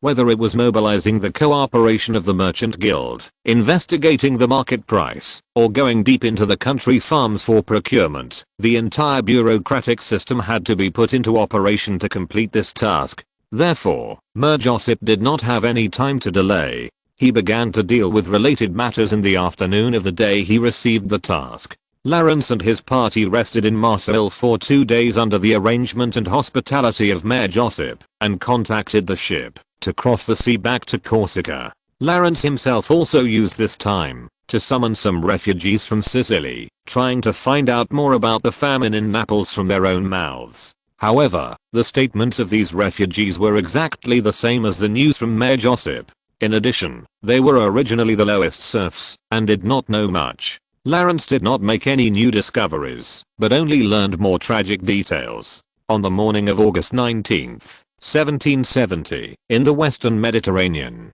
the morning sun in August rose very early. At about 7 o'clock in the morning, the sky was already golden, and the sea surface, where the water and the sky met, was also shining. On the waves of steady waves, a refurbished 2-masted sailboat that had just been refurbished not long ago crossed the blue waves and slowly sailed towards Corsica amid the noisy and chaotic cries of seagulls.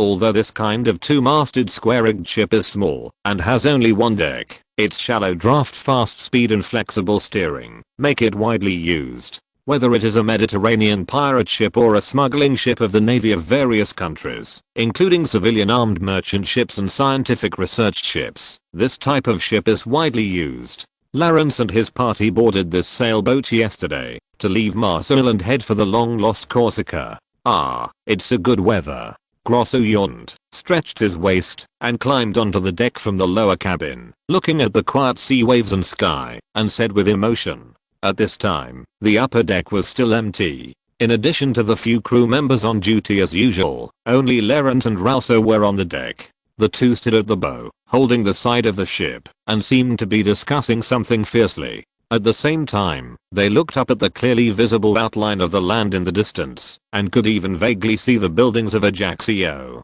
Good morning, both of you. Grosso walked over the creaking deck towards the two of them, greeting them and looking at Corsica in the distance, interrupting them and saying, "It looks like we're almost there. We'll probably reach Ajaccio harbor by noon." Rousseau frowned slightly, seeming to have some complaints about Grosso, the pirate-like muscular man, but still politely replied, "Good morning, Mr. Grosso." Lawrence nodded silently, and naturally didn't need too much courtesy given his life and death friendship with Grosso. Grosso yawned again, smacked his lips and said, "We would have already reached Corsica at the speed of this ship, but unfortunately we have to slow down and wait for these heavy guys." As he spoke, Grosso pointed to the heavy frigates around him that were flying Irish flags and were twice as tall as this sailing ship. The frigates formed a circle, closely guarding the square-rigged ship Lawrence was on. These frigates were all 4th-class ships from the Mediterranean fleet. When the people at the fleet command learned that a person like Lawrence was going to Corsica from Marseille, they immediately dispatched 8 4th-class ships, to ensure the safety of the route. Thanks to the escort of these frigates, Lawrence did not see any pirate ships during his one-day and one-night voyage. Even the merchant ships from the Mediterranean countries hurriedly turned their rudders and took a detour when they saw this situation. Lawrence glanced at these frigates, shook his head and said, "The situation in the Western Mediterranean has been a bit turbulent recently. It's not too much to be careful." Rousseau next to him also nodded. With such a strong ship and powerful guns escorting them to Corsica, those pirates and smugglers would never dare to approach, and Rousseau felt much more at ease. Rousseau also had a new understanding of the status of His Excellency Bonaparte in his heart. He did not expect that the Mediterranean Fleet Command would take the initiative to request to send a fleet to escort him. Rousseau, who was falsely accused and imprisoned in the Palace of Justice a month ago, could not imagine that he would be treated like this one day. "By the way, Mr. Bonaparte, what we just talked about." After a little sigh, Rousseau looked at Lawrence and continued to mention the topic he had just talked about with Lawrence. "You said that you would completely solve the land problem after returning to Corsica this time. What does that mean specifically?" "It means literally." Lawrence stared at the outline of the island in his field of vision and said calmly, as if he was describing a fact that had already happened, "I want to abolish serfdom. Let those peasants who are attached to the names of greedy landlords control their own destiny and throw serfdom into the garbage dump of history completely." For a small country like Corsica, the only way out for its development is to take the path of industrialization, especially after Lawrence used the National Silver Company to gather a huge amount of foreign exchange income for it. If Corsica wants to develop for a long time, it must seize this opportunity to form its own advanced productivity and to enter the early stage of industrialization. This is more of a political issue than a scientific and technological issue. With the current political environment in Corsica, Lawrence can almost conclude that there is no soil for industrialization here, and even the most basic labor force is a problem. The current official report of Corsica states that the population of this island is less than 40,000, but Lawrence is quite skeptical about the accuracy of this number. According to the ambiguous attitude of Paulie towards the landlord class during his tenure, the census he led may not have taken into account the serfs who were hidden by the landlords in order to evade taxes. In other words, Lawrence is 90% sure that there must be a large number of undocumented serfs on the land of Corsica who are attached to the name of the landlords and do not pay a penny of tax to the government. These serfs are bound to the land of the landlords by rent and work day and night for their masters with pale faces and thin bodies in exchange for the meager rations that are enough to keep them alive in this world. Not to mention the process of industrialization in the future. These serfs who are free from the state power alone are enough to support the landlord class to become a deep-rooted force in Corsica, which seriously hinders Lawrence's control over this island. Considering that one of the basic conditions for industrialization is the existence of a large number of freely mobile laborers, Lawrence was even more determined to liberate the serfs from this dark and feudal exploitative relationship. Rousseau was stunned for a moment. For a collective interest group like Corsica, which already had countless interest networks intertwined, Rousseau knew that any reform would be difficult. Not to mention that Lawrence said he wanted to completely eliminate the landlord class that had lasted for thousands of years in Corsica, which really shocked Rousseau. "Mr. Bonaparte, your decision is really bold and courageous," Rousseau advised with great concern. "The information Mr. Paulie sent me mentioned the landlord class more than once. In fact, Mr. Paulie is also very troubled by this group, but their power in Corsica is too stubborn. And more importantly, in the independence of Corsica in 1755, the landlords also contributed a lot of manpower and financial resources, which made it even more difficult for Mr. Paulie to deal with them." Lawrence nodded slightly, knowing that what Rousseau said made sense. 4 of the 9 members of the original Corsican parliament were from landlord families, which was enough to show Paulie's fear of and attempt to win them over. However, in front of Rousseau, Lawrence once again said to him what he had said to many people. "That's right, Mr. Rousseau, but you have to remember that I'm different from Mr. Paulie, far different." Rousseau hesitated a little, then nodded slowly and heavily, and said nothing more. After all, in his heart, Rousseau still supported Lawrence's progressive reforms. He was just worried that Lawrence would burn himself. Seeing that the conversation between the two fell into silence, Grosso, who had been listening silently beside him, patted Lawrence on the shoulder and said, "Lawrence, you said before that you would grant me a seat in Parliament, right? I will definitely support you in this matter. I used to be half a serf, and that life was really not a life for a human being. I get angry when I think about it. A perfect version in 1619 book bar. Weren't you a hunter in your hometown before you went to sea?" Lawrence asked with a frown. Grosso's expression rarely became serious, as if he was recalling the past that he could not bear to look back on, and he sighed. "Not all serfs are farmers. We do whatever the landlord tells us to do. I was assigned to be a hunter in the forest farm. Later, the landlord saw that I had superb skills and served him hunting well, so he exempted me from most of the restrictions and made me a half serf. My god, you are so lucky to have come this far, Mr. Grosso," Rousseau said with emotion. "That's right. I'm so damn lucky that I didn't starve to death in Italy." Grosso shrugged and said, "You two have definitely never seen what those serfs who work the land look like. Some of them have thighs not as thick as my arms, and the thin ones have sternums visible. They wear smelly rags picked up from somewhere as clothes, and most of them have never left their village in their entire lives." Oh my god, Rousseau shook his head with regret. In fact, he had seen the living conditions of the lower class farmers during his exile, but when Grosso reminded him of these memories, Rousseau still felt a surge of excitement. Lawrence listened silently, and after Grosso finished speaking, he asked, "What about the landlords? What are they like? Them? What do they have to say?" Grosso's face showed obvious disgust, and he said hatefully, "Those small landlords are okay. Some of them have to go to the fields to farm. The big landlords are different. They have 300 to 500 serfs under them. Among them are farmers, blacksmiths, fishermen by the river, and hunters like me. The division of labor is perfect. Some big landowners even buy and fire weapons and form a guard to patrol their territories.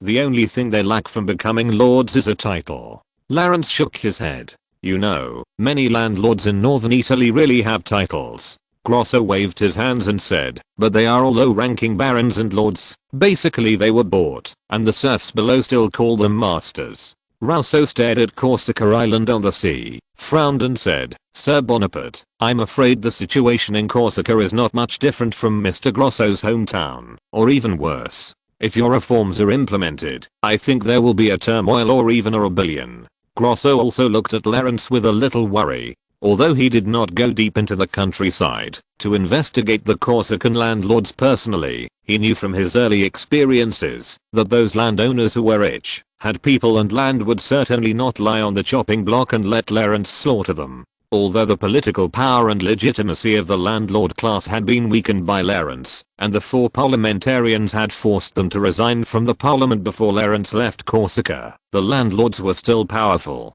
If another civil war broke out between the two sides, it would undoubtedly be something that neither Rousseau nor Grosso wanted to see. Lawrence ignored their concerns and continued to look at Corsica, his second home.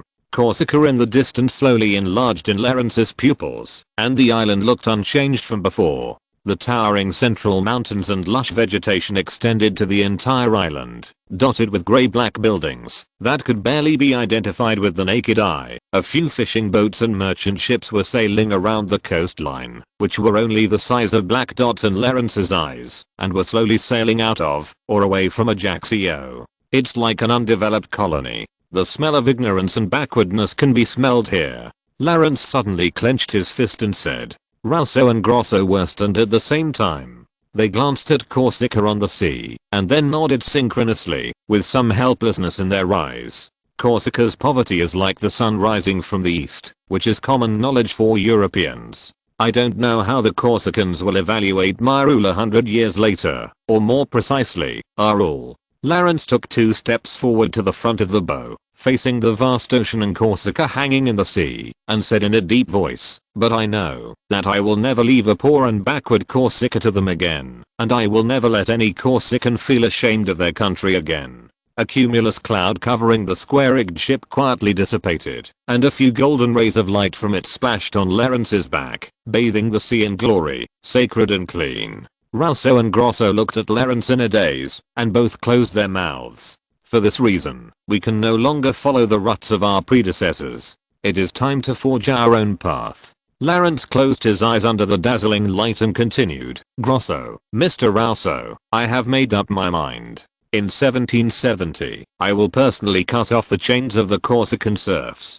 P.S. The author has a low fever and cough today. It seems that he has also been infected. Sat. So the updates in the next few days may be a little unstable. If the physical condition allows, I will try to update as much as possible. I hope all readers and friends will forgive me. ORZ. Chapter 220. For Corsica, for Bonaparte. At 1 p.m. on that day, in the port of Ajaccio. For the citizens of Ajaccio, there are very few important days that can make them walk out of their homes like this and gather together like a sea of people. Even the Independence Day celebration of Corsica is not so grand, and there is only one event that can make thousands of citizens spontaneously and enthusiastically gather at the port. Their beloved Governor Bonaparte is about to return to his loyal Ajaccio. Although Corsica is more than 2,000 miles away from Paris, the citizens of Ajaccio are always paying attention to the deeds of Governor Bonaparte. From time to time, the latest news about Governor Bonaparte in Paris will be heard in the streets and alleys,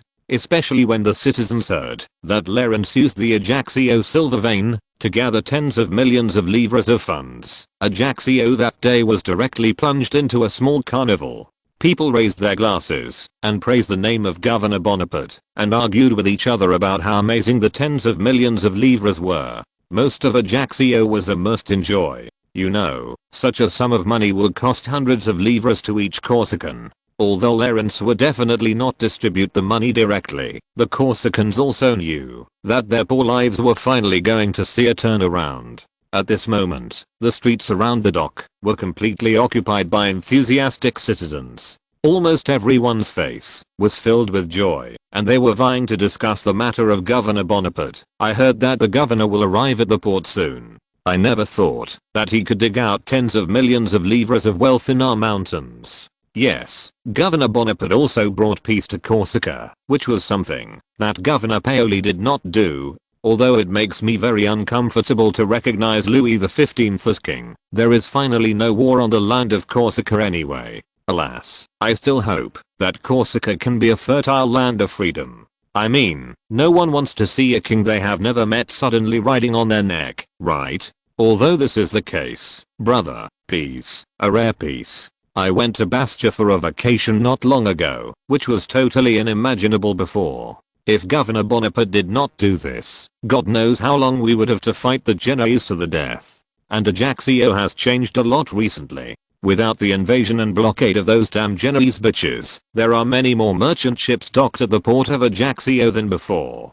Compared with the noise and bustle of the surrounding streets, the scene on the dock is completely solemn and solemn. Almost all the soldiers of the National Defense Force in the Ajaccio garrison were dispatched, fully armed and guarding the various passages in and out of the port. From a distance, it looked like a dark green solid wall. The soldiers all held their heads high and their morale was high. Although the muskets in their hands were of different styles, some were even rusty, but every gun here would obey the command of Governor Bonaparte without hesitation, just as they did on the battlefield before. The soldiers near the coast stared at the ocean in their sight with expectation and seriousness, waiting for the return of the only commander they recognized. On the deck of the dock, the cuirassiers, the most elite fighting force in Corsica, had already lined up here to welcome him.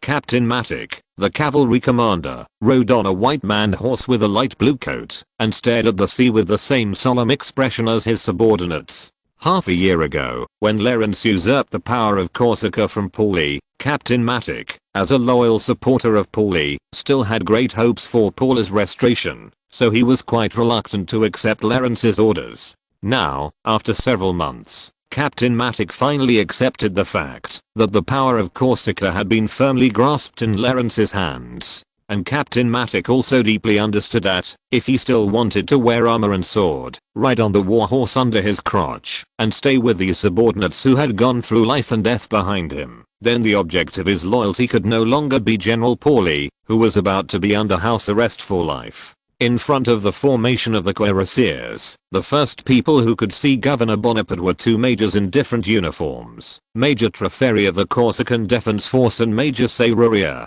commander of the French garrison in Corsica. Major Serruria narrowed his eyes, staring at the French heavy frigates whose outlines could be discerned on the sea. He rubbed his hands excitedly and expectantly, and said in fluent Italian, "The French frigates must be Governor Bonaparte and his men. They are finally here." Major Trifoli nodded perfunctorily, and then said curiously, "That's right, Major Serruria. But I really didn't expect you to take the initiative to welcome Governor Bonaparte, and it seems that you want to meet the governor right away." Since Major Serruria and the garrison troops came to Corsica with the Duke of Choiseul last time, they were stationed in a camp near Ajaccio. Therefore, there were many work exchanges between Major Serruria and Major Trifoli, the commander of the Ajaccio garrison. In these months of exchanges, Major Trifoli also more or less understood Major Serruria's character. He had almost no favorable impression on a remote place like Corsica, especially Major Serruria, who thought he had a lot of room for promotion in the army, but he didn't expect to be assigned to such a remote place as the commander of the garrison. This made Serruria, a man of ambition who entered the army at the age of 13, feel that his future was bleak, and naturally he had no good attitude towards a small island country like Corsica. Therefore, Major Trifoli did not expect Serruria to take the initiative to join the formation to welcome Lawrence. Facing Major Trifoli's curious question, Serruria smiled and shook his head, looking a little embarrassed, but still looked at the fleet not far away and said slowly, "According to diplomatic etiquette, I must attend such an important occasion. And I was not mentally prepared to expect that His Excellency Bonaparte could do those things in Paris." When the historical imperial marshal mentioned Lawrence's deeds in Paris, he also subconsciously revealed obvious admiration and praise, and his tone was even mixed with a bit of respect, even though he had learned the news for a long time. Although the 28-year-old Major Serruria can be regarded as a young and promising man, he still feels inferior to Lawrence, who is only 20 years old. "Really? I don't know much about the things in Paris. I only know that the governor brought us back a wealth that we can't spend in a lifetime." Major Trifoli lifted his hair and said to Major Serruria. Major Serruria nodded in agreement, but his focus was not on the tens of millions of livres of wealth like Major Trifoli and all other Corsicans. Major Serruria, who was born in a small noble family in Lyon, knew in his heart that, although such a large amount of wealth was amazing, there were still many financiers and nobles in Lyon and Paris who could have such a large amount of assets. As a young and strong French soldier with a promising future, Major Serruria was more concerned about how to climb up in this huge and bloated military system. After being sent to Corsica as the commander of the garrison, Major Serruria thought that his future was 9/10 cut off, and he would have to stay on this barren island for almost the rest of his life. However, after receiving the news from Paris a few days ago, Major Serruria was shocked to find that the ruler of this island could actually win the favor of Duke Choiseul and King Louis, and even be able to call the wind and rain in the center of the Kingdom of France, and overthrow the arrogant Duke Richelieu.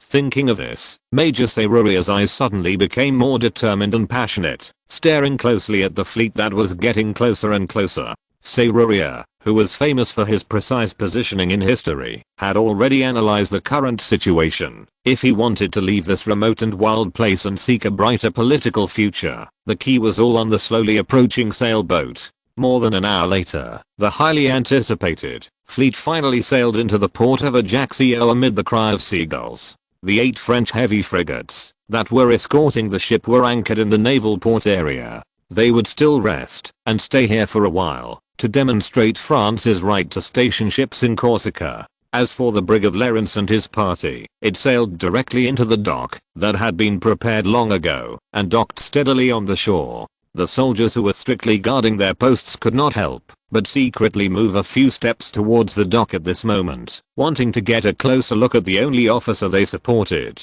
Finally, accompanied by Grosso, Anna and Rauso, Lawrence walked slowly down the gangway in the attention of everyone, and once again stepped on the land of Corsica. Major Trifoli and Major Serruria walked up in unison, saluted Lawrence with their hands, and their movements were very neat and tidy. "Governor, the land of Corsica has always supported you. Major Trifari said with a slight smile on his serious face. Your return has also restored the glory of this country. My glory is with the people of Corsica. Lawrence nodded in response. Major Serruria then said, Mr. Bonaparte, the French garrison in Corsica pays the highest respect to you. We are willing to defend the peace of Corsica with our lives under your flag. The correct version is on the 16-9 book forum. Lawrence glanced at Serruria and was a little surprised that the future imperial marshal took the initiative to come to the dock to greet him. However, after thinking about it for a few seconds, Lawrence understood why Major Serruria took the initiative to show his goodwill, so he smiled and responded, Major Serruria, Corsica will not forget anyone's merits, especially those who fought for Corsica, no matter where they are from. Major Serruria's eyes lit up after hearing this, and then nodded heavily, knowing that Governor Bonaparte accepted his goodwill. The reason why Lawrence was so kind to Serruria, in addition to preparing to recruit this rare talent in the future, was more importantly, that Lawrence also needed the garrison in Serruria's hands at the moment. The changes in the situation in the Mediterranean have become more and more confusing, and even Lawrence admitted that he could not figure out what secrets were hidden behind it. But there is one thing Lawrence can be sure of, he has already smelled the smell of gunpowder in the Mediterranean. Under such circumstances, any direct combat force that could be won over was worth trying to win over by Lawrence, especially the well-equipped French-style troops of Serruria's 3,000 men. After the two majors took turns to express their welcome to Lawrence, the atmosphere on the dock became much more relaxed. After all of them were companions who had shared hardships with Lawrence. Major Trifali turned his head and glanced at the excited soldiers and shouted with a big laugh, Soldiers, come and cheer for our governor 3 times. The soldiers who received the order completely opened their throats and shouted with red faces, for Corsica, for Bonaparte, for Corsica, for Bonaparte, for Corsica, for Bonaparte, for Corsica, for Bonaparte. The deafening cheers resounded throughout the area, far exceeding the 3 cheers mentioned by Major Trifali. Even those soldiers who could not see Lawrence in person immediately joined in the carnival after hearing the cheers. Even the citizens outside the docks began to cheer loudly with the soldiers under the influence of this atmosphere, celebrating the return of a leader they supported from the bottom of their hearts. Oh my god, the information Mr. Pauly sent me didn't say that the Corsicans were so fanatical. Such national characteristics are really rare. We must take them into consideration when legislating. Rousseau stared at the cheering soldiers in front of him, listening to the waves of sound in his ears, and said with emotion, No, that's not the case, Mr. Rousseau. Anna smiled as she bathed in the waves of cheers. Hearing people praise Lawrence's name made the girl feel extremely happy. Then she said to Rousseau in barely fluent French, the nature of Corsicans is not related to enthusiasm. They are so excited to gather, trust and support a person, just because that is Mr. Bonaparte. Just because he is Mr. Bonaparte. Rousseau was stunned for a moment, as if he suddenly thought of something, and smiled at Anna and said, Thank you for your explanation, little girl. But I have been to a place where people also evaluate their rulers like you. Really? Anna tilted her head and asked in confusion. Rousseau looked at Lawrence, who was surrounded by soldiers, and looked at Lawrence chatting with the soldiers without any airs, and said slowly, Do you know the Kingdom of Prussia? Prussia? I seem to have heard about it from the tutor. Anna poked her chin and said after thinking for a while, The people there once loved their king just as you said. Although he pushed despotism to its peak, his people still loved his enlightened rule. Rousseau closed his eyes, recalled the days of exile in Prussia, and continued, He was truly an extraordinary king. Some people even called him the Great. Although his people no longer support him as much as before, Frederick II is still a unique monarch. I always thought so before, but now, I seem to see a trace of King Frederick in His Excellency Bonaparte. Today the fever has finally subsided. Although I still feel a little dizzy and cough, I should be able to resume updating later. Happy. Chapter 221 Getting on the right track. The cheers of the war-matched soldiers and citizens lasted for nearly half an hour, until Lawrence and his group got on the prepared carriage and started to head to the governor's palace along the scheduled route, and the celebration like carnival on the dock gradually came to an end. Even so, a large number of citizens in Ajaccio still waved bouquets and gathered on both sides of Lawrence's route. just to see with their own eyes the governor's car they admired driving past them. This noisy and warm atmosphere was like the most mellow wine, making almost every citizen of Ajaccio intoxicated with this rare sense of collective identity. However, although the return of Laurence Bonaparte certainly excited most Corsicans, for some groups, the return of Governor Bonaparte only made their worries and fears deepened a little. At this moment, Ajaccio is close to a small building facing the street in the eastern part of the city. The doors and windows of the building were tightly closed, and the curtains were tightly drawn. Only in a room on the second floor, that overlooked the street, the curtains were slightly opened.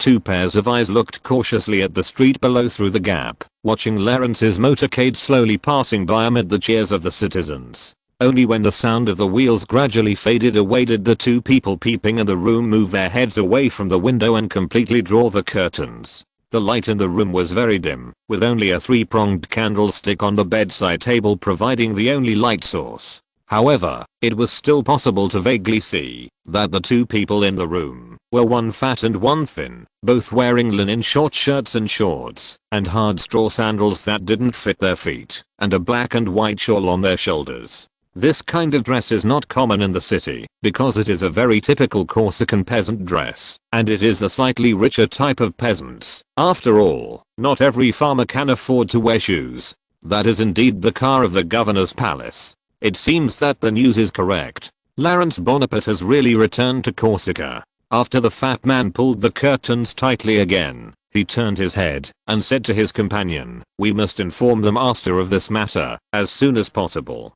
The master has been worrying about this Bonaparte these days." The thin man nodded, then went to the window and secretly glanced at the distant convoy, and suddenly said, "If we kill this Bonaparte with one shot, the master will reward us with a large sum of money, and maybe we won't even have to pay taxes for the rest of our lives." After hearing this, the fat man immediately stepped forward in anger, and grabbed his companion's neck, cursing angrily, "Fuck you, you pig-brained man. The master hasn't said anything yet, and you dare to make your own decisions on this matter?" The thin man said very aggrievedly, "Although the master hasn't spoken yet, he must hate Bonaparte to death. The master's youngest son was a member of parliament before, but he was dismissed by Bonaparte for no reason. The master must not be able to swallow this breath. I said you have a pig brain, and you still don't believe it. Is the master such a superficial person?" The fat man let go of his companion and said contemptuously, "I heard that our governor brought back a mountain of gold this time, the kind that can't be spent in several lifetimes.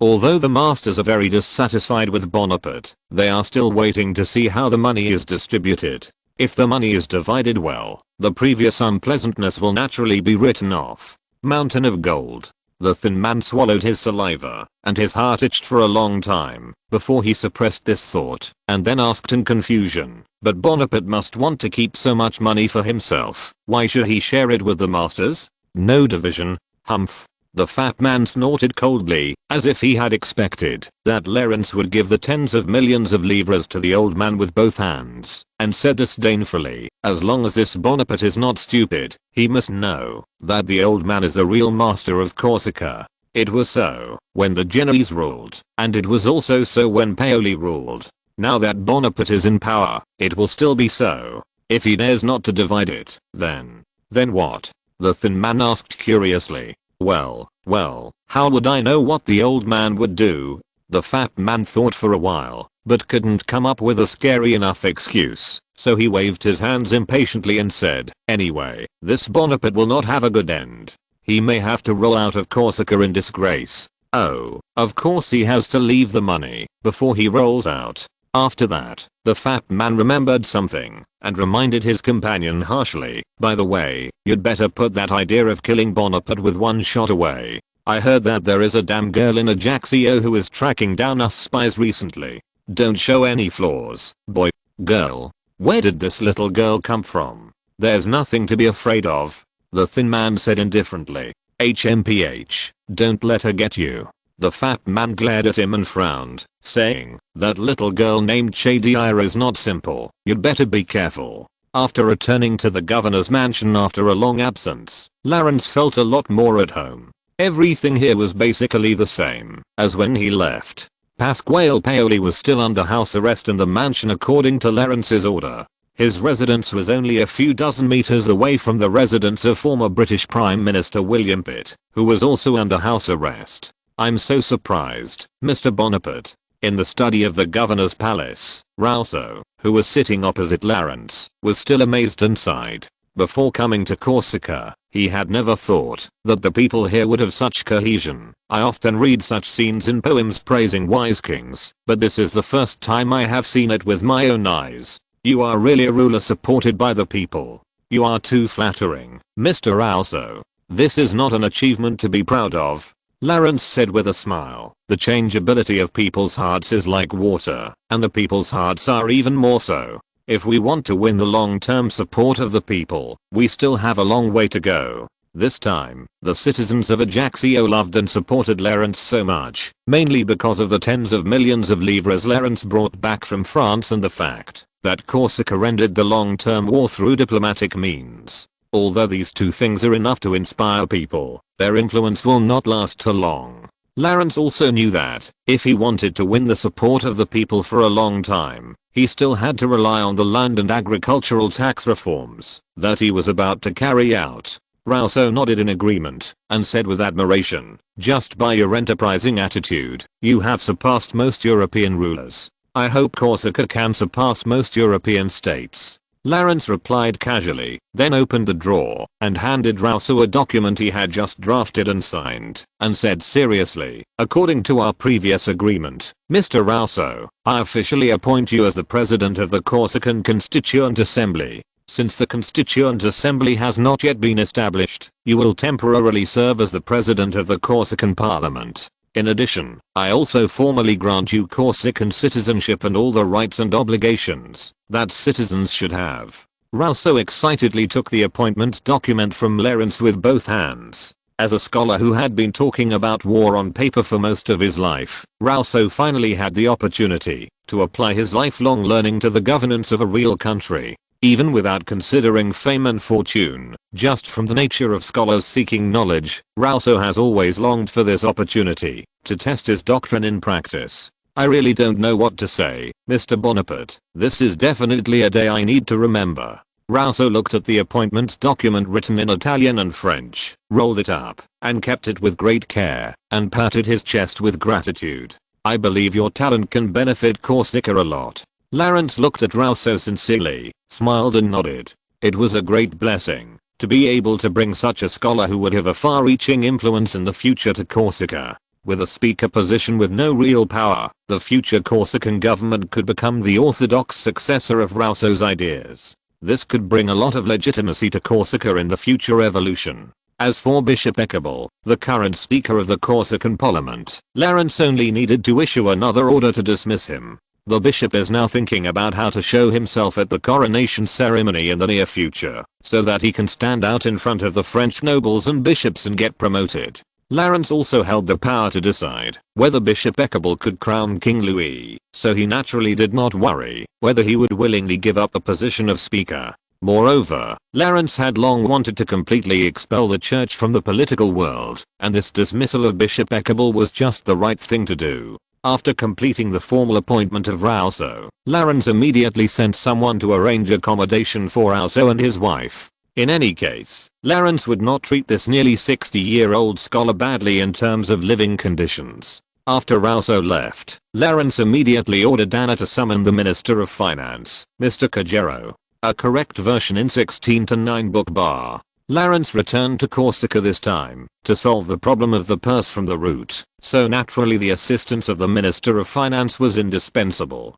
"Governor, you are back." The Minister of Finance, Mr. Cajero, pushed open the door of the study in a hurry, holding his forehead with his left hand, and greeted Lawrence with a little fatigue. There was a large stack of documents under his arm. It seemed that Mr. Cajero's work was not easy these days. This was not surprising. After all, Lawrence had assigned the experimental tax reform and census tasks to the Ministry of Finance. In addition, the Ministry of Finance was the most important and busy functional department. Mr. Cajero must have a heavy burden. "Please sit down, Mr. Cajero. You look a little tired." Lawrence looked at Cajero, supported his chin with both hands and said, "Anna, bring Mr. Cajero a cup of coffee." "Yes, sir." Anna replied. After returning to the governor's mansion, she changed into her original maid outfit and white stockings, because she remembered that Mr. Bonaparte liked this outfit more. Oh, no, Miss Anna, Governor, I'm fine. Mr. Kojiro smiled bitterly, shook his head, and waved his hand. Mr. Kojiro had a good grasp of his political situation. He knew that he was neither like old Scene of the patrol team nor Major Trafalli of the army, who had shared hardships with Governor Bonaparte, nor was he a relative of the governor like Senator Carlo Bonaparte. Under such circumstances, Mr. Kojiro still held such an important position as the Minister of Finance. He knew that, if he wanted to stay in this position for a long time, he had to show his value to Governor Bonaparte with his actions and loyalty, and working hard for this was nothing. Lawrence nodded slightly, looked at the large stack of documents brought by Mr. Kojiro and asked, what's going on in Corsica in the past few months? Especially in the economy. Mr. Kojiro nodded excitedly, and after talking about his professional field, he was no longer as restrained as when he entered the door. The economic situation is very good, mainly in trade. The Genoese warships lifted the blockade and attacks on us, which led to an increase in the number of merchant ships traveling to and from the port of Ajaccio, including Bastia in the north. It also has the potential to become a prosperous transit port. Corsica is an excellent Mediterranean transit base, but it was devastated by the war for too long. Lawrence nodded and commented, yes, that's right, Governor General. There is one more thing worth paying attention to. Mr. Kojiro did not look at the information he brought, but added to Lawrence skillfully, since the news that Corsica will submit to France has become a well-known fact, our trade with France has become closer. After the two countries reach a customs union and form a common market, the trade will be even closer. Some citizens in Ajaccio are already accustomed to using French currency. Well, this is also a good thing, Lawrence said slowly, touching his chin. In the completed surrender treaty, the future kingdom of Corsica will be economically integrated with France, including using the same currency, building a common market and a customs union. Although this will make Corsica lose the power to independently formulate monetary policy, compared with the benefits of joining the French market, Lawrence certainly does not look down on this meager coinage right. Regarding the use of French currency, the Ministry of Finance can take the lead in encouraging Corsicans to exchange and use French currency. Lawrence instructed Kojiro, at the same time, your department must also be prepared to recycle old Corsican currency. These coins will soon be withdrawn from circulation. Yes, I understand. Mr. Kojiro responded competently, and while recording Lawrence's instructions in the book, he sighed casually. Although these coins have only been issued for more than 10 years, they are probably an indelible memory for many Corsicans. I didn't expect that they would become a pile of scrap copper and rotten iron so soon. Even so, no matter what, Corsica must look forward. And Lawrence lowered his head and took out a bronze Corsican gold coin from his wallet, holding it tightly in his hand, and said in a deep voice, these coins will be of great help to us soon. Chapter 222, get rid of these damn insects.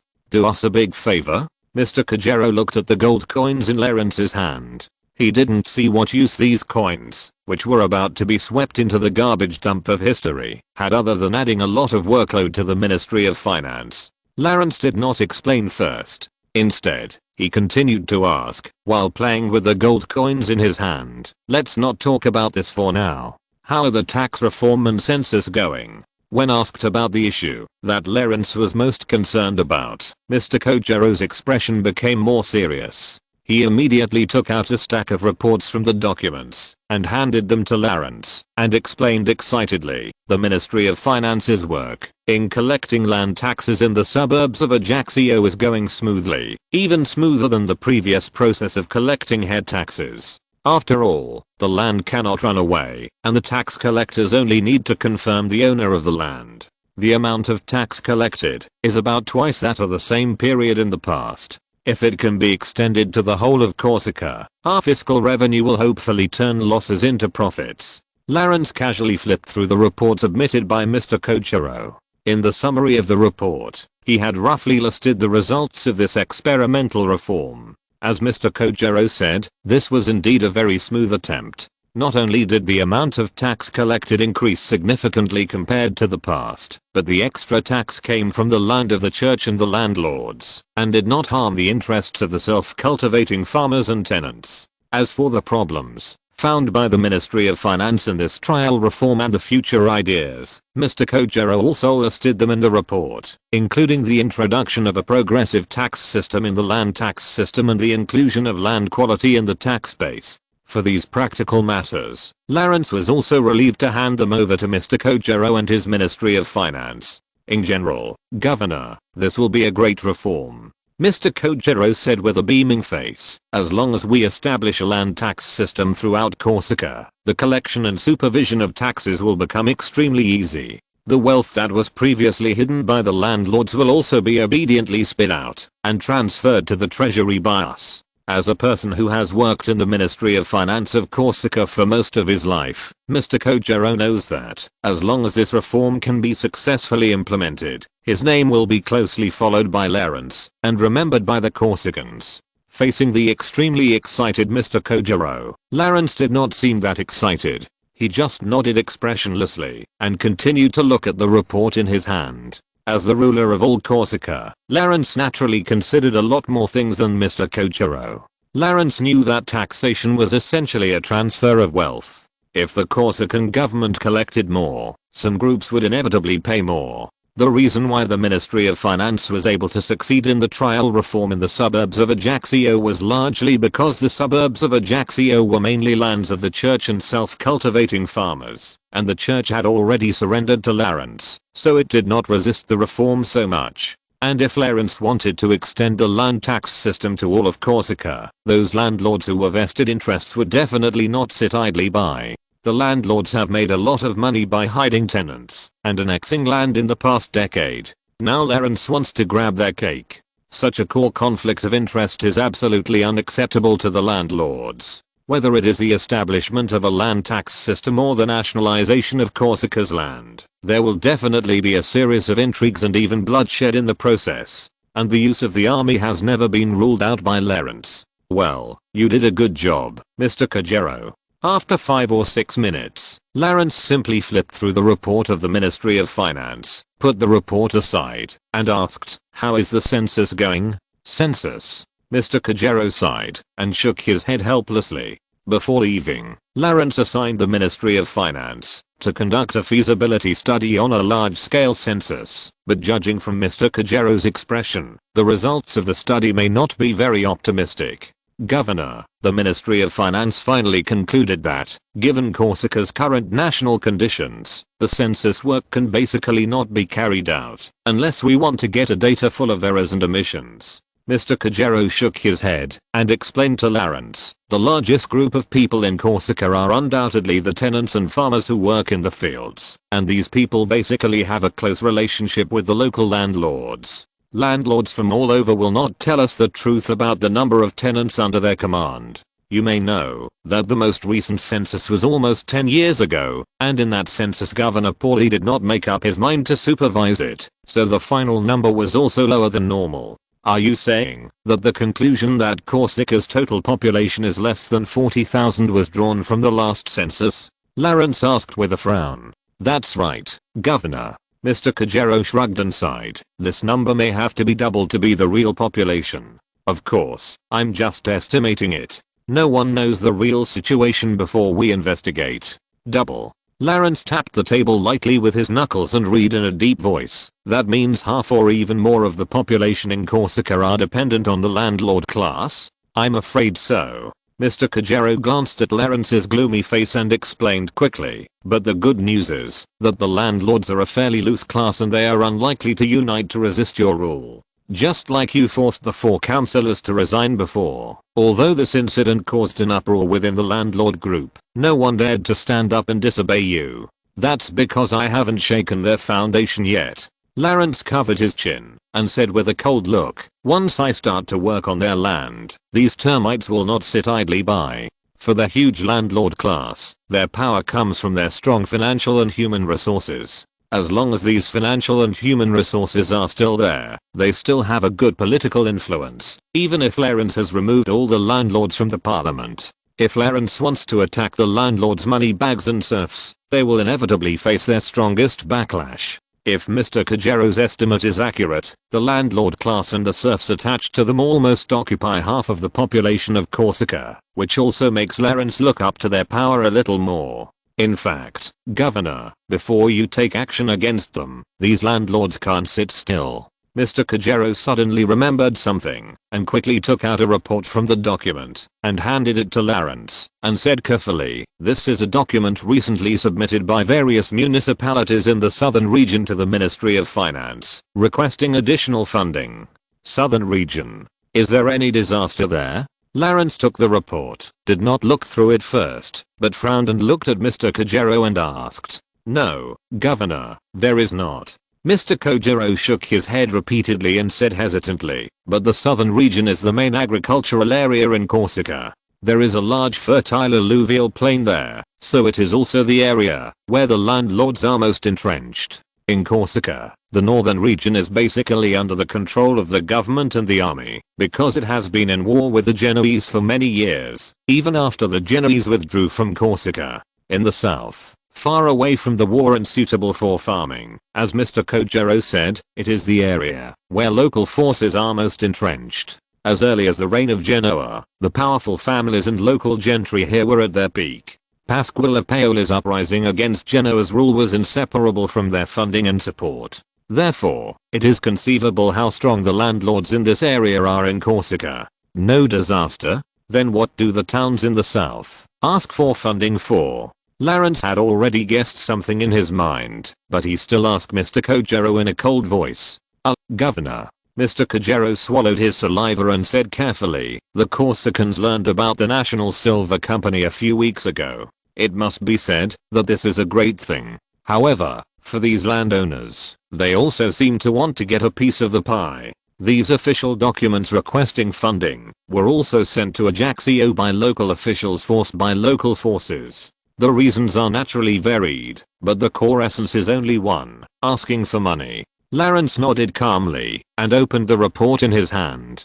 The report included official documents requesting funding from various towns in the south and a few towns in the north. The reasons are indeed varied, as Kojiro said, from repairing bridges, expanding water conservancy to establishing schools, developing commerce, and in the end, all of them want to share a large sum of money from Lawrence. Moreover, these official documents were sent to Ajaccio almost at the same time, which means that these local forces, that are usually loosely united in asking for money, read the correct version in 16-9 book bar. Humph, they have been plotting against me for a long time. Lawrence snorted coldly, threw the report aside, and said in a cold voice, while counting on his fingers, "To build a school, we have to request a grant of 200,000 livres? Are you treating the Ministry of Finance or the Corsican government as a fool? If Lawrence really agreed to such a grant, I'm afraid that 199,900 livres out of the 200,000 livres would go into the pockets of officials and local families at all levels, and then they would use another 100 livres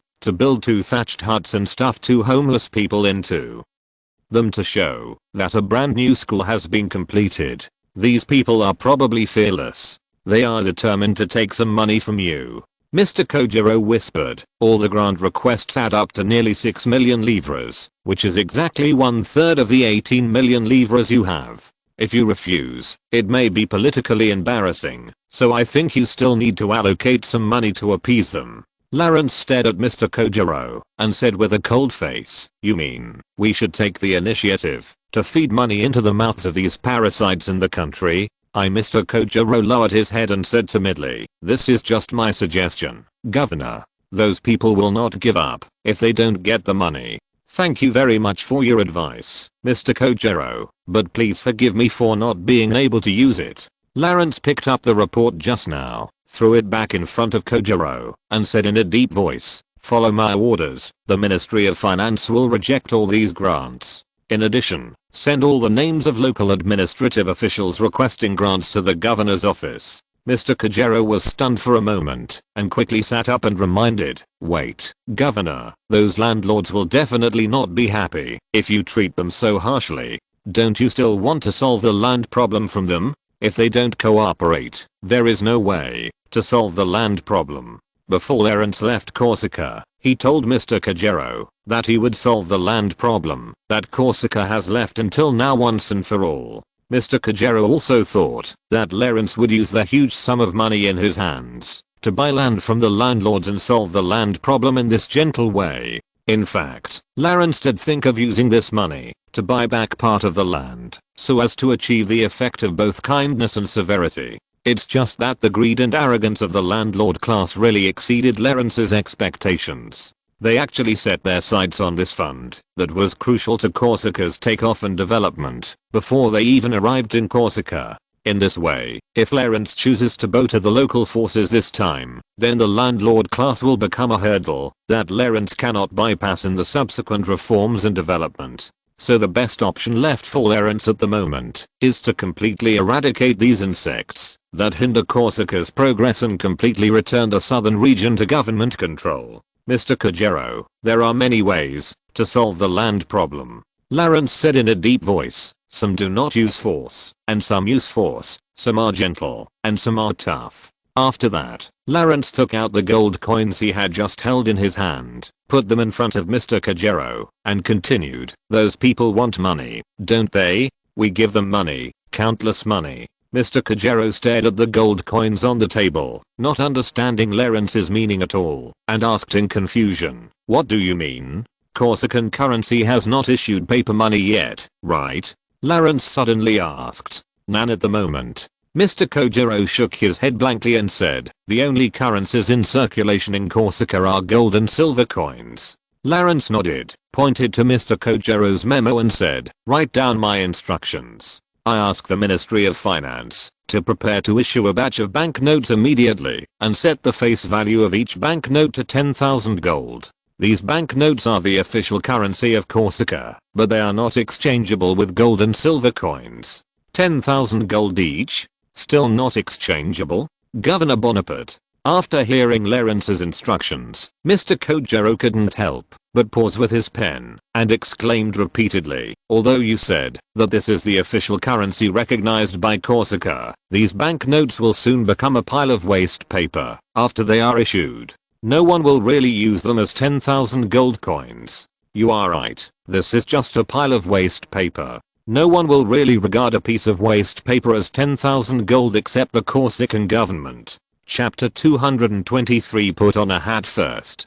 But Mr. Cajero still had some resistance. In his opinion, printing a bunch of waste paper and then having the government recognize its validity was just like a child playing house. What's the use of such paper money? I mean, it can neither be exchanged with gold and silver coins, nor has any guaranteed purchasing power. Even if the Ministry of Finance recognizes it as the official currency of Corsica, no one will take it seriously. Its greatest use, Mr. Cajero, is to shut the mouths of these greedy and shameless landlords. Lawrence said in a deep voice, pressing the report that compiled the grant requests. "Don't they want money? We will give them money. We will print as much as they want. Even more than that, enough to buy all their land." "You mean?" A current ran through Mr. Cajero's body, and he looked at Lawrence in shock. Only then did he finally understand what Lawrence meant. "You want to use this pile of waste paper to buy back the landlord's land? My God, this is no different from robbery.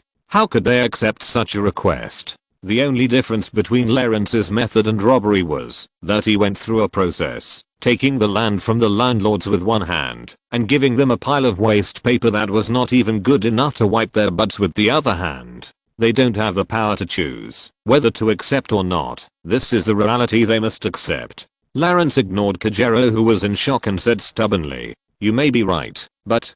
Cajero gestured helplessly for a long time, and then said incoherently, "I mean, no matter what, the landlords are also citizens of Corsica, right? In this case, their property is also protected by law. Isn't it morally inconsiderate for us to do this? Mr. Cajero, we are the government. We are the government of the Corsican people. As long as it is beneficial to the Corsican people, we will do it." Lawrence looked at Mr. Cajero with disapproval, raised his eyebrows and said, "If you want to explore moral issues, you should try your luck in the church. The government never talks about morality. By the way, I'm afraid there are not many people discussing morality in the church nowadays. I understand. Mr. Kojiro wiped the cold sweat from his forehead and nodded quickly. He knew that, if he insisted on his objection in front of this tough governor, he could really find a monastery to spend the rest of his life. Lawrence looked at Mr. Kojiro, who was obedient, and nodded with satisfaction. This is not because Lawrence did not listen to advice, but on the issue of land, which is related to the foundation of Corsica, Lawrence must use his power to break all internal and external resistance. Moreover, for the most important functional department such as the Ministry of Finance, Lawrence is more willing to see a Ministry of Finance that is tamed by himself. Seeing that Mr. Kojiro had no more opinions, Lawrence finally concluded and instructed, "Very good, you will start printing this batch of banknotes after you go down. In addition, the trial scope of the land tax system will be expanded to the entire Ajaccio administrative region and surrounding towns." The entire Ajaccio area. I understand. Mr. Kojiro's heart was shocked again. The Ajaccio administrative region and its surrounding towns are equivalent to the entire central Corsica, which means that the process of establishing the land tax system will take a big step forward. At the same time, Mr. Kojiro can also foresee that the expansion of the trial area will inevitably be strongly resisted by local landlords and those southern landlords who are worried about their own harm. After confirming Lawrence's order, Mr. Kojiro walked out of the governor's mansion with an uneasy mood. Just like the last time he learned about Lawrence's plan for agricultural tax reform, Mr. Kojiro once again felt that he was at the critical point of Corsica's fate. If Lawrence's reforms can be successfully completed, then this will be the most dazzling achievement of the Ministry of Finance in the past decade, and even no one will be able to surpass it in the next few decades. However, if Lawrence eventually loses to the deep-rooted local forces, then Mr. Kojiro also knows that in the worst case, the governor's mansion should be replaced by a new owner. The wave of the times. I'm just a slightly bigger splash in this wave. Mr. Kojiro clenched the memorandum in his hand, smiled bitterly and said to himself, Governor Bonaparte is the one standing on the top of the wave, or rather he is the wave itself. In the governor's mansion, after Mr. Kojiro left for a long time, Lawrence was still sitting in the study, covering his brows and thinking. Although he was so tough in front of the Ministry of Finance, Lawrence did not underestimate his enemies. It is not without reason that these local landlords can continue to exist in Corsica to this day, and even make Paulie afraid of them. Lawrence's behavior of eradicating the landlord class is to some extent a radical move. If he is not careful, he will play with fire and burn himself, and let the governor's mansion, a symbol of the highest power, change its owner again in just a few months. However, this does not mean that Lawrence's move is completely suicide. In Lawrence's eyes, although the landlord class is huge in terms of manpower, financial resources and political influence, and is a behemoth in front of the Corsican government, they still have a fatal weakness. This weakness is deeply rooted in the landlord class, and it is also the landlord's greatest reliance, the tens of thousands of serfs imprisoned by the land lease. It can be said that these serfs are the biggest source of power for the landlord class. The landlords, who account for 1% of the population, control these 99% of the serfs, occupy the fruits of their labor, and drive their labor to satisfy their endless greed and build their own small kingdoms. These serfs are the group that most wants freedom and their own land in Corsica. As long as Lawrence can mobilize the power of the masses, even if it is through force, it is not empty talk to overthrow the entire landlord class. This is why Lawrence insisted on solving the land problem as soon as possible at the beginning of his term. Because once the government of any country has been in power for a long time, the ruling class itself will be assimilated by the traditional landlord class, just like the nobles and kings of various countries, who are the largest landlords in the country, and naturally it is impossible to cut themselves. The current Corsican government is essentially a military government in terms of the source of power. Although Lawrence is also supported by the people of Corsica, it is the support of the army and soldiers in his hands that enables him to sit and hold the governor's chair. However, Lawrence knew that this military dictatorship would not last too long, and the Corsican government would eventually return to a normal democratic government. That's why Lawrence had to use this time to take action against the landlords immediately. Once time had passed, the landlord class would infiltrate and merge into the new government, and it would not be so easy to reform the government. In the final analysis, this matter must be done as soon as possible, but not too hastily. If you take a step in the air, you will be doomed forever. Lawrence pinched his slightly sweaty palms and murmured softly while looking at the map of Corsica hanging in the study. Although it has been decided to take a tough stance against the landlords, it does not mean that Lawrence will be unreasonable and plunder their land like a robber. Although what Lawrence is going to do is essentially no different from plundering, since it is in the name of the government, he naturally cannot act so directly, and he must also consider his reputation with the outside world. That's why Lawrence asked the Ministry of Finance to print a batch of banknotes. At least in name, it should appear that the government is buying the landlord's land. However, such a name still seemed too flimsy, and I'm afraid it wouldn't fool even immature children.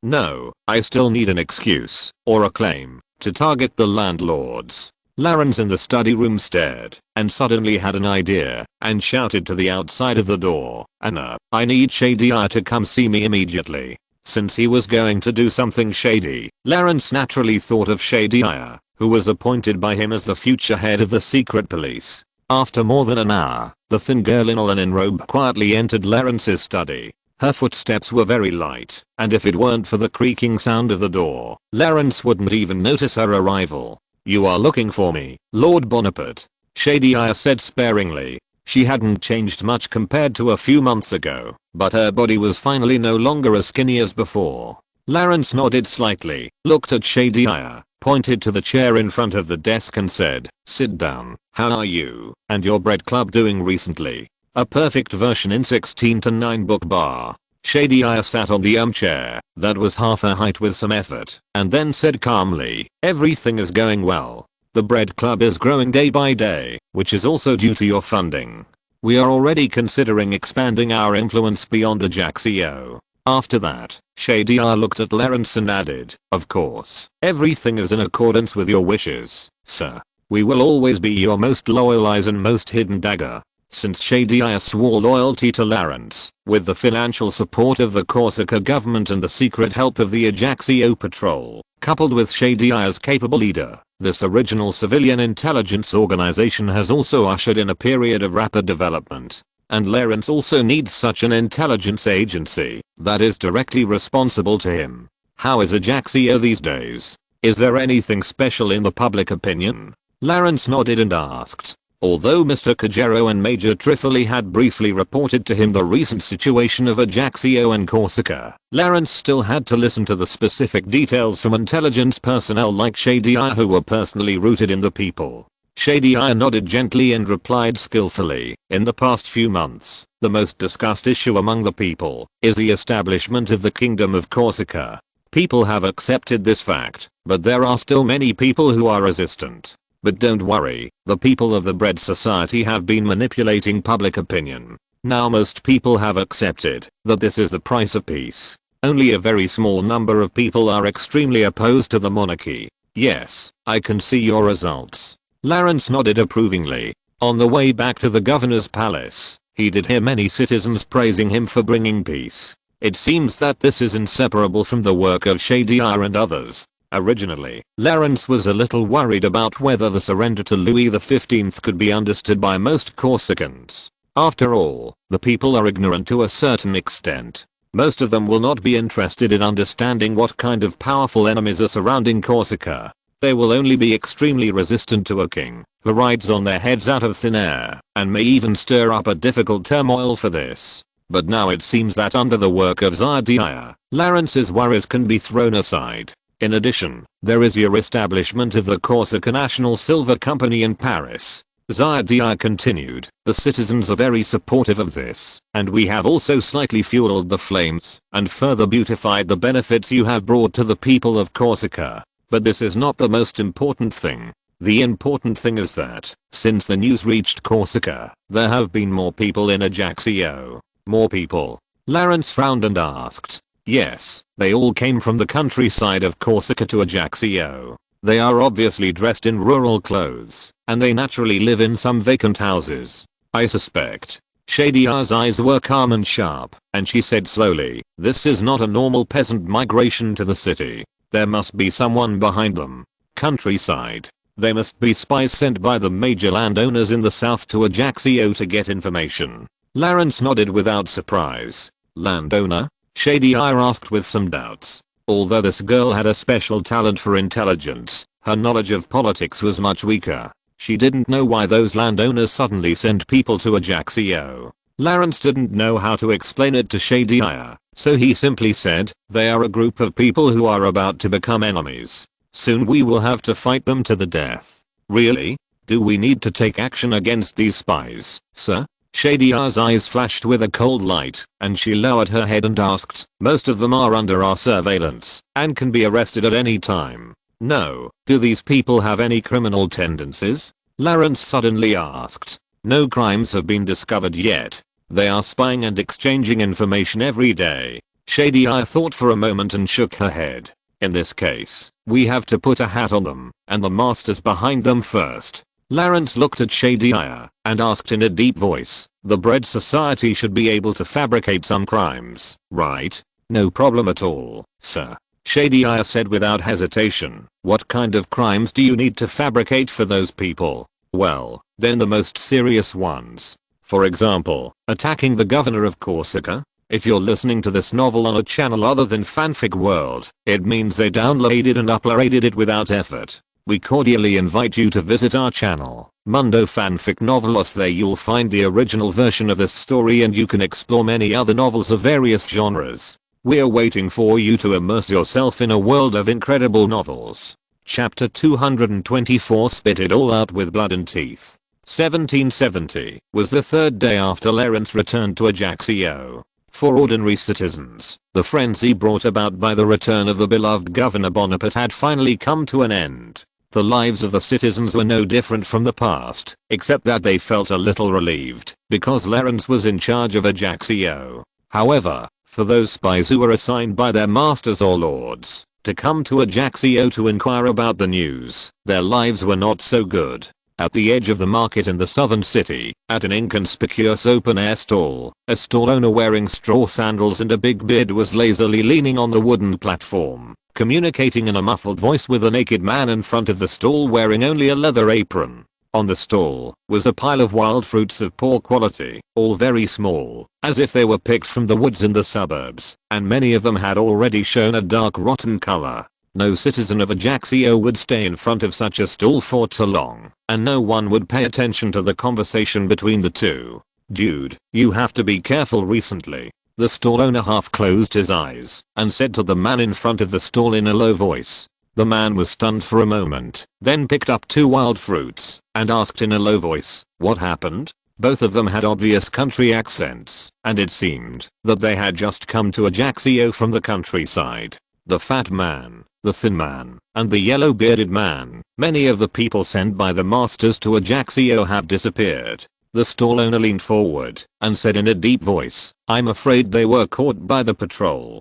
"Caught? How can we complain? We haven't done anything wrong. We just eat, drink and get information in Ajaccio every day." The man's face turned pale in an instant, and he squeezed the wild fruit in his hand hard, splashing the juice. Then he said indignantly, "Is this against the law?" After hearing this, the bearded stall owner patted the back of the man's hand lightly and scolded in a low voice, "Don't be stupid, kid. I think this is Bonaparte who is making things difficult for the masters and is demonstrating to the masters." The man nodded, wiped it on his leather apron, and muttered, "So, Bonaparte is really brave. These are people sent by many masters, but he caught them all." The stall owner waved his hand, as if he didn't want to talk to the man for too long, and said impatiently, okay, don't worry about the big guys. Take care of your own business. Don't be caught by the patrol. The people of that little girl may be watching us now." The little girl man couldn't help but shudder, and looked around with some fear.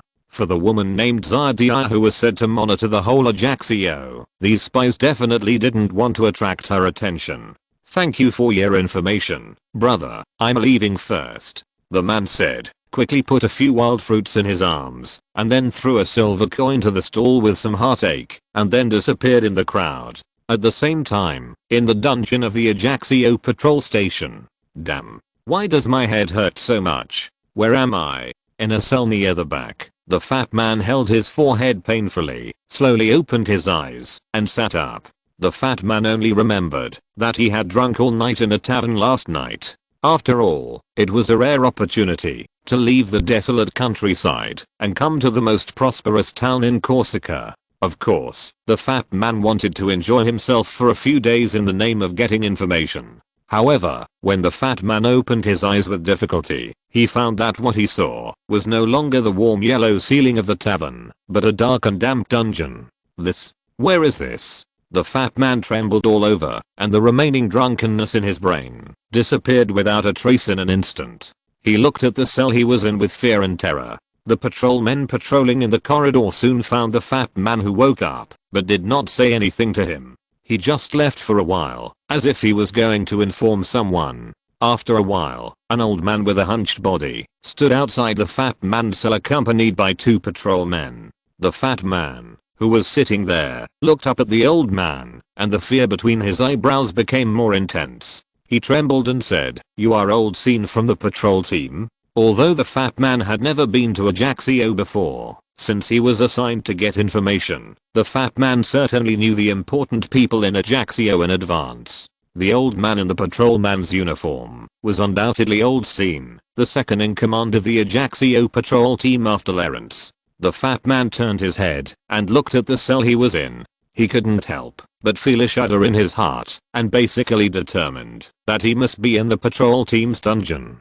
Damn it, what's wrong with me that made Old Scene come to my cell in person? The fat man swallowed a mouthful of saliva and thought anxiously. He didn't think that a small serf like him could attract the second in command of the Ajaccio patrol to come in person. Old Scene outside the cell just nodded with a serious face, admitted his identity, and then scolded him harshly. "You shameless thug. I suggest you confess everything you know before being interrogated, so that we can save a lot of trouble." "Thug? What do you mean? I'm just a pure and honest farmer." The fat man's mind went blank, and he asked subconsciously, "Humph, you still want to resist at this point?" Old Scene snorted coldly, staring and shouting, "I really don't know where you got the courage. You actually dared to plot to attack our beloved Governor Bonaparte. I really want to shoot you here on the spot." The fat man opened his mouth wide and was speechless for a while. Old Scene's words had already turned into a bullet that drilled into the fat man's head fiercely. The phrase attacking Governor Bonaparte made the fat man unable to come back to his senses for a long time. "Wait. Mr. Scene, Sir Scene. I don't know how you made such an accusation, but I absolutely don't have any ill will towards Governor Bonaparte. You can investigate everything about me. I'm absolutely innocent." The fat man, who came to his senses, sat up from the ground and shouted frantically while grabbing the iron fence. Although the fat man didn't know what happened, the charge of attacking Governor Bonaparte made the fat man desperate, as if he fell into an ice cave. Once such a charge was confirmed, it would be a death sentence, and he would even have to experience a period of torture worse than death before he died. Before Old Scene could respond, a patrolman behind him stepped forward, slammed the cell door with the handle of his saber, and shouted, "Shut up, you evil thug. We have searched your residence. We found a large number of muskets and ammunition inside, as well as letters about your and your accomplices' criminal plans. These evidences are enough to put you on the guillotine." "Musketeers? Ammunition? Letters? There is no way there are those things in my residence." The fat man was stunned at first, and then he shouted more hysterically, "Enough, enough." Old Scene looked at the fat man with a gloomy face, then pointed to the row of cells behind him, and said in a deep voice, "Your accomplices have all been arrested by us. If you don't cooperate, we can always find someone willing to help." Looking in the direction pointed by Old Scene, the fat man realized that all the people imprisoned in that row of cells were spies assigned to Ajaccio by various lords and landlords like himself, but he seemed to be the first to wake up.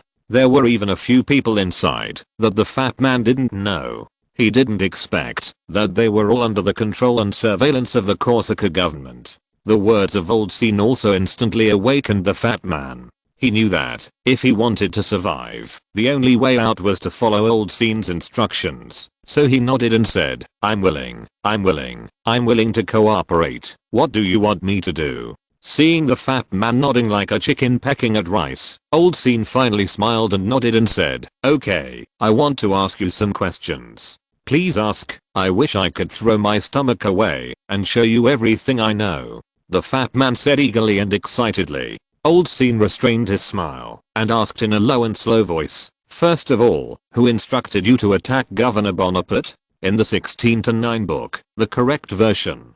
The fat man in the prison was stunned immediately. He still didn't know what the so-called attack on the governor was all about, so how could he know who instructed him? I don't know. The fat man said timidly.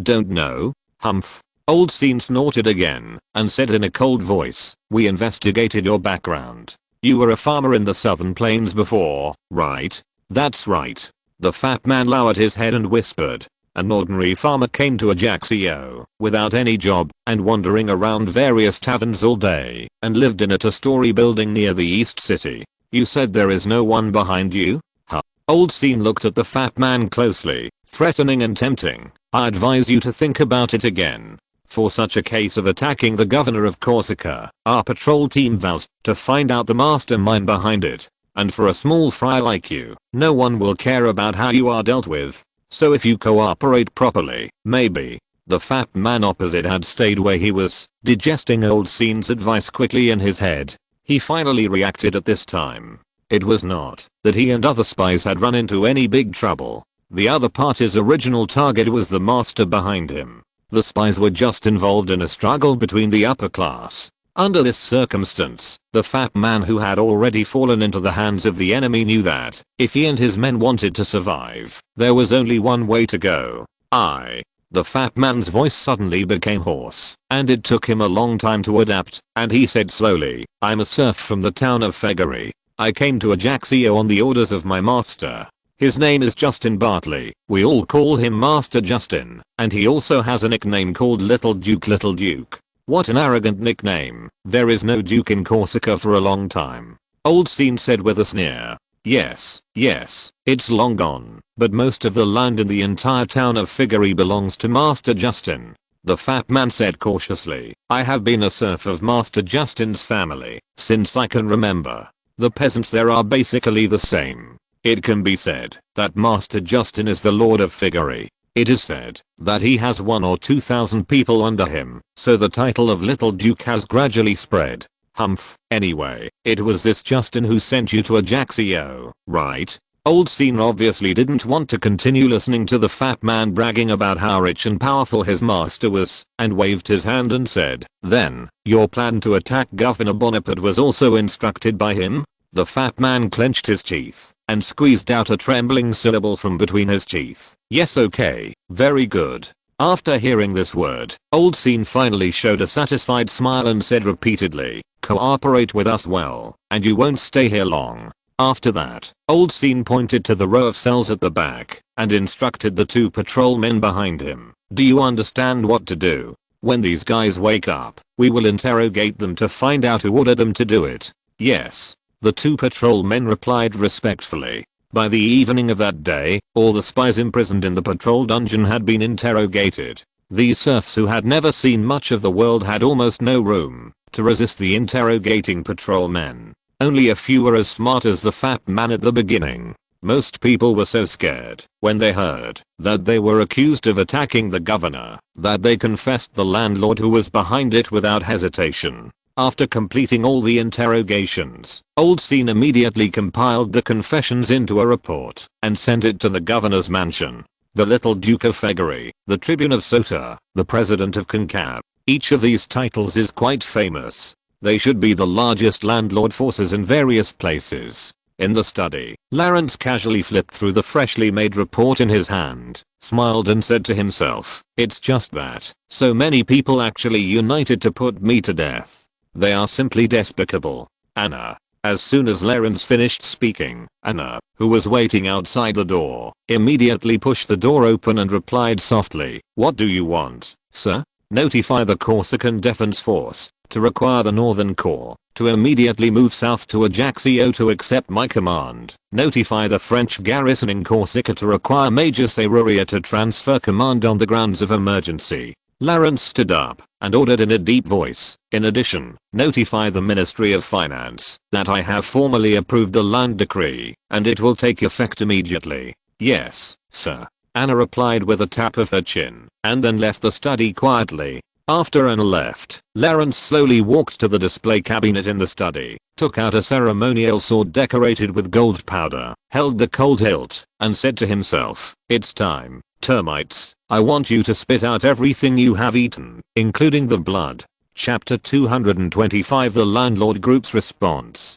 While the Northern Army marched southward from Bastia, the town of Figari in southern Corsica, as the central town of the southern alluvial plain, was the most important agricultural town in Corsica. Although the Corsican government had established administrative agencies to govern here since its independence, the local farmers knew that those weak officials had no say in this plain. For the poor people who worked on this fertile land, there was only one cloud above their heads, that was Master Justin, who was known as the Little Duke. After several generations and decades of land annexation, Master Justin had become the largest landlord in this town and even within 100 miles. Whether it was land, grain, shops, or tenants, almost half of the wealth of the entire town of Figari was the private property of Master Justin's family. Even more than half of the local department officials were Master Justin's trusted clansmen. Therefore, it is very easy to find the residence of such a powerful landowner in the town of Figari, the 3-story stone house in the center of the town, that is almost higher than the town hall. Come on, friends, let me toast you again. In the banquet room of the residence, Master Justin, with a red face, raised the crystal glass and shouted intoxicatedly to the guests on both sides of the table. The guests sitting here are not ordinary people. Most of them are wearing silk short robes with bare arms, and many of them are wearing at least one piece of pure gold jewelry. Obviously, those gentlemen who claim to be the upper class will not adopt such unfashionable dress. Only the landlords in the countryside are keen to use such direct dress to show their wealth. We toast you, Master Justin. The guests raised their glasses in tacit understanding and toasted Justin at the front of the long table in unison. Although all the people present were big landowners from the southern plains, Master Justin, with his unparalleled wealth and power, naturally won the superficial respect of everyone. Enjoying the obedience and support of everyone, Master Justin was in a good mood. He raised his head and drank the brandy in the glass. Then he wiped his mouth with his sleeve and propped up his chin and joked, "This wine is really good. If you ask me, that Bonaparte kid did a good thing. It was not easy to drink such good French wine in the past. Since the Genoese navy lifted the blockade of Corsica, trade on the island has gradually returned to normal and even become more prosperous. Otherwise, it would not be easy for these landlords to drink authentic French brandy." Hearing Master Justin's joke, someone at the table immediately responded with a smile, "That Bonaparte is really good. Look, he went to Paris and brought us silver coins that we can't spend in a lifetime." A cheerful laugh suddenly rang out in the banquet room. After all, in the eyes of the masters, the money of the National Silver Company is the money of the Republic of Corsica, and the money of the Republic of Corsica is the money of those who hold most of the country in their hands. Master Justin couldn't help licking his lips. That was 18 million livres, more than 10 times more than all his assets. It can be said that from the moment he heard the news, Master Justin had been eyeing this huge sum of money. This is why he gathered all the big landowners in the southern plains together, in order to unite and prepare to put pressure on the Corsican government, in order to divide this tempting cake. At this time, a cautious landlord frowned and said while playing with the wine glass in his hand, "But what if Bonaparte is unwilling to share the money? We have to take away 6 million livres from him at once. Wouldn't it be difficult?" Faced with the doubt, Master Justin just smiled indifferently, and the contempt between his eyebrows was evident. "No, that Bonaparte kid doesn't look like a fool, huh?" Master Justin chuckled and said, "He thinks he can do whatever he wants after becoming the governor? What a joke. When we followed Governor Paoli to fight against the Genoese, he was still breastfeeding in a baby carriage. We are the real masters of Corsica. It was like this when the Genoese were here. It was like this when Governor Paoli was here. And it is still like this when he, Lawrence Bonaparte, is here.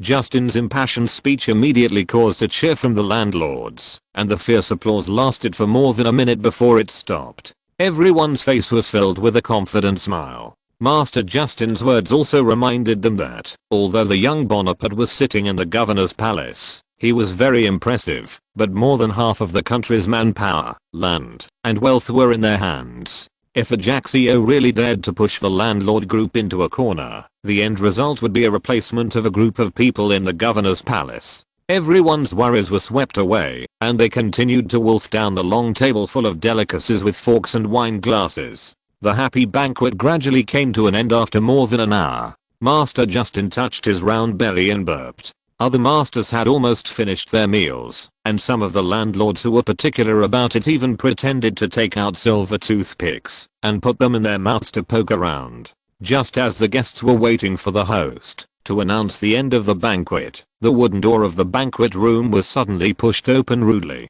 Everyone was startled, and more than a dozen pairs of eyes looked at the door at once, wondering what urgent matter could make this person anxiously break into Master Justin's banquet. The person who pushed the door was a man wearing a tricorn hat and an old purple black suit. Master Justin squinted his eyes and looked at the door with a little dissatisfaction, and soon recognized that the man who suddenly broke in was the local alderman. After recognizing the identity of the person, Master Justin did not look nervous at all. Although the alderman is the highest local governor of the town of Feggery on the surface, this position has been held by Master Justin's clan for decades. Even in terms of seniority, the alderman at the door has to call Master Justin his uncle. Perhaps his only role as an alderman is to act as a messenger between Master Justin and the Corsican government. The alderman trotted to Justin's side, bowed humbly, and said softly, "I'm sorry to barge in, but there's news from Ajaccio." "Oh, there's finally some movement from the governor's office? Our funding request has been approved." "Ha ha ha ha, not bad, not bad." Master Justin raised his eyebrows, laughed happily, clapped his hands twice to urge everyone to be quiet, and then raised his chin to signal the alderman to directly inform everyone of the latest news. The landlords also smiled in understanding, thinking that the Bonaparte kid had so easily succumbed to the power of the landlords. The alderman's face turned pale, and he seemed to be in a dilemma. Finally, under the pressure of Master Justin's eyes, he reluctantly said loudly, "Master, your request for funding has not been approved by the Ministry of Finance. Moreover, Governor Bonaparte seems to be taking action against you." Master Justin was stunned when he heard this. He thought that the alderman brought a wonderful news that would make everyone laugh and talk, but he didn't expect that his ears only heard a series of incredible words. "What did you say? Speak clearly." Master Justin sobered up instantly, stood up and stared at the alderman in front of him and asked. The landlords present were even more nervous, and subconsciously moved their bodies closer to the two people who were talking. The alderman gritted his teeth, quickly organized his words, and slowly explained, "Your request for funding was directly rejected by the Ministry of Finance, and the Ministry of Finance has also issued a new bill. They will print a batch of non-convertible banknotes and prepare to use these banknotes to redeem the loan under your name. There is no doubt that this is the instruction of Governor Bonaparte." Although the alderman's explanation was easy to understand, the gentlemen present could not help but be stunned. None of them had studied economics, but years of common sense told them that Bonaparte was going to use a pile of waste paper to buy their most valued and precious land assets. "You mean, not only is Bonaparte unwilling to allocate funds, but he also wants to take away the land that we have inherited for hundreds of years?" Master Justin's face flushed instantly, and he roared in anger, "How dare he? Does he want to take away the heritage of several generations of our people with a pile of waste paper?" The masters were also very angry. They were all triggered by the news brought by the municipal officer. They slammed the table and shouted loudly, "Too much. It's simply too much. Damn Bonaparte, does he really think we are a group of lambs to be slaughtered? Master Justin, we must not let this horrific thing happen. I think we must unite and do something."